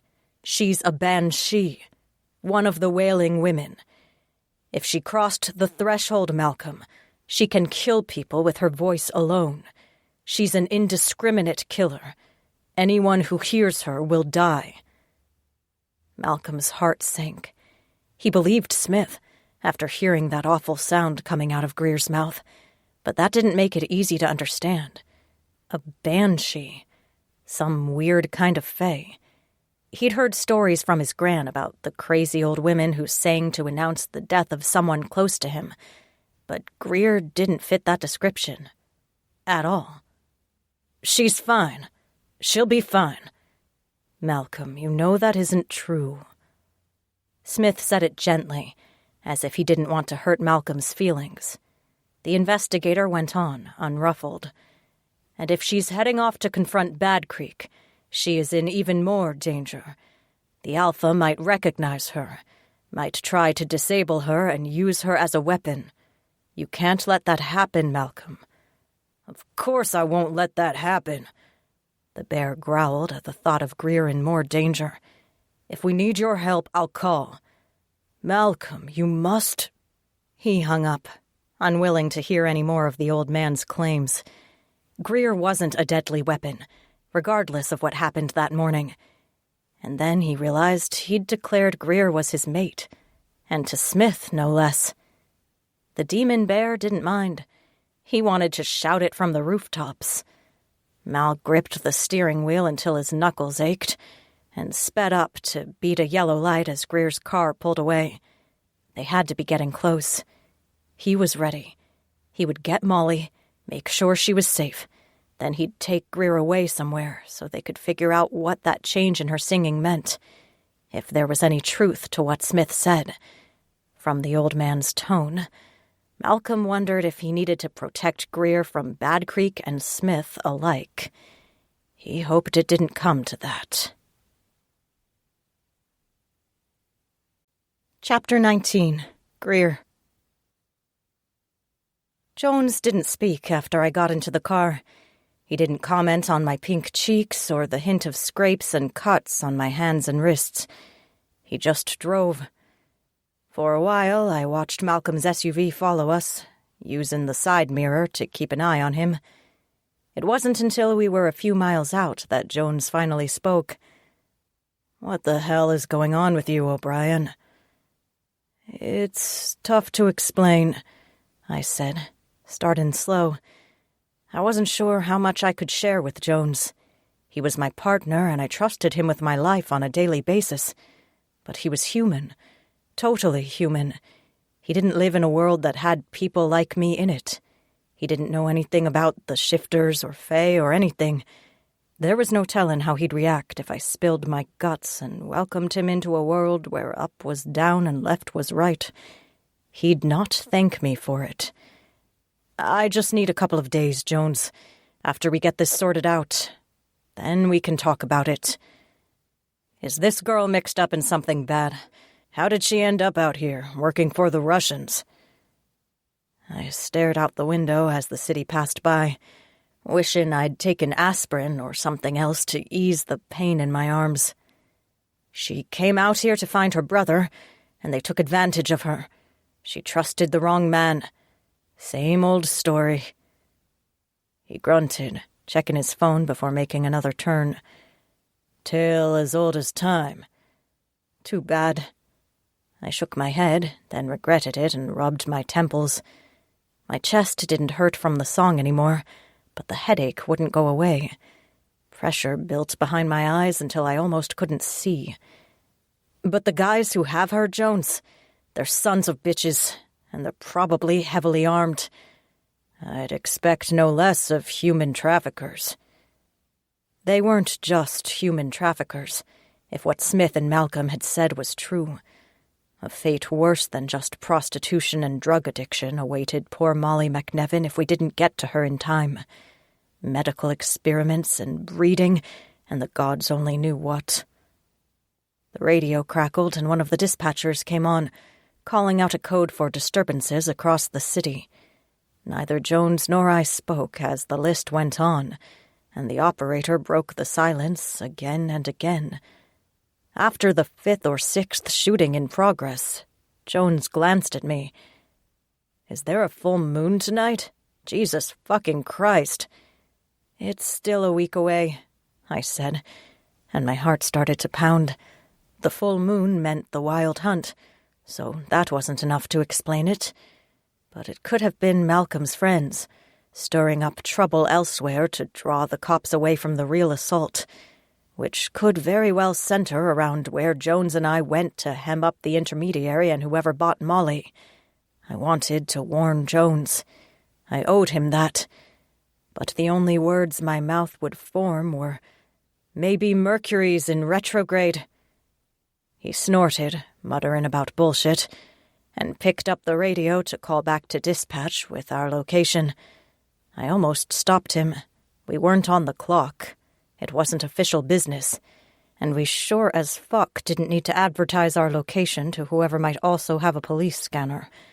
Sasha's Russian friends no doubt listened to the scanner, and whoever purchased Molly might have paid informants in the police force.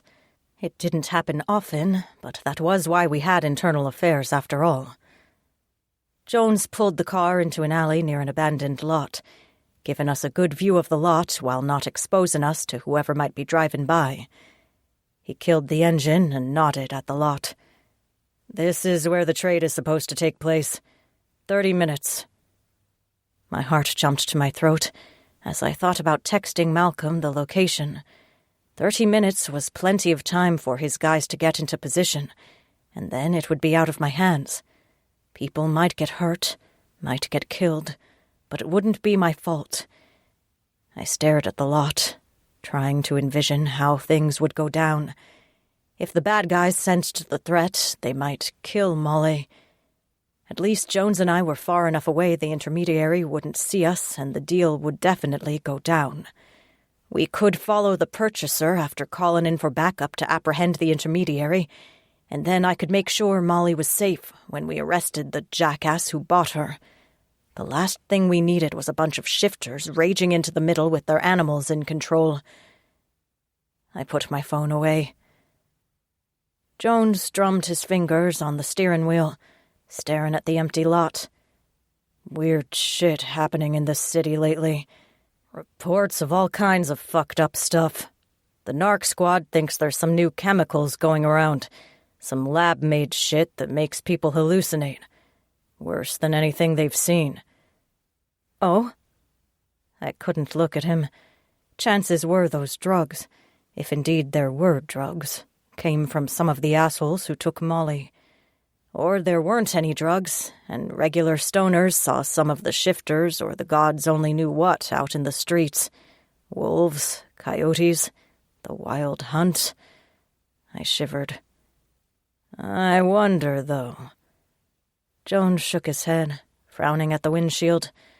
There's been an uptick in kidnappings, disappearances, more unsolved homicides than I've ever seen in this city.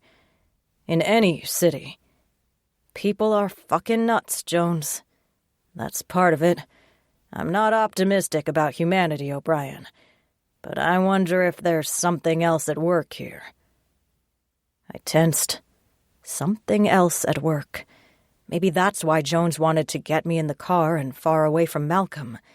Maybe all those SWAT bubbas were about to surround the car and arrest me for being non-human. I cleared my throat a couple of times, but my voice still wobbled a little. Really? Like what? I read an article not too long ago. Jones shifted in his seat, grimacing as he adjusted the gun at his side, then tugged at his seatbelt. Something about how human populations in big cities reflect the same rates of predation, killings, disappearances, that sort of thing, as in the wild. There are predators in this city, O'Brien. Most of the population are gazelles and deer and bunnies, happy enough with their daily lives. But there are some among us who are lions, wolves, bears, and jackals. They hunt the innocent for their own gain, maybe for sport.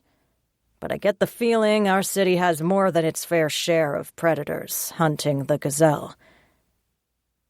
I couldn't breathe. It almost sounded as if Jones knew about the shifters, although he had the wrong impression of their purpose. Most of them wouldn't hunt humans, wouldn't dare raise their profile enough to expose the existence of shifters. But if this pack outside the city, the one Malcolm feared would take Molly, was doing so many terrible things, then it was entirely possible they were responsible for what Jones described. A knot formed in my throat and made it difficult to speak. After a long silence, I traced a shape on the door handle, unwilling to look at my partner. Every big city attracts its share of weirdos and psychopaths. Maybe we're just lucky. Do you believe there are other things in this world, O'Brien? He turned a little in his seat to look at me, no longer paying attention to the empty lot. A higher power or other power or something? Something not human. I concentrated on breathing normally, though it sounded too loud in my ears as I stared at the lot but didn't see it. He knew. Jones knew. I couldn't formulate a response, so I just nodded, gripped my thighs until my knuckles ached and pain ignited in my forearms. My head pounded. It would all end there, in an alley, alone. Way I figure it, Jones went on, returning to his calm survey of the empty lot. It's just like aliens, right? Humans must be pretty damn arrogant to assume we're the only ones in the universe, and that our world is the only one that exists. Like our reality is the only thing that is and can be. Didn't know you were such a philosopher, I managed to croak. After long enough in this job, yeah, it happens. He shrugged, tapping once more at the dashboard. I just figure there's something else out there. Maybe I'll get a chance to know what that something is. Maybe I won't. Either way, it'll be fine. Or so I hoped. I leaned forward as a sedan drove around the corner, tapping its brakes a few times before easing over the curb and into the empty lot. Is that our guy? Yeah. Jones gripped the radio, eyes narrowed as he studied the car. We wait until the buyer shows up. I'll call for backup, and we take them both down. I nodded, and only looked away long enough to text Malcolm that we were about to get Molly. I thought I saw her in the back seat of the sedan, a blonde head resting against the window, and I tucked the phone away without waiting for a response. We had to focus on the... I gulped. In the space of the time since I'd looked down at the phone and back up, a darkly tinted sedan and 2 huge SUVs had rolled into the lot. Well, fuck, Jones said. He called for backup on the radio, describing the vehicles and the drivers, and though his tone remained perfectly calm, I knew him well enough to know he was on the verge of really losing his cool. He reached for the door handle. Wait, I said, and caught his arm. The men who got out of the dark sedan and the SUV were huge, enormous, so big they had to be shifters, and ones who were probably on steroids as well. I swallowed a hint of panic as the situation spiraled out of our control, and concentrated on the strengths we still had, guns and badges and a radio. We can't take them all, Jones. Just wait. We can follow whoever has the girl until backup arrives. Then take them down. What if they split up? We follow the girl, I said. My stomach clenched as I saw the intermediary drag Molly out of the back of the car and hold her up in front of the buyer from the dark sedan. She looked out of it, barely conscious, and my teeth ground together as I bit back that awful song again. I wanted to scream in fury and charge into the middle of those sons of bitches and make them all pay. Not just for Molly, but for all the women these bastards no doubt tormented and abused. We watched in silence as the buyer picked up Molly's hand, examined it, then pulled up her shirt to study her body. A growl escaped through my clenched teeth before I could swallow it back. Son of a bitch. I'd kill him. I understood Malcolm's drive for justice outside of the legal system. Sometimes the legal system took too long. Someone like that man, with the expensive cars and bodyguards, had a good chance of escaping justice. No wonder the bears wanted to take matters into their own hands. I didn't blame them. Jones cleared his throat. Is there something I need to know about you before we get into this, O'Brien? I couldn't take my eyes off Molly. She tried to struggle, bless her heart. She pulled away, came back to herself, and managed to get free of the intermediary. I sucked in a breath and opened my door, ready to meet her as she ran, but paused. Damn it. Molly stumbled and fell, and one of the bodyguards picked her up by an arm as if she were a doll tossed aside. "Why do you ask?" I tried to calm the rage that boiled up at the way the bodyguard treated her, the way the buyer gestured dismissively, and Molly got shoved into the back seat of the sedan. We would get her. We would get her back. "Because you're making a fucking weird noise, and I've never heard anything like it." Jones managed to sound calm. The terrible, ear-splitting song threatened to burst out of me as the giant bruisers loaded back into their SUVs and the buyer got into the sedan. Jones waited until they pulled out and headed for a side street to start the car, already on the radio to call in backup on the intermediary's car and the SUVs. I tried to breathe normally as we pursued the sedan, hanging back as the SUVs blocked traffic to let the sedan drive faster, heading out of the city. I didn't take my eyes off the car, staring at it until my eyes felt dry and tight and the headache worsened. "I don't know what you're talking about, Jones." "If you have friends to call," he said, glancing at me before shaking his head and concentrating on maneuvering around a city bus. "Now would be the time. Our backup sounds pretty fucking far away." He was right. The sirens were too far away to be any help, particularly as traffic bogged down behind us. I didn't know what Jones knew or assumed about me, or the friends I had, but I knew I wanted Malcolm close, not only for Molly, but for me. I picked up the phone and dialed, swallowing back the terrifying song so I could speak normally. The official backup might show up first, but I wanted to know my own unofficial backup was on its way. Malcolm answered almost before the phone rang. Chapter 20. Malcolm. Her voice sounded strange when Malcolm answered the call. He'd met up with the other bears at her last location, and Malcolm let Sasha drive. He'd almost crashed twice in his effort to follow Greer and her partner, so Mal thought it better to have the Russian at the wheel, which he started to doubt as Sasha swore and leaned on the car horn as he cut off a semi-truck.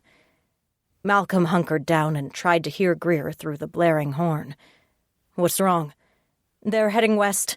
Dark sedan and 2 SUVs, filled with really, really big dudes. The guys you're looking for, I think." "Molly?" He almost choked on her name. "She's in the sedan, the back seat. She looks like she was drugged. She's out of it, but she's there, alive." Greer took a deep breath, then continued in a perfectly professional, calm voice. "We have backup on the way, but there's a lot of shit going down in the city right now and we don't have an ETA on them. What would be very helpful is if those SUVs disappeared. We can stop the sedan and get Molly back, but not if those dirtbags in the SUVs are there. Do you get what I'm saying?" "We'll take care of the SUVs." Malcolm glanced at the GPS unit, programming in Greer's location and sending it to the other cars so they would all converge on the same area. "Don't worry about that. We have 6 Suburbans. Each one will have blue lights in the dash. When we deal with them, go after the sedan.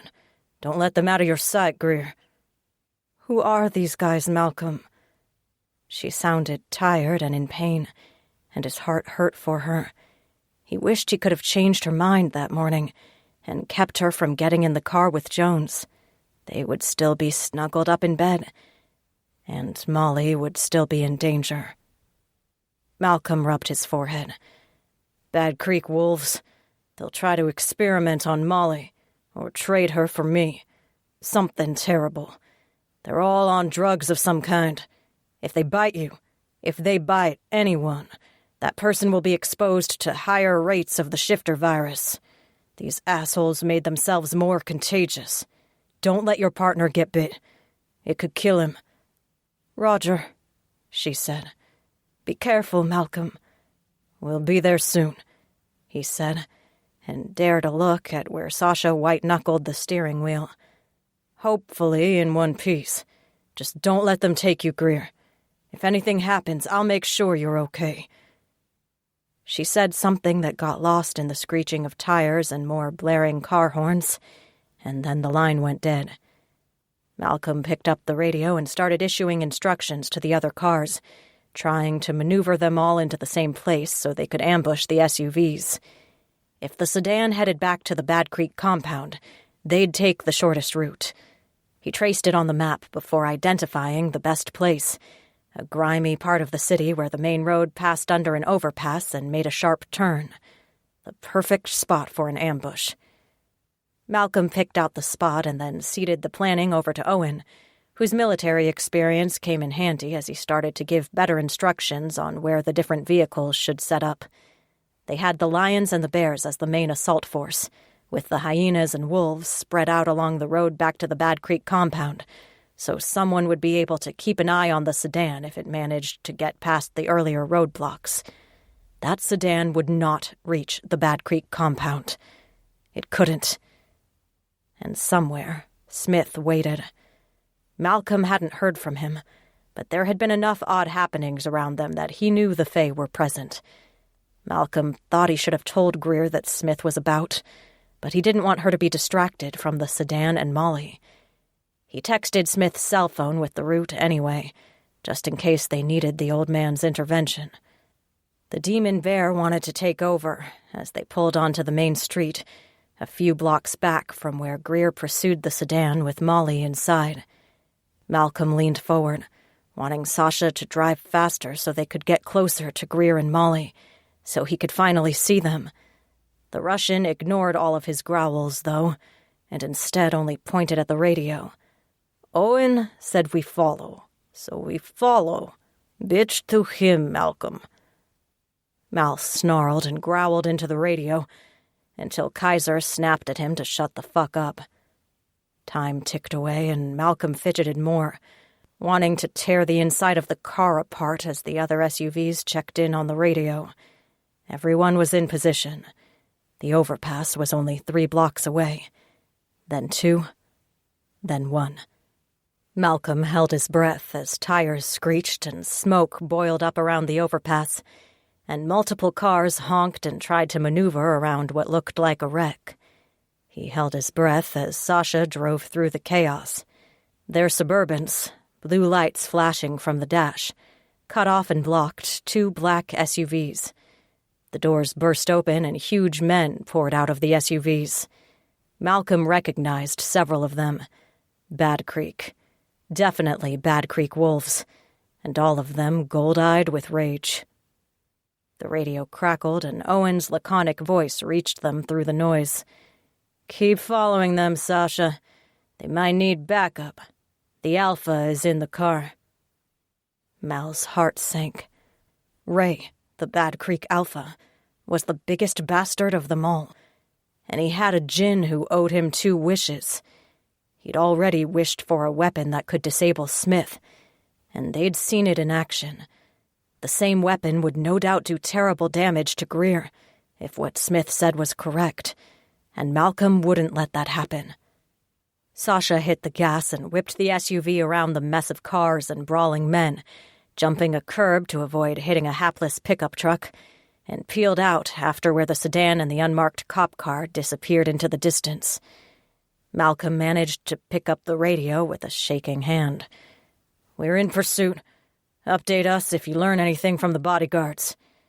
"It's not looking like we'll have a chance to chat with them," Owen said. A sharp crack broke through the noise.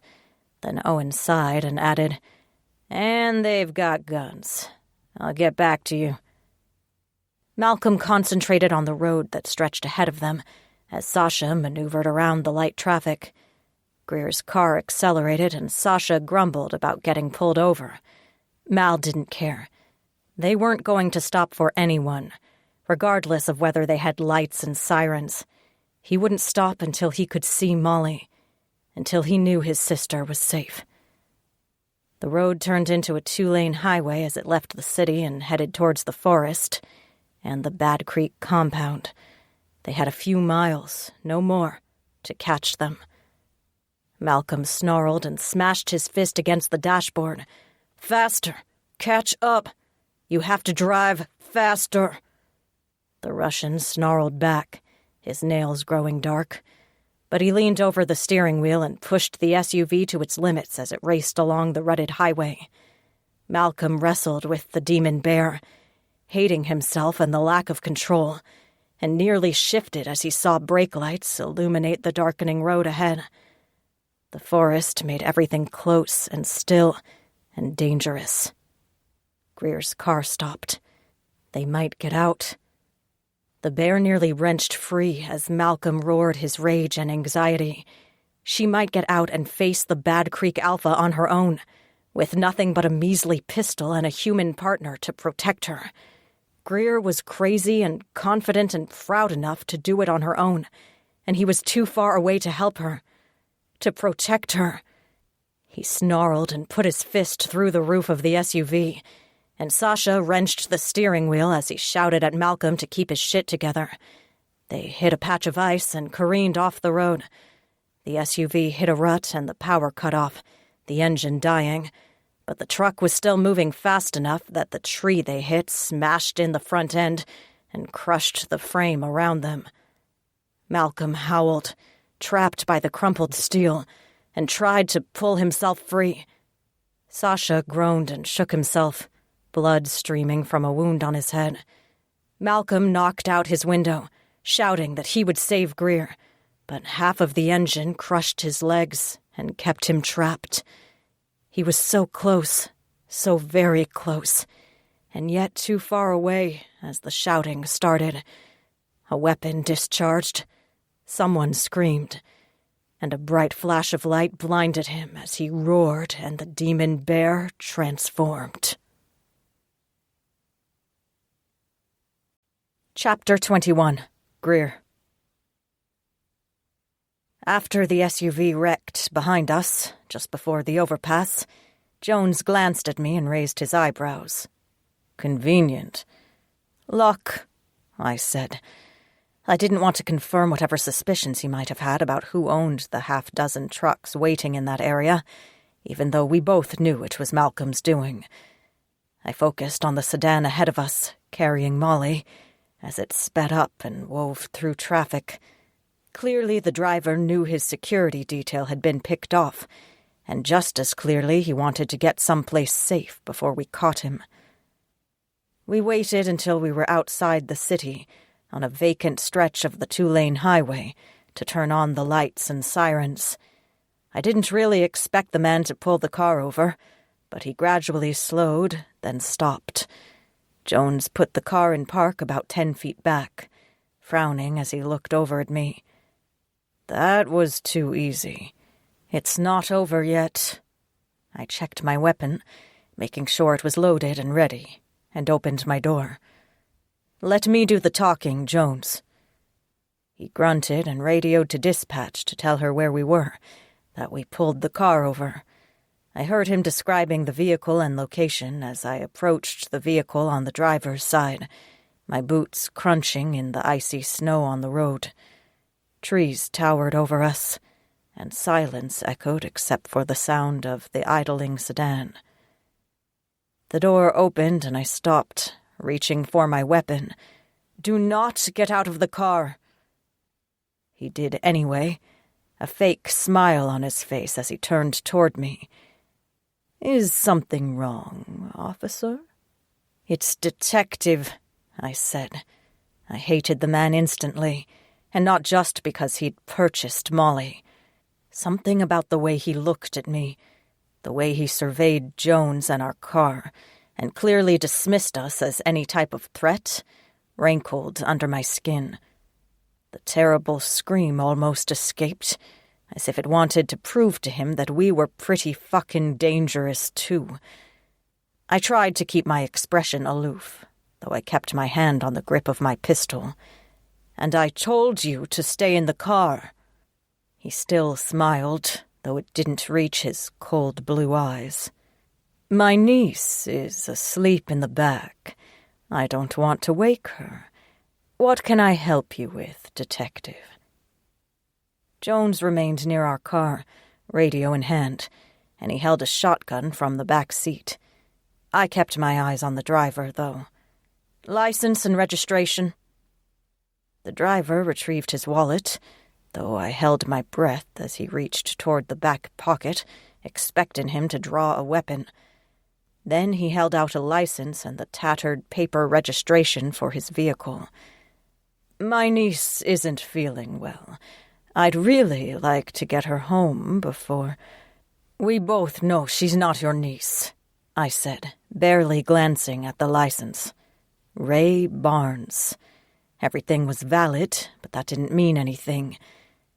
Somewhere behind us, a car revved and then fell silent. Ray looked behind me, but I didn't take my eyes off him. And I've got a warrant for her arrest, so you're going to have to hand her over. A warrant? He snorted in disbelief, shaking his head. That's impossible. What's the charge? Assault? I said. The registration crumpled in my hand. And I assure you it's possible. We'll be taking Ms. McNevin into custody. You're welcome to pick her up downtown once we are finished processing her. Who are you?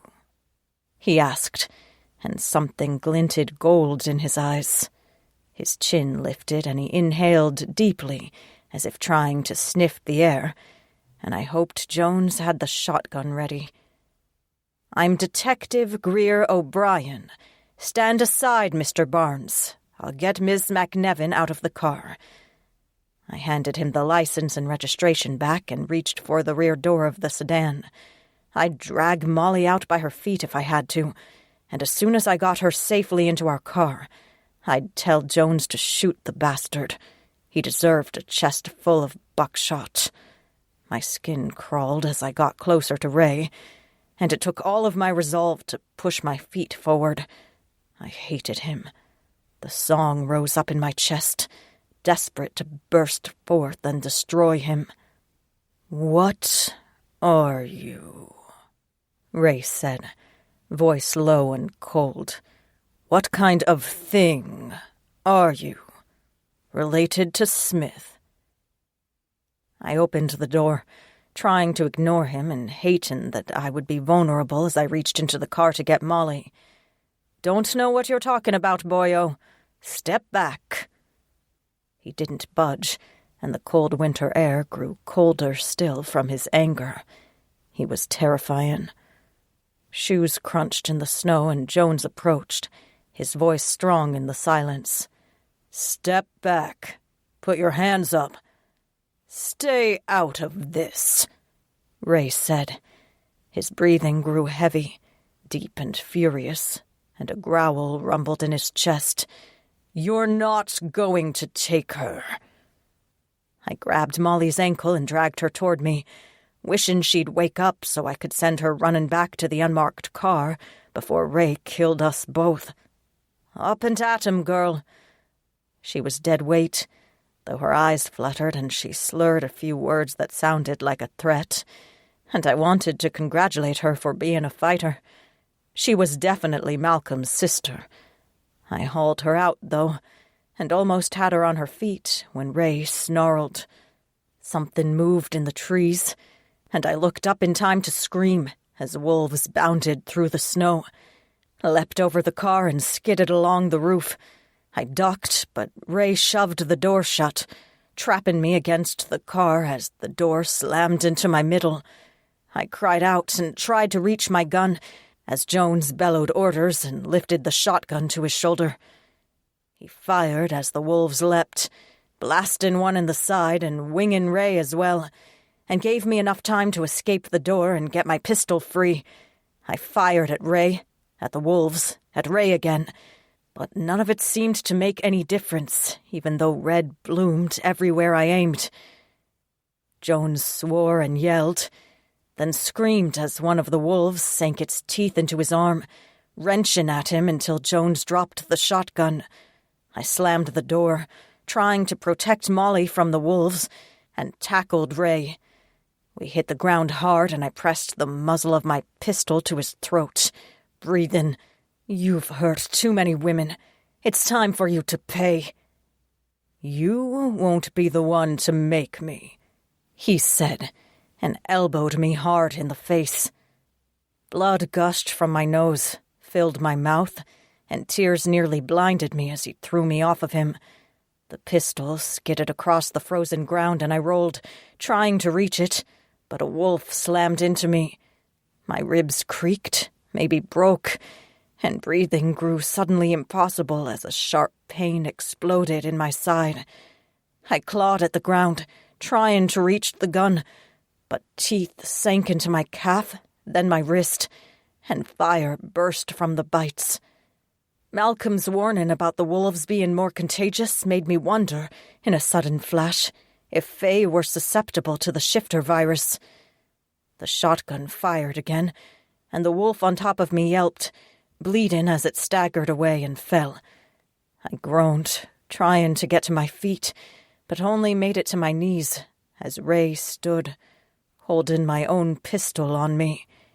He wiped blood from his mouth, the wounds in his chest from the shotgun blast already healed, and gestured at the car with the pistol. "Get in the car. Now." "I'm not going anywhere with you, and neither is Molly." It hurt to breathe, hurt to talk. I heard Jones behind me, still struggling with a wolf. Struggling and probably losing. I pushed to my feet, holding my side with my good arm. "You've already lost. Get the hell out of here." He laughed, lurching forward to wrench open the car door. "You have no idea what hell is, girl, but you're about to learn. I've got something special waiting for you." I snarled, and the song boiled up, escaping in a sudden shriek that knocked snow from the trees. Ray flinched, covering his ears, and behind me Jones groaned. I snapped my mouth shut, and the pressure built in my chest and throat. I had to sing. It would save us. Except it might kill Jones. Ray grabbed my arm, and I screamed as the bones, broken by the wolf's bite, ground together. He hauled me toward the car, tried to shove me in, and I fought. The gun went off in his hands, pain searing through my leg. I staggered, fallen to the freezing ground, and heard Jones shout in rage. Another shotgun blast shattered the air, and Jones called, "O'Brien, get your ass up." It was easier to obey than to think. I shoved myself up, using the car as a crutch, and managed to punch Ray right in the junk. He grunted, distracted enough that when I reached for the pistol, he didn't shoot me in the face. I shoved him and he slipped, both of us toppling into the snowbank on the side of the road. The song escaped again, and Ray howled, trying to shut me up, but I let the song out. Let it rage. I prayed Jones survived, or I'd never forgive myself. The pressure of the song tore out of my throat, and the world grew dark around the edges as I lost control. Ray growled and snapped, halfway through a shift, and as the remaining wolves gathered around us, I wondered if it was enough to save me. Chapter 22. Malcolm. Malcolm couldn't move, even with the bear trying to claw its way through him, and the pain short-circuited his brain. He couldn't think. The world blinked in and out, punctuated with screams and a terrifying shriek he knew came from Greer. She was in trouble. Sasha had long since lapsed into silence, not moving, and Malcolm reached for him. "Brother, wake up." But the Russian didn't move. The steering wheel trapped him in the seat, deep purple bruises and swelling discoloring every visible inch of him. Malcolm snarled, fumbling to reach the radio where it had fallen. It didn't work. As silent as Sasha. Malcolm fought the bear. The demon would only make things worse. The bear took over, wrestled control away even in human form, and he dragged his broken arm up, still clutching his cell phone. He punched buttons until something worked. Something happened, and Kaiser's voice boomed into the car. "Where are you? What happened? Your tracker disappeared." "Crashed." Malcolm could barely hold his head up. "Trouble. Bad Creek wolves. Too many. We're on the way. Hold tight. The hyenas are closest. They'll be there in 5. "Humans," Malcolm said. "The partner. Molly." "I know." The alpha bear shouted at someone, and noise broke up his words. "We're coming." Malcolm dropped the phone. If they showed up, they showed up. The only sound in the car was the rasp of his breathing and the snarl of the demon trying to get out. Malcolm was tired of fighting him. The bear had been part of him for so long, he almost didn't know how to function without the damn thing in his ear, whispering, dragging him through each day. When he'd been lonely after he left home, the demon made him keep moving, made him eat and sleep and exercise, made him live, insisted they live, when everything else felt hollow and empty. He groaned, the pressure building in his chest as the hair-raising scream broke through the forest once more, and everything shook. Greer and Molly in danger. Malcolm closed his eyes and gave in, let the demon take over. The bear ripped to the surface and bellowed, and the grizzly tore apart the inside of the truck, hauled the engine and steering wheel away from Sasha, then staggered toward the road and the 2 cars that hid Greer and Molly. Chapter 23. Greer. The scream ended, and I collapsed on the road. I couldn't breathe. Jones lay still and silent next to our car. The wolves long since fled. One lay dead in the road, unmoving. Only Ray staggered to his feet, fumbling to find my pistol, and I wondered why the man just wouldn't die. So unfair. I winced as a bright light flashed near the car, and then a familiar voice said, "Drop the gun, Ray."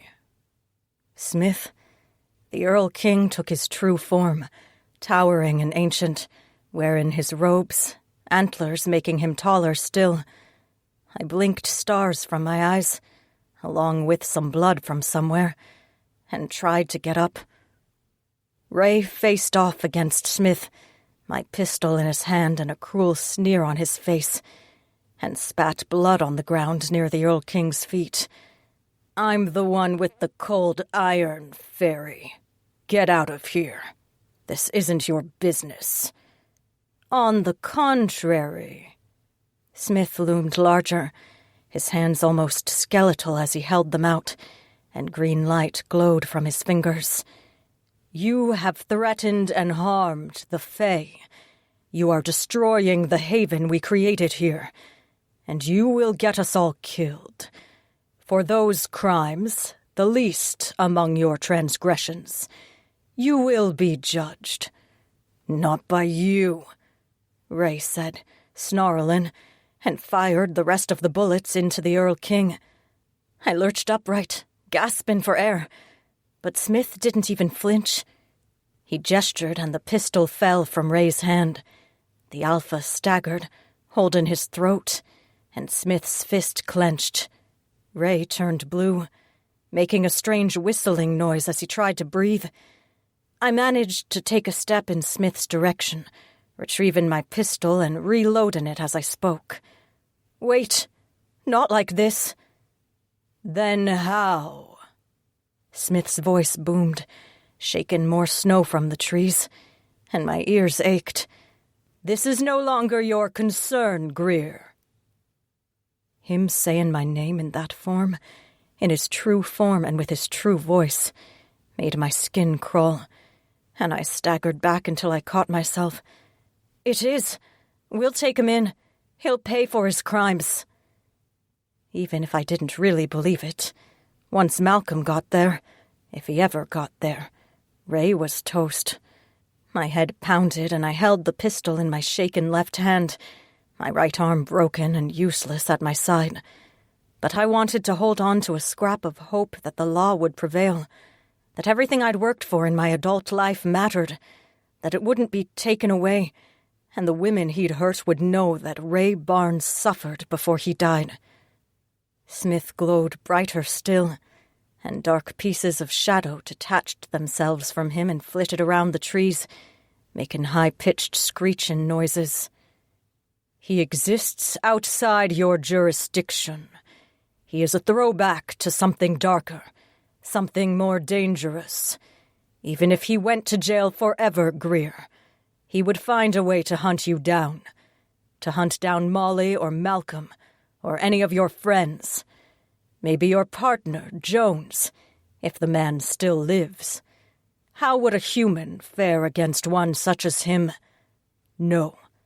He lives by the sword, and has committed such crimes as I cannot abide his presence in this world anymore.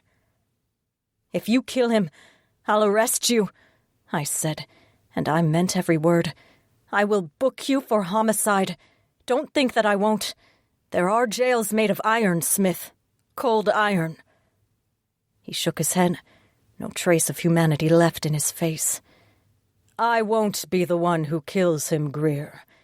There are many things worse than death, and I plan to introduce him to each and every one. In a different place, of course, so there is no chance he will return to bother you." I took a breath to call for Jones, still unmoving by the squad car, but froze as Smith gestured and tore a hole in the air. Something dark shimmered beyond it, with sparks of flame, and a gust of acrid smoke drifted into the freezing air. I aimed the gun and yelled at Smith, no idea what was going on, but it was useless. He picked Ray up and tossed him through the hole, then stepped through after him. Smith disappeared in a puff of smoke as the hole closed up and there was only the darkening air in the forest. Screaming echoed distantly, and I knew that Ray would likely wish for death long before it was granted him. But it wasn't right. It wasn't how things were supposed to work. The man deserved every moment of whatever torture he received, but his victims also deserved to see the man held accountable. Fury built up in my chest, and I screamed in rage, stomping my foot as I struggled to contain the anger and the terrifying shriek that threatened to rip me to pieces. The song swirled up and tore out of me, until the scream echoed through the woods and splintered the tree branches. It was a death song, for sure, but it felt like my own. Everything I believed in tore away, ripped free, until I felt raw and vulnerable. I fell to my knees, sobbing, and stared at where Smith and Ray had disappeared. The forest remained silent, except for the sound of my breathing and a distant siren. I couldn't walk, all the strength drained out of me, but I crawled to where Jones lay. He still breathed, but barely. I put pressure on the biggest wound in his side and fumbled for the radio on his belt, trying to speak, though my throat was raw and painful. 10-0 at last location. Officer needs assistance. All patrols respond. Officer down. It crackled and broke, the response garbled, and I knelt over Jones and tried to keep him alive as the sirens got closer, though the chest compressions were nearly impossible with a broken arm. I thought of his wife and kids, his life, dragged into the shifter bullshit and almost dead because of it. I gritted my teeth against another song. I refused to sing for him. He wouldn't die. He couldn't die. Tears blurred my vision as the breath rattled in his throat, and I started doing one-armed chest compressions despite the angry wounds in my arms and shoulders and back. I couldn't lose Jones. But the forest remained silent, and the snow kept falling, covering up everything that had happened. Chapter 24. Malcolm. The bear felt something change in the universe, something tear, as he raced to help Greer. The grizzly wanted to help her, to save her, even if the world was ending right next to her. The bright light nearly blinded him as he charged up to the two cars and skidded to a halt when he saw her kneeling over the lifeless body of her partner. Greer looked up at him, her face streaked with blood and tears. "Help him!" The bear grumbled, wanting to be the one who helped their mate, but the grizzly knew he wasn't enough. He shifted, and then Malcolm stood next to her. Pain from the broken bones and internal injuries from the car crash made him stagger and fall to his bare knees in the snow. He needed to touch her. "Are you hurt? Why are you bleeding?" "Call an ambulance," she said, voice hoarse. "Please, Jones is hurt." "You're hurt," he said, but he stumbled to the unmarked cop car they'd driven and searched through the inside until he found a phone, called 911 to repeat the request for multiple ambulances, then called Kaiser. He managed to crawl back to help Greer, making her sit back against the car so he could continue chest compressions on the unconscious human. The bear knew something was deeply wrong with all of them. "Molly?" "She's in the car," Greer said. He choked on a request, a desperate question about his sister, and almost stopped her as Greer whimpered and dragged herself to the back seat of the car and peered inside, touched Molly's ankle. "She's unconscious. I don't think they bit her." "Good." "They bit me," she said, and her voice wavered. She held one bloody arm close to her chest, going pale every time she moved it. Do they change Faye? Can they change Banshee?" "I don't know," he said. He wanted to answer, wanted to give her an easy solution. His chest ached and dark blotches distorted his sight. He couldn't keep up the chest compressions. He didn't want to walk away from Greer's partner, but the damage from the car crash stole away his breath.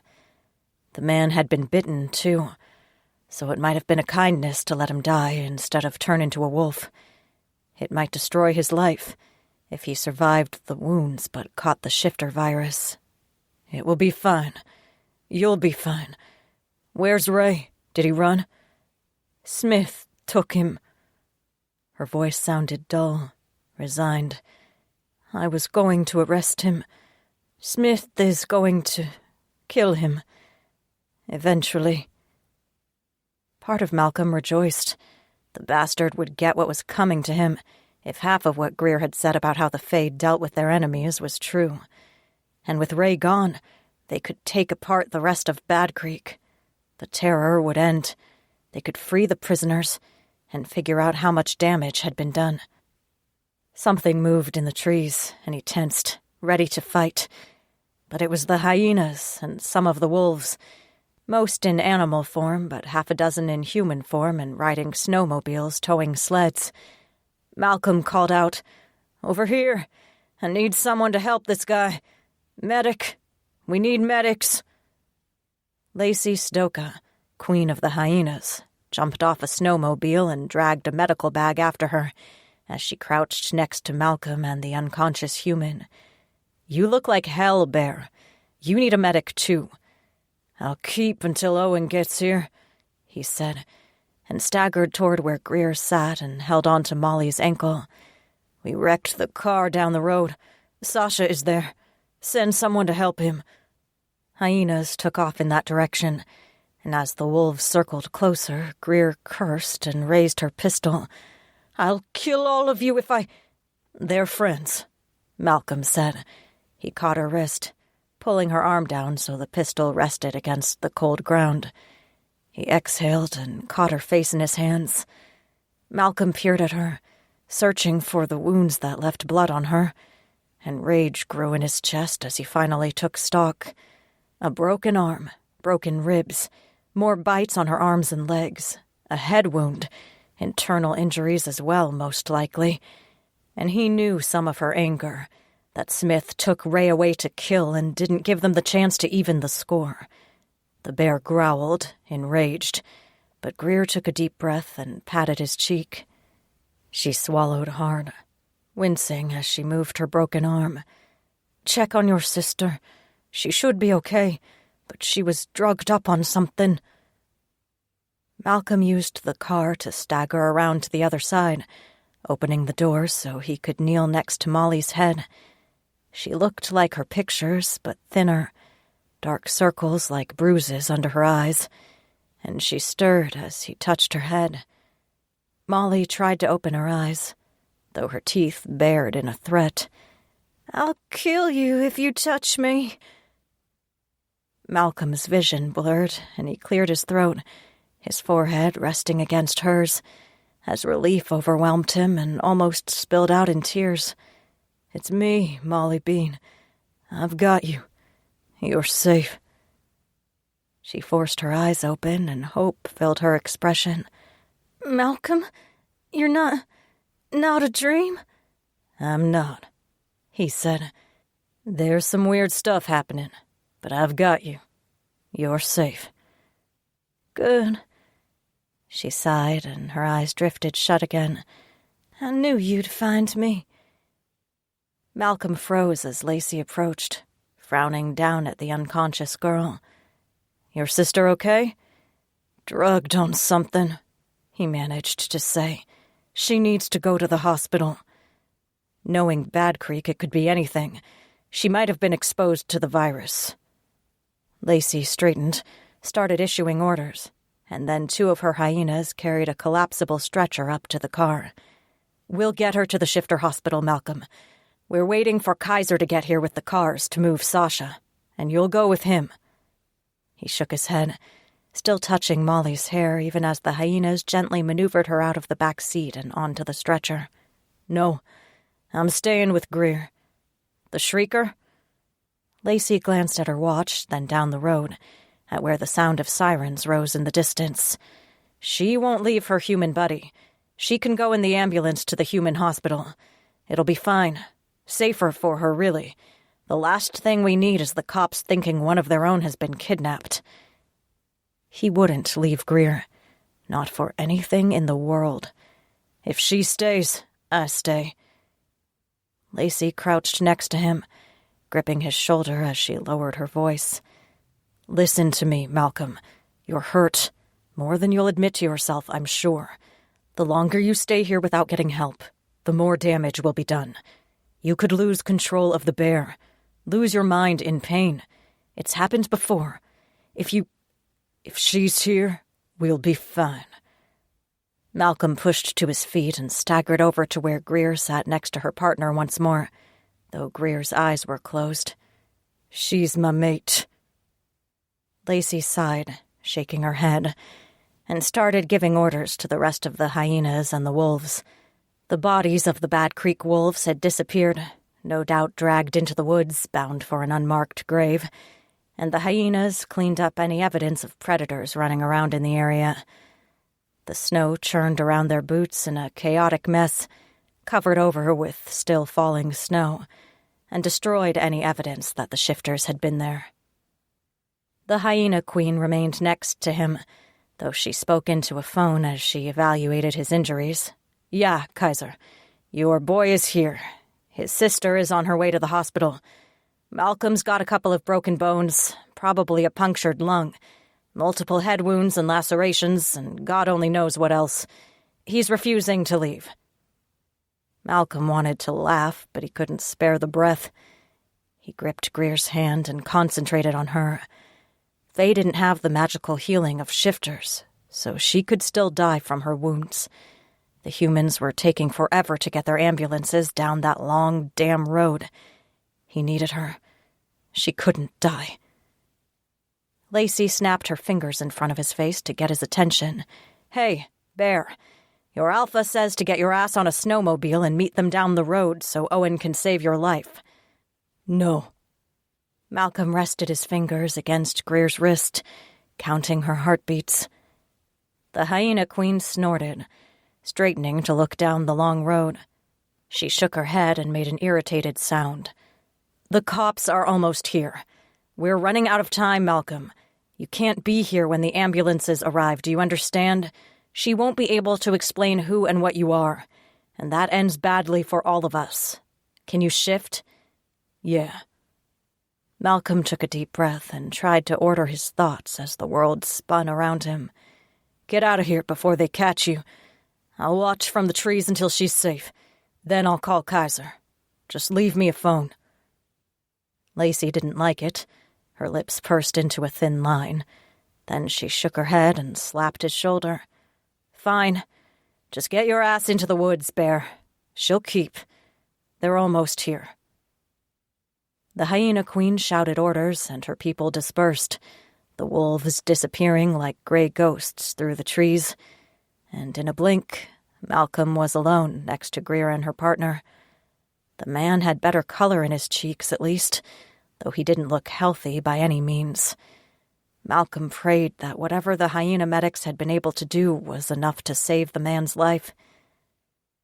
Malcolm leaned close and kissed Greer's forehead, stroking her cheeks, and when her eyes opened, he smiled. Malcolm pressed his lips to hers. "The ambulances are almost here. When they ask, you were attacked by the guy driving the car after you pulled him over. You thought the girl was in there, but she must have run. He disappeared on you, and you didn't see where he went." "Get someplace safe," she whispered, and lifted her good arm to pat his chest. "I'll be fine.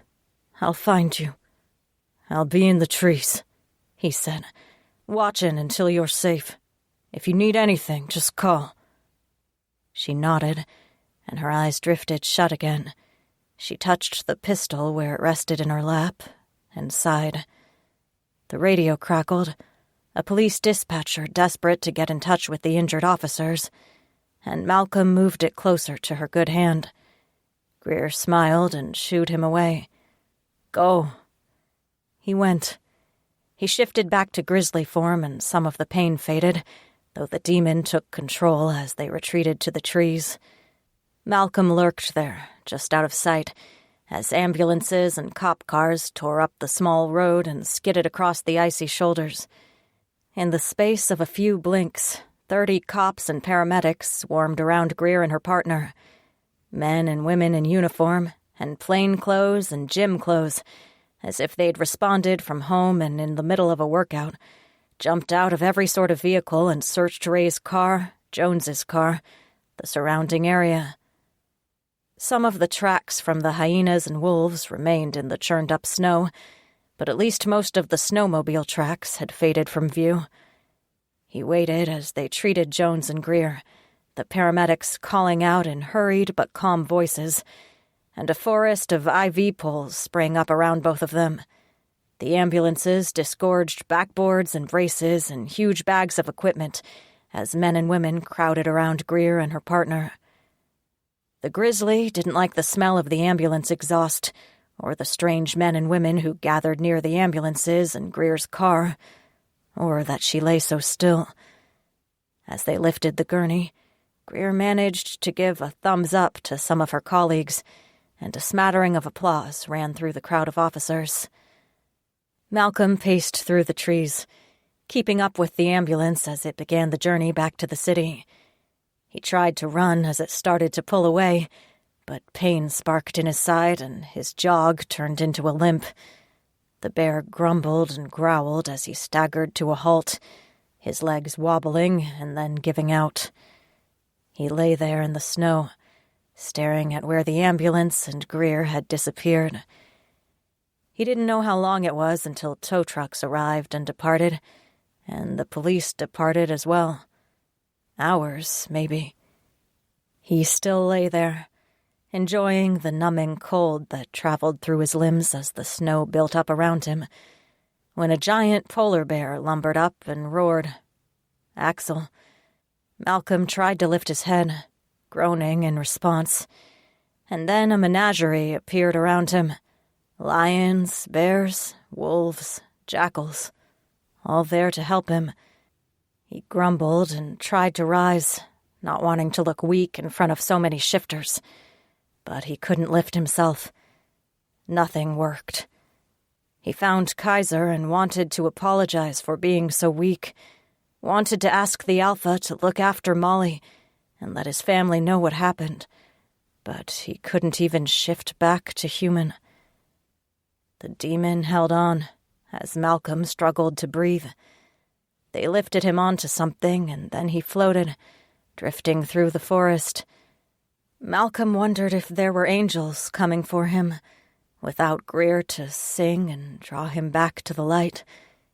He had to live for her, to be with her. And Molly. Malcolm held on, focused only on Greer, his mate. Somewhere she would be singing. She would still sing for him and bring him back. He needed to be there to sing for her. Chapter 25. Greer. I woke up in a hospital, in a quiet room, alone. My head hurt and my arms hurt, and pretty much everything else hurt as well. Bandages covered my arms and what I could see of my legs, and a cast covered my right arm from my bicep to my wrist. Time came back to me in fits and starts as I stared at my toes, covered by a thin sheet. I remembered a lot of noise and lights in the woods, people standing over me, a siren loud enough to deafen, then bouncing and jostling in a small, dark space. The ambulance, maybe, and then more lights and people. Brief flashes of nurses and doctors, taking x-rays and different scans, making me eat soup and ice chips, competed with improbable memories of Malcolm on crutches, limping into my room. Even my bones hurt as I tried to sit up, searching around for a call button or anything that would get me some answers. Before I got very far, the door creaked open. I wished I had my gun, envisioning some of Ray's bodyguards showing up to get even. But instead, Malcolm poked his head in. He smiled when he saw me, and something tight in my chest eased. Malcolm. He carried a bouquet of flowers and what smelled like some sort of Asian-style broth, but he limped as he made his way across the room. My vision blurred, and I wiped at my cheeks, trying to maneuver my cast so I could hug him. "Hey." "Hi," he said, and put down the flowers and food to wrap me up in the best bear hug I'd ever experienced, even as my ribs complained. He grumbled and rumbled, burying his face in my hair, and I struggled to breathe without sobbing. Malcolm eased back after a long time, sitting on the side of my bed, and smiled more as he wiped tears off my cheeks. "It's really good to see you awake. How long have I been out?" My voice went hoarse, a little rusty, and I tried to gather my composure. I had no idea why I cried. We were both okay. There wasn't any reason to cry. "It's been a week," he said, and I read some of the worry in the lines around his eyes. He looked tired and worried. He lifted the bag of food. "You've been in and out, though the doctors said you might not remember much of anything. They kept you awake as much as possible, aside from a few surgeries to get your arm set. But you were pretty loopy on pain meds most of the time. They've been weaning you off the good stuff for the last day or two, so I hoped you'd wake up today. I thought you might be ready for some soup. You won't get your strength back eating the bullshit Jell-O they serve here." I tried to smile, wincing as I sat up and sore muscles stretched. He fiddled with a controller on the side of the bed, raising the back until I was more comfortable. Malcolm concentrated on unpacking the food onto the sliding tray that slipped over the bed. I watched him for a long time, trying to process what was happening, and finally my sluggish thoughts caught up with what I was really worried about. What about Jones? Where's Jones? He's okay. The caution in Malcolm's voice made me sit up, ready to run through the hospital to find my partner. He'd been injured because of me. It was my fault. Before I could get very far, though, Malcolm caught my shoulders and gently pressed me back against the bed. He's just down the hall from here. Calm down. He's healing slower than they expected. He's old and human, so the bones aren't quite knitting like they want. He has another surgery scheduled. After you eat, I can take you down to see him. You visited him? Checked on him? A knot formed in my throat, and I couldn't go on. Of course, Malcolm said. He opened a carton and poured ramen and broth into a bowl, careful so it didn't splatter on me, and picked up a spoon. When I reached for it to feed myself, Malcolm shook his head and fed me himself. As I swallowed the delicious broth and waited to make sure it stayed down, he exhaled in relief and stirred the soup. He's your partner. You were worried about him, even when you practically passed out from all the pain. His family is here, too. They asked about you. They've been by to visit, but since you've been so out of it since the paramedics brought you in, there wasn't much for them to visit. Thank you. My sinuses burned more and the tears started anew, and Malcolm laughed a little as he pushed the tray out of the way to hug me again, drawing me close and rubbing my back. Babe, what's wrong? Why the tears? I don't know, I said, and my voice went all high, and finally the sobs broke free. All I could do was hide my face against his shoulder and bawl. All the worry and terror of the attack, when Ray held my own gun on me, when wolves tore at Jones and me, when I watched my partner's chest stop moving and the light go out of his eyes, crashed into me. I'd been so sure we were both dead, that no one would get there in time. Even that terrible shriek in my chest didn't help. Even in the ambulance, as the paramedics talked over me, they weren't sure I would live.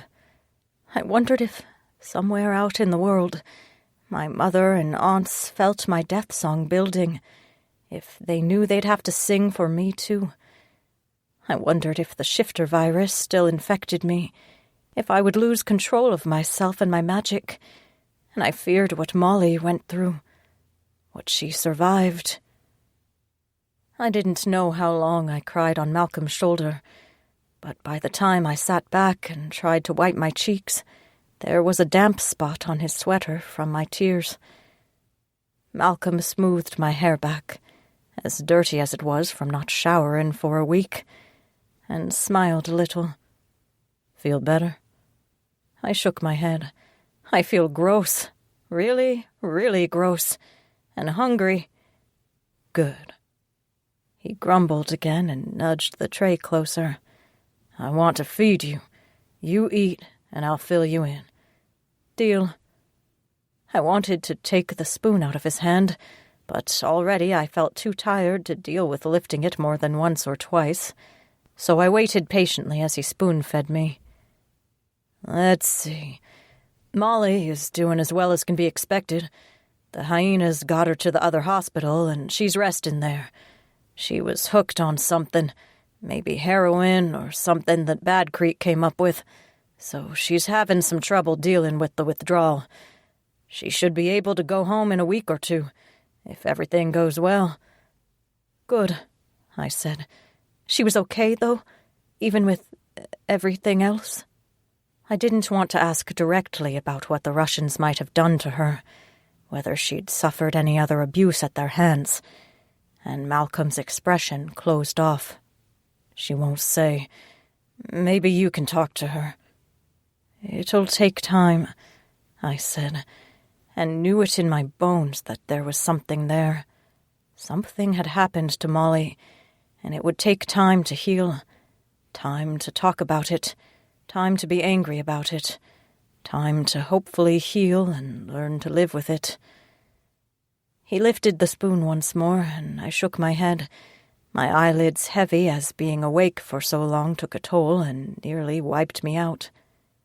Don't ask her about it. If she wants to talk about it, you listen. Don't offer advice. Don't try to fix it. Just listen. Got it, boyo? A hint of a smile touched his face and faded as he put the spoon down.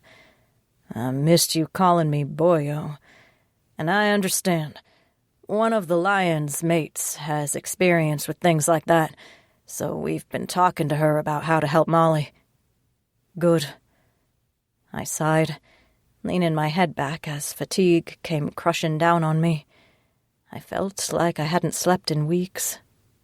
What about your family? Did you call them? I did. Malcolm leaned on the table, resting his chin on his fist. They were livid, as I expected. Livid? Why would they be livid? Hearing from me, he said, and sighed. Malcolm rubbed his eyes, looking suddenly older. They never wanted to see me again, after the bear attacked me and I suddenly had demons in me. And even after I left, I was causing trouble. Molly ran away to find me. It was my fault she ended up in trouble, and... Whoa. I poked him in the chest, forcing my eyes open. Stop right there. You're not full of demons, Malcolm. The bear demon possesses me, he said, patiently, as if he was explaining something complex to a small child. It's evil. I'm possessed by a bad spirit, a demon that takes over. I can't control it. I'll get rid of it, Greer, I promise. I must have misheard him. I shook my head as I tried to sort through the logic of what he'd said. Malcolm, it's a virus, not a spirit. It was transmitted when the bear bit you. It changes your genetics. You can't get rid of it. He kept shaking his head. It's a demon, Greer. I can't live with it. It's evil. Hey! I forced myself to sit up, catching his hand when Malcolm started to pull away. Stop right there. It's not a demon. You're not possessed by demons. It might feel that way sometimes when you don't have control over yourself. I know what that's like, Malcolm. When someone dies, I sing. I can't stop it. I can't change it. But it's part of what makes me who I am. If you took that away, I wouldn't be myself, right? Right, he said. He lifted my hand and kissed the back of it, careful to avoid the IV. But you're perfect, Greer. And so are you. When he made a face, I scowled and poked him in the chest again. Don't you dare disagree with me, boyo. You're perfectly Malcolm McNevin.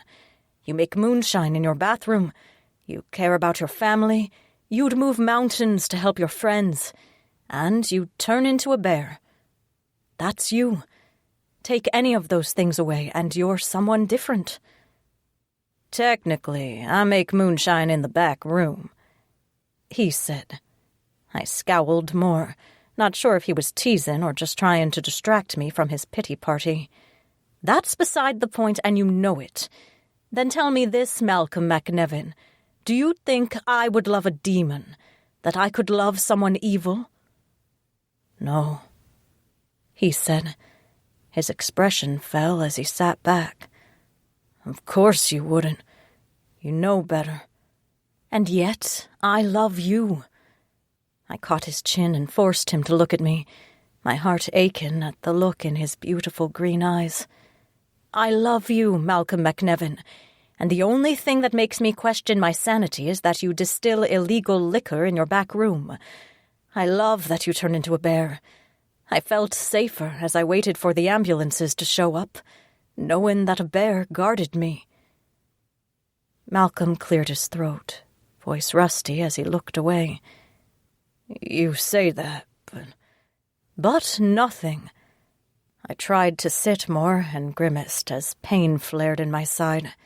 He immediately moved to help me, adjusting the pillows behind me and fussing until I bopped him with my cast.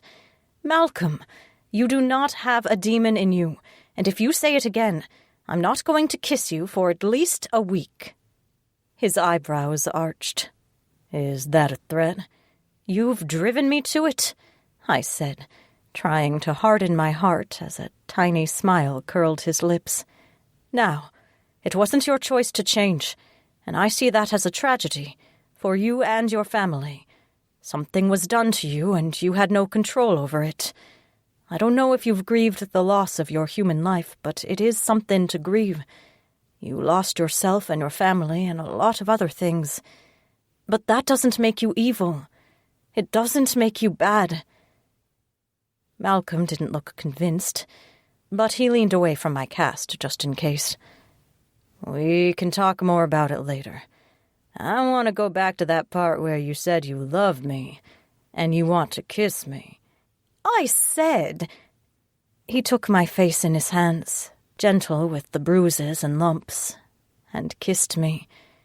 It started gently, a careful reintroduction, but fire sparked between us and the kiss deepened. The heart rate monitor sped up to an alarming rate, but I didn't care. I loved him, and the song that bubbled up didn't have anything to do with death, but with joy. We could figure everything else out. Everyone had their demons. We'd fight them together. Epilogue. Greer. I was playing cards with Jones in his room when Malcolm found me. After 2 weeks at the hospital, I was more than ready to go home, but I didn't want to leave my partner. I sat in a wheelchair next to his bed, dealing onto the bed next to his side, and didn't look up as Malcolm knocked on the door. Jones grunted and threw his cards down in disgust. Get her out of here, McNevin. She's cheating. I don't cheat, I said under my breath, though I winked at Malcolm when he walked in, carrying a box of donuts. I'm just lucky. Right, like I'd believe that. Malcolm leaned down to kiss my cheek, offering the box of donuts to Jones. How are you feeling? Jones grumbled and muttered, waving away whatever concern the other man showed, and I reshuffled the deck of cards. My partner frowned as he adjusted the sling on his shoulder. They're letting you out already? Jesus, O'Brien. Who did you bribe to get out of here? You look like a dog's breakfast. Thanks, mate. I took a deep breath, testing the bruised ribs that still tweaked occasionally. They told me to go home, true enough. I still have to deal with the captain and the shrink and the fucking rat squad, but I'm on leave for a while. I won't go back until you're ready. Good. Jones gave me a dark look, made more gruesome by the medley of yellowing bruises across his face. At least his nose healed mostly straight. I'll be right behind you. Malcolm opened the box of donuts and helped himself to some sort of bear claw, and I gave him a sideways look. Cute. Very cute. The bear eating a bear claw. He chewed noisily and offered the box to Jones. Don't worry about it, Jones. No need to rush. A man your age should really... A man my age... Jones snorted and tried to heave himself out of bed. You son of a bitch. I'll show you a thing or two about... That's enough, I said, and leveled a warning look at my partner. You'll fall and hurt yourself again, and then I'll have to call your wife and she'll tear you a new one for being so damn stubborn. Jones grumbled and took a donut. Your boyfriend is an asshole. I know, I said, and frowned at Malcolm. He grinned innocently, a bit of powdered sugar in his beard. And we'll have a talk about that later. I've got to check out, mate, but I'll be by to visit you tomorrow. Good, and bring me some real food. A fucking cheeseburger or steak or something. Jones picked up the cards and started to deal a game of solitaire. "This hospital food is bullshit. Your wife told them to give you the diet meals," Malcolm said, innocent as a church mouse. "She thought a man your age might need to lose a few—" "Jesus, Mary, and Joseph!" Jones bellowed, throwing the cards down. His face reddened, but I knew he was trying not to laugh, not really angry at all. Malcolm grinned, waiting for the threats, but I rolled my wheelchair back to bump his foot. They'd played the same game practically every day since we'd started visiting Jones, and the detective loved every minute of it. Despite their rough start, my partner really seemed to like Malcolm. I started to get up, wanting to walk out of there on my own, but Malcolm caught the back of the chair and popped a wheelie as he turned me toward the door. He grinned as he looked back at where Jones cursed under his breath. "We'll see you tomorrow, old fella." My partner called him several choice words, and I looked up at Malcolm as he rolled me into the hall. "Glad to see you two getting along." "We had a long talk while you were still out of it." Malcolm frowned a little as he stopped by my old room to pick up a small travel bag he'd brought a few days earlier, filled with toiletries and clothes from Kaiser's mate. I liked the woman already, and I hadn't even met her. Malcolm tucked the bag under his arm, despite that I tried to hold it, and continued the trek down to the nurse's station so we could check out. I explained there might be some odd side effects from the bites on his arms. He hadn't mentioned the wolves to anyone who interviewed him, and claimed that Ray had a German shepherd in the car with him. So Jones was a touch surprised when I knew about the wolves. He promised to call me if there were any strange signs, and he appreciated the heads up. "I didn't know you spent so much time with him." I exhaled one of the worries that had plagued me every time I visited Jones. I'd searched for signs of the shifter virus in him, looking for a flash of gold in his eyes or the darkening nails that heralded a shift. After our conversation about other realities existing apart from the human one, I desperately wanted to tell him the truth, not just about Ray and shifters in general, but about me, about what I was. I hated hiding that from him, particularly when it meant more danger for him. I owed him that. Malcolm smiled at the nurses and the doctors at the station, so charming I wanted to punch him in the side to remind him that I was sitting right there, but I only smiled and thanked the nurses. And I'd thought I had a tough job, dealing with the missing and deceased, but the nurses had to deal with the living, who were so much harder to tolerate. As Malcolm steered me toward the elevator, we passed an enormous spread of gourmet food in one of the empty rooms, beautifully catered and decorated, with a couple of thank-you balloons. Several nurses waved to us as they loaded their plates with delicious delicacies, and I leaned my head back to peer suspiciously up at Malcolm. "Did you have something to do with that?" "Oh, me?" he asked, that mountain drawl growing stronger. He didn't know it, but that was one of his tells when he lied. The accent came out. It made playing poker with him tragically easy. I snorted and leaned my head back against his arm, rubbing my cheek against his skin. Malcolm grumbled and bent down so he could kiss the side of my neck, murmured, "Just wait until I get you home." "I'm pretty sure I'm not supposed to do anything particularly strenuous," I said, though my cheeks heated. It had been difficult to stay in the hospital for 2 weeks, sleeping alone. Even though we'd only spent 2 nights together, I knew I would have slept better in that narrow hospital bed if I'd had Malcolm next to me. Between the painful ribs and the different IVs and tubes, I hardly got any rest.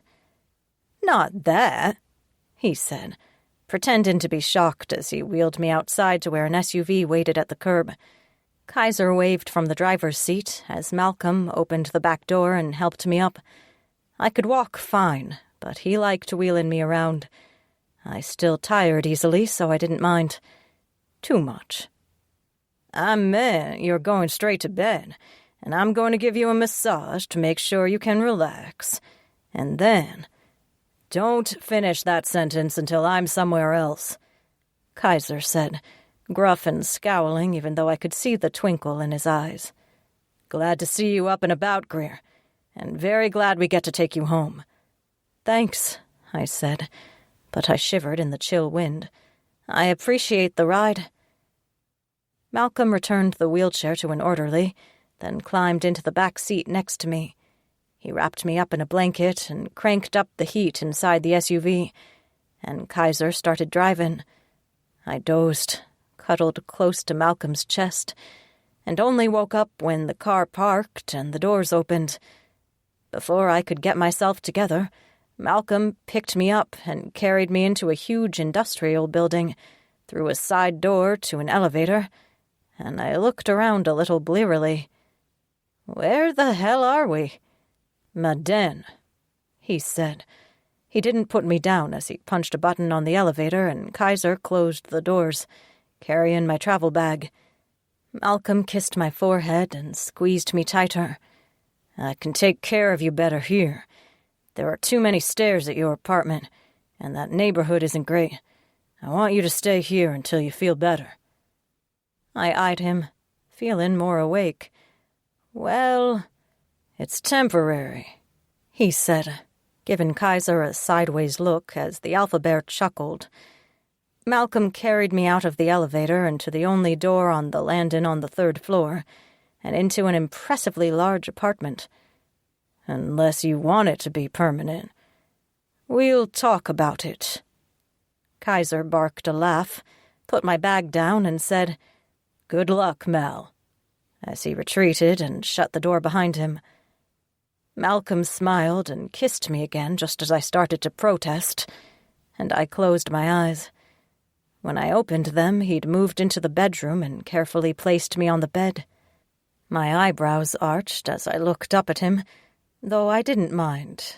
The mattress and soft sheets felt heavenly after the misery of the hospital bed. We'll definitely have to talk about this living arrangement. Any time you want, he said. He sat on the bed next to me, leaning to kiss me as he gripped my side.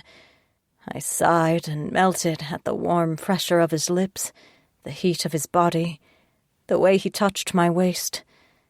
Malcolm ran his finger under the waist of the yoga pants I'd worn home from the hospital. But first, let's get you out of these clothes. I laughed, but didn't mind, since the clothes still smelled like the hospital's antiseptic. I shivered and helped maneuver the sweatshirt around my cast, accidentally slugging Malcolm when he got a little handsy. We were both laughing and tangled up in the sheets and clothes by the time I was mostly naked, and he'd somehow lost his shirt and jeans as well. He lay on his side next to me, tracing circles around my belly button. In the sudden quiet, he seemed pensive. I was worried you wouldn't come back.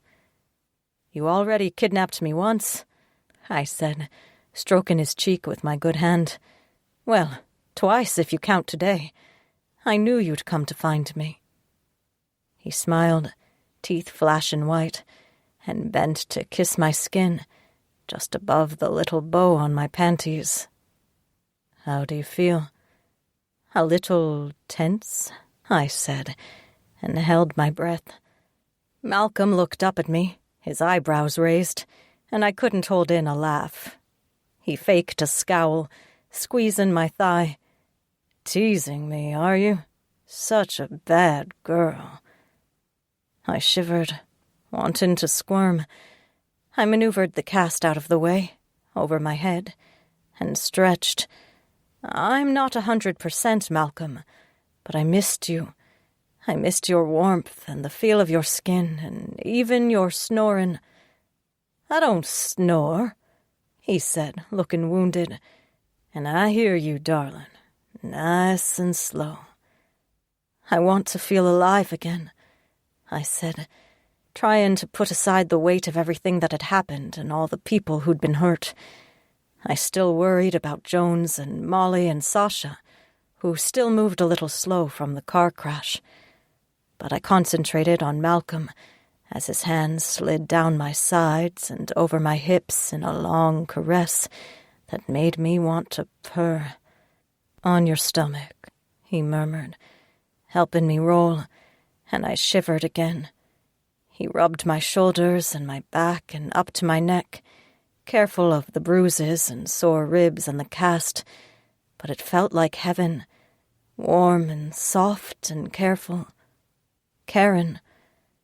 I closed my eyes and drifted in a peaceful haze as Malcolm gently worked away the knots and tension of the last few weeks. Heat gathered low in my stomach as he grumbled and the sheets rustled. His whole body stretched out over mine as he rubbed the back of my neck. I sighed and managed to roll to my back without knocking him in the head with the cast, and Malcolm's hands, soft and smooth with lotion, moved over my shoulders to my breasts. "You're very tense," he said, voice rough, and I smiled. He teased my breasts and sides, finding the ticklish spot once more, despite that I scowled a warning, and moved lower until he nudged my knees apart. Malcolm kissed my thigh, my stomach, my hip, in a random frenzy that nearly drove me crazy. He chuckled as I lifted my hips, keeping my eyes closed as my good hand slid into his hair, and Malcolm teased my center as he murmured, "I might have to get you those handcuffs, babe." I tried to come up with a smart response, but his tongue flicked over my sensitive folds, and I sighed. He grumbled, and the growl vibrated through me, making my muscles tense, and Malcolm squeezed my ass to draw me closer.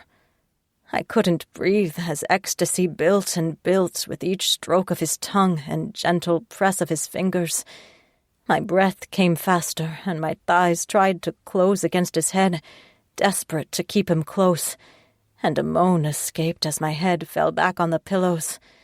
I couldn't breathe, and it didn't have anything to do with bruised ribs.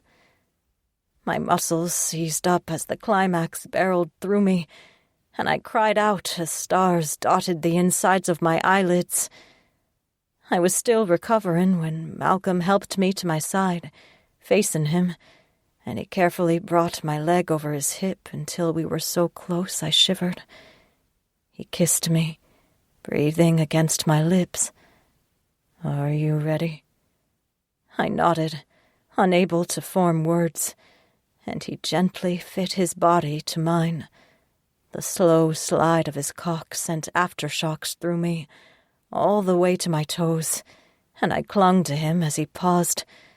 Our stomachs touched, and he held me close to his chest. He stroked my back, waiting until my breathing slowed to retreat and thrust again. It was a gentle rocking that didn't make any of my bumps or bruises ache, even when he drew my leg higher on his side so he could settle closer still. Every thrust sparked deep ecstasy that left me clinging to him as Malcolm moved faster.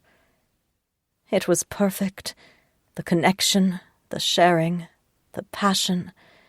I wanted to feel loved and cared for, and he was so careful that it made it easy to relax, to enjoy. And when he finally came, his arms crushed around me and held me close until my ribs creaked again. For a long time, the only sound was our breathing.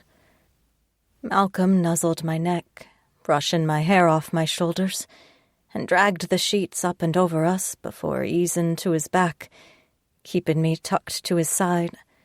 My head rested on his chest, and I listened as his thumping heart slowed back to normal.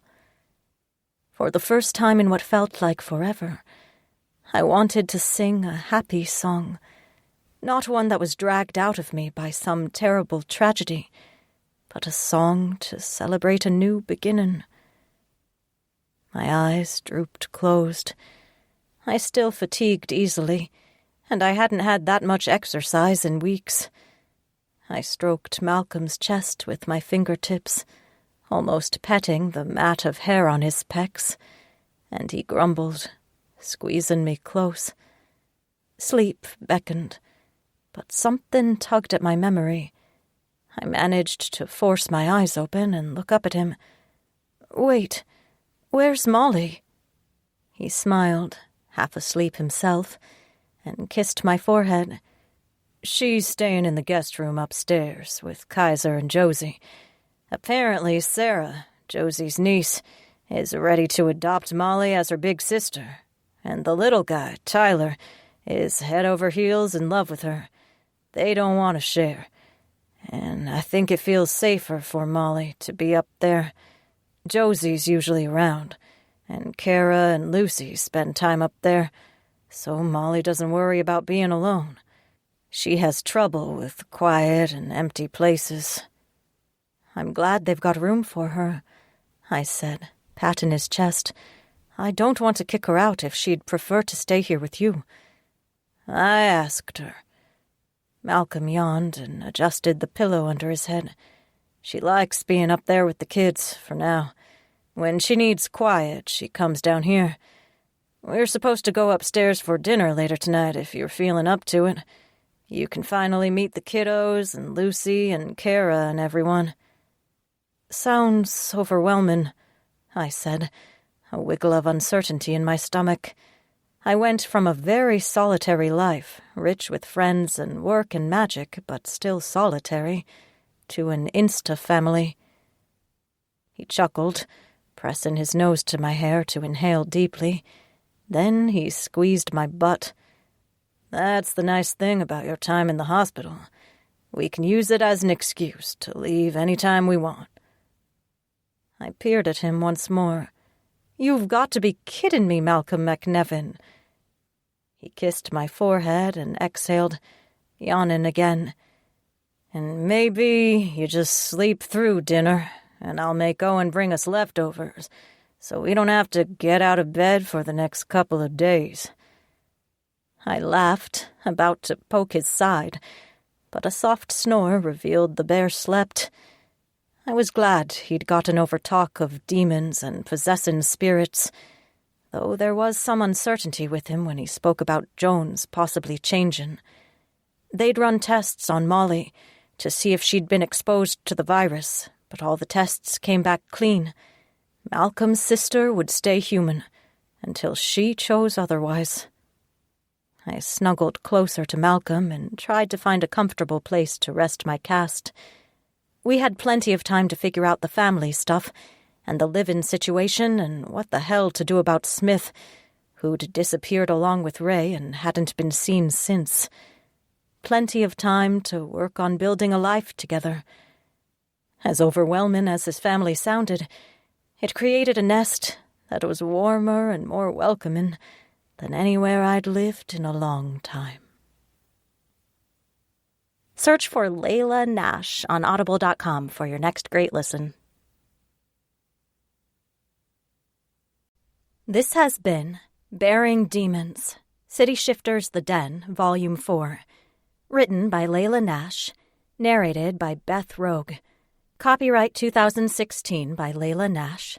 Production copyright 2020 by Layla Nash.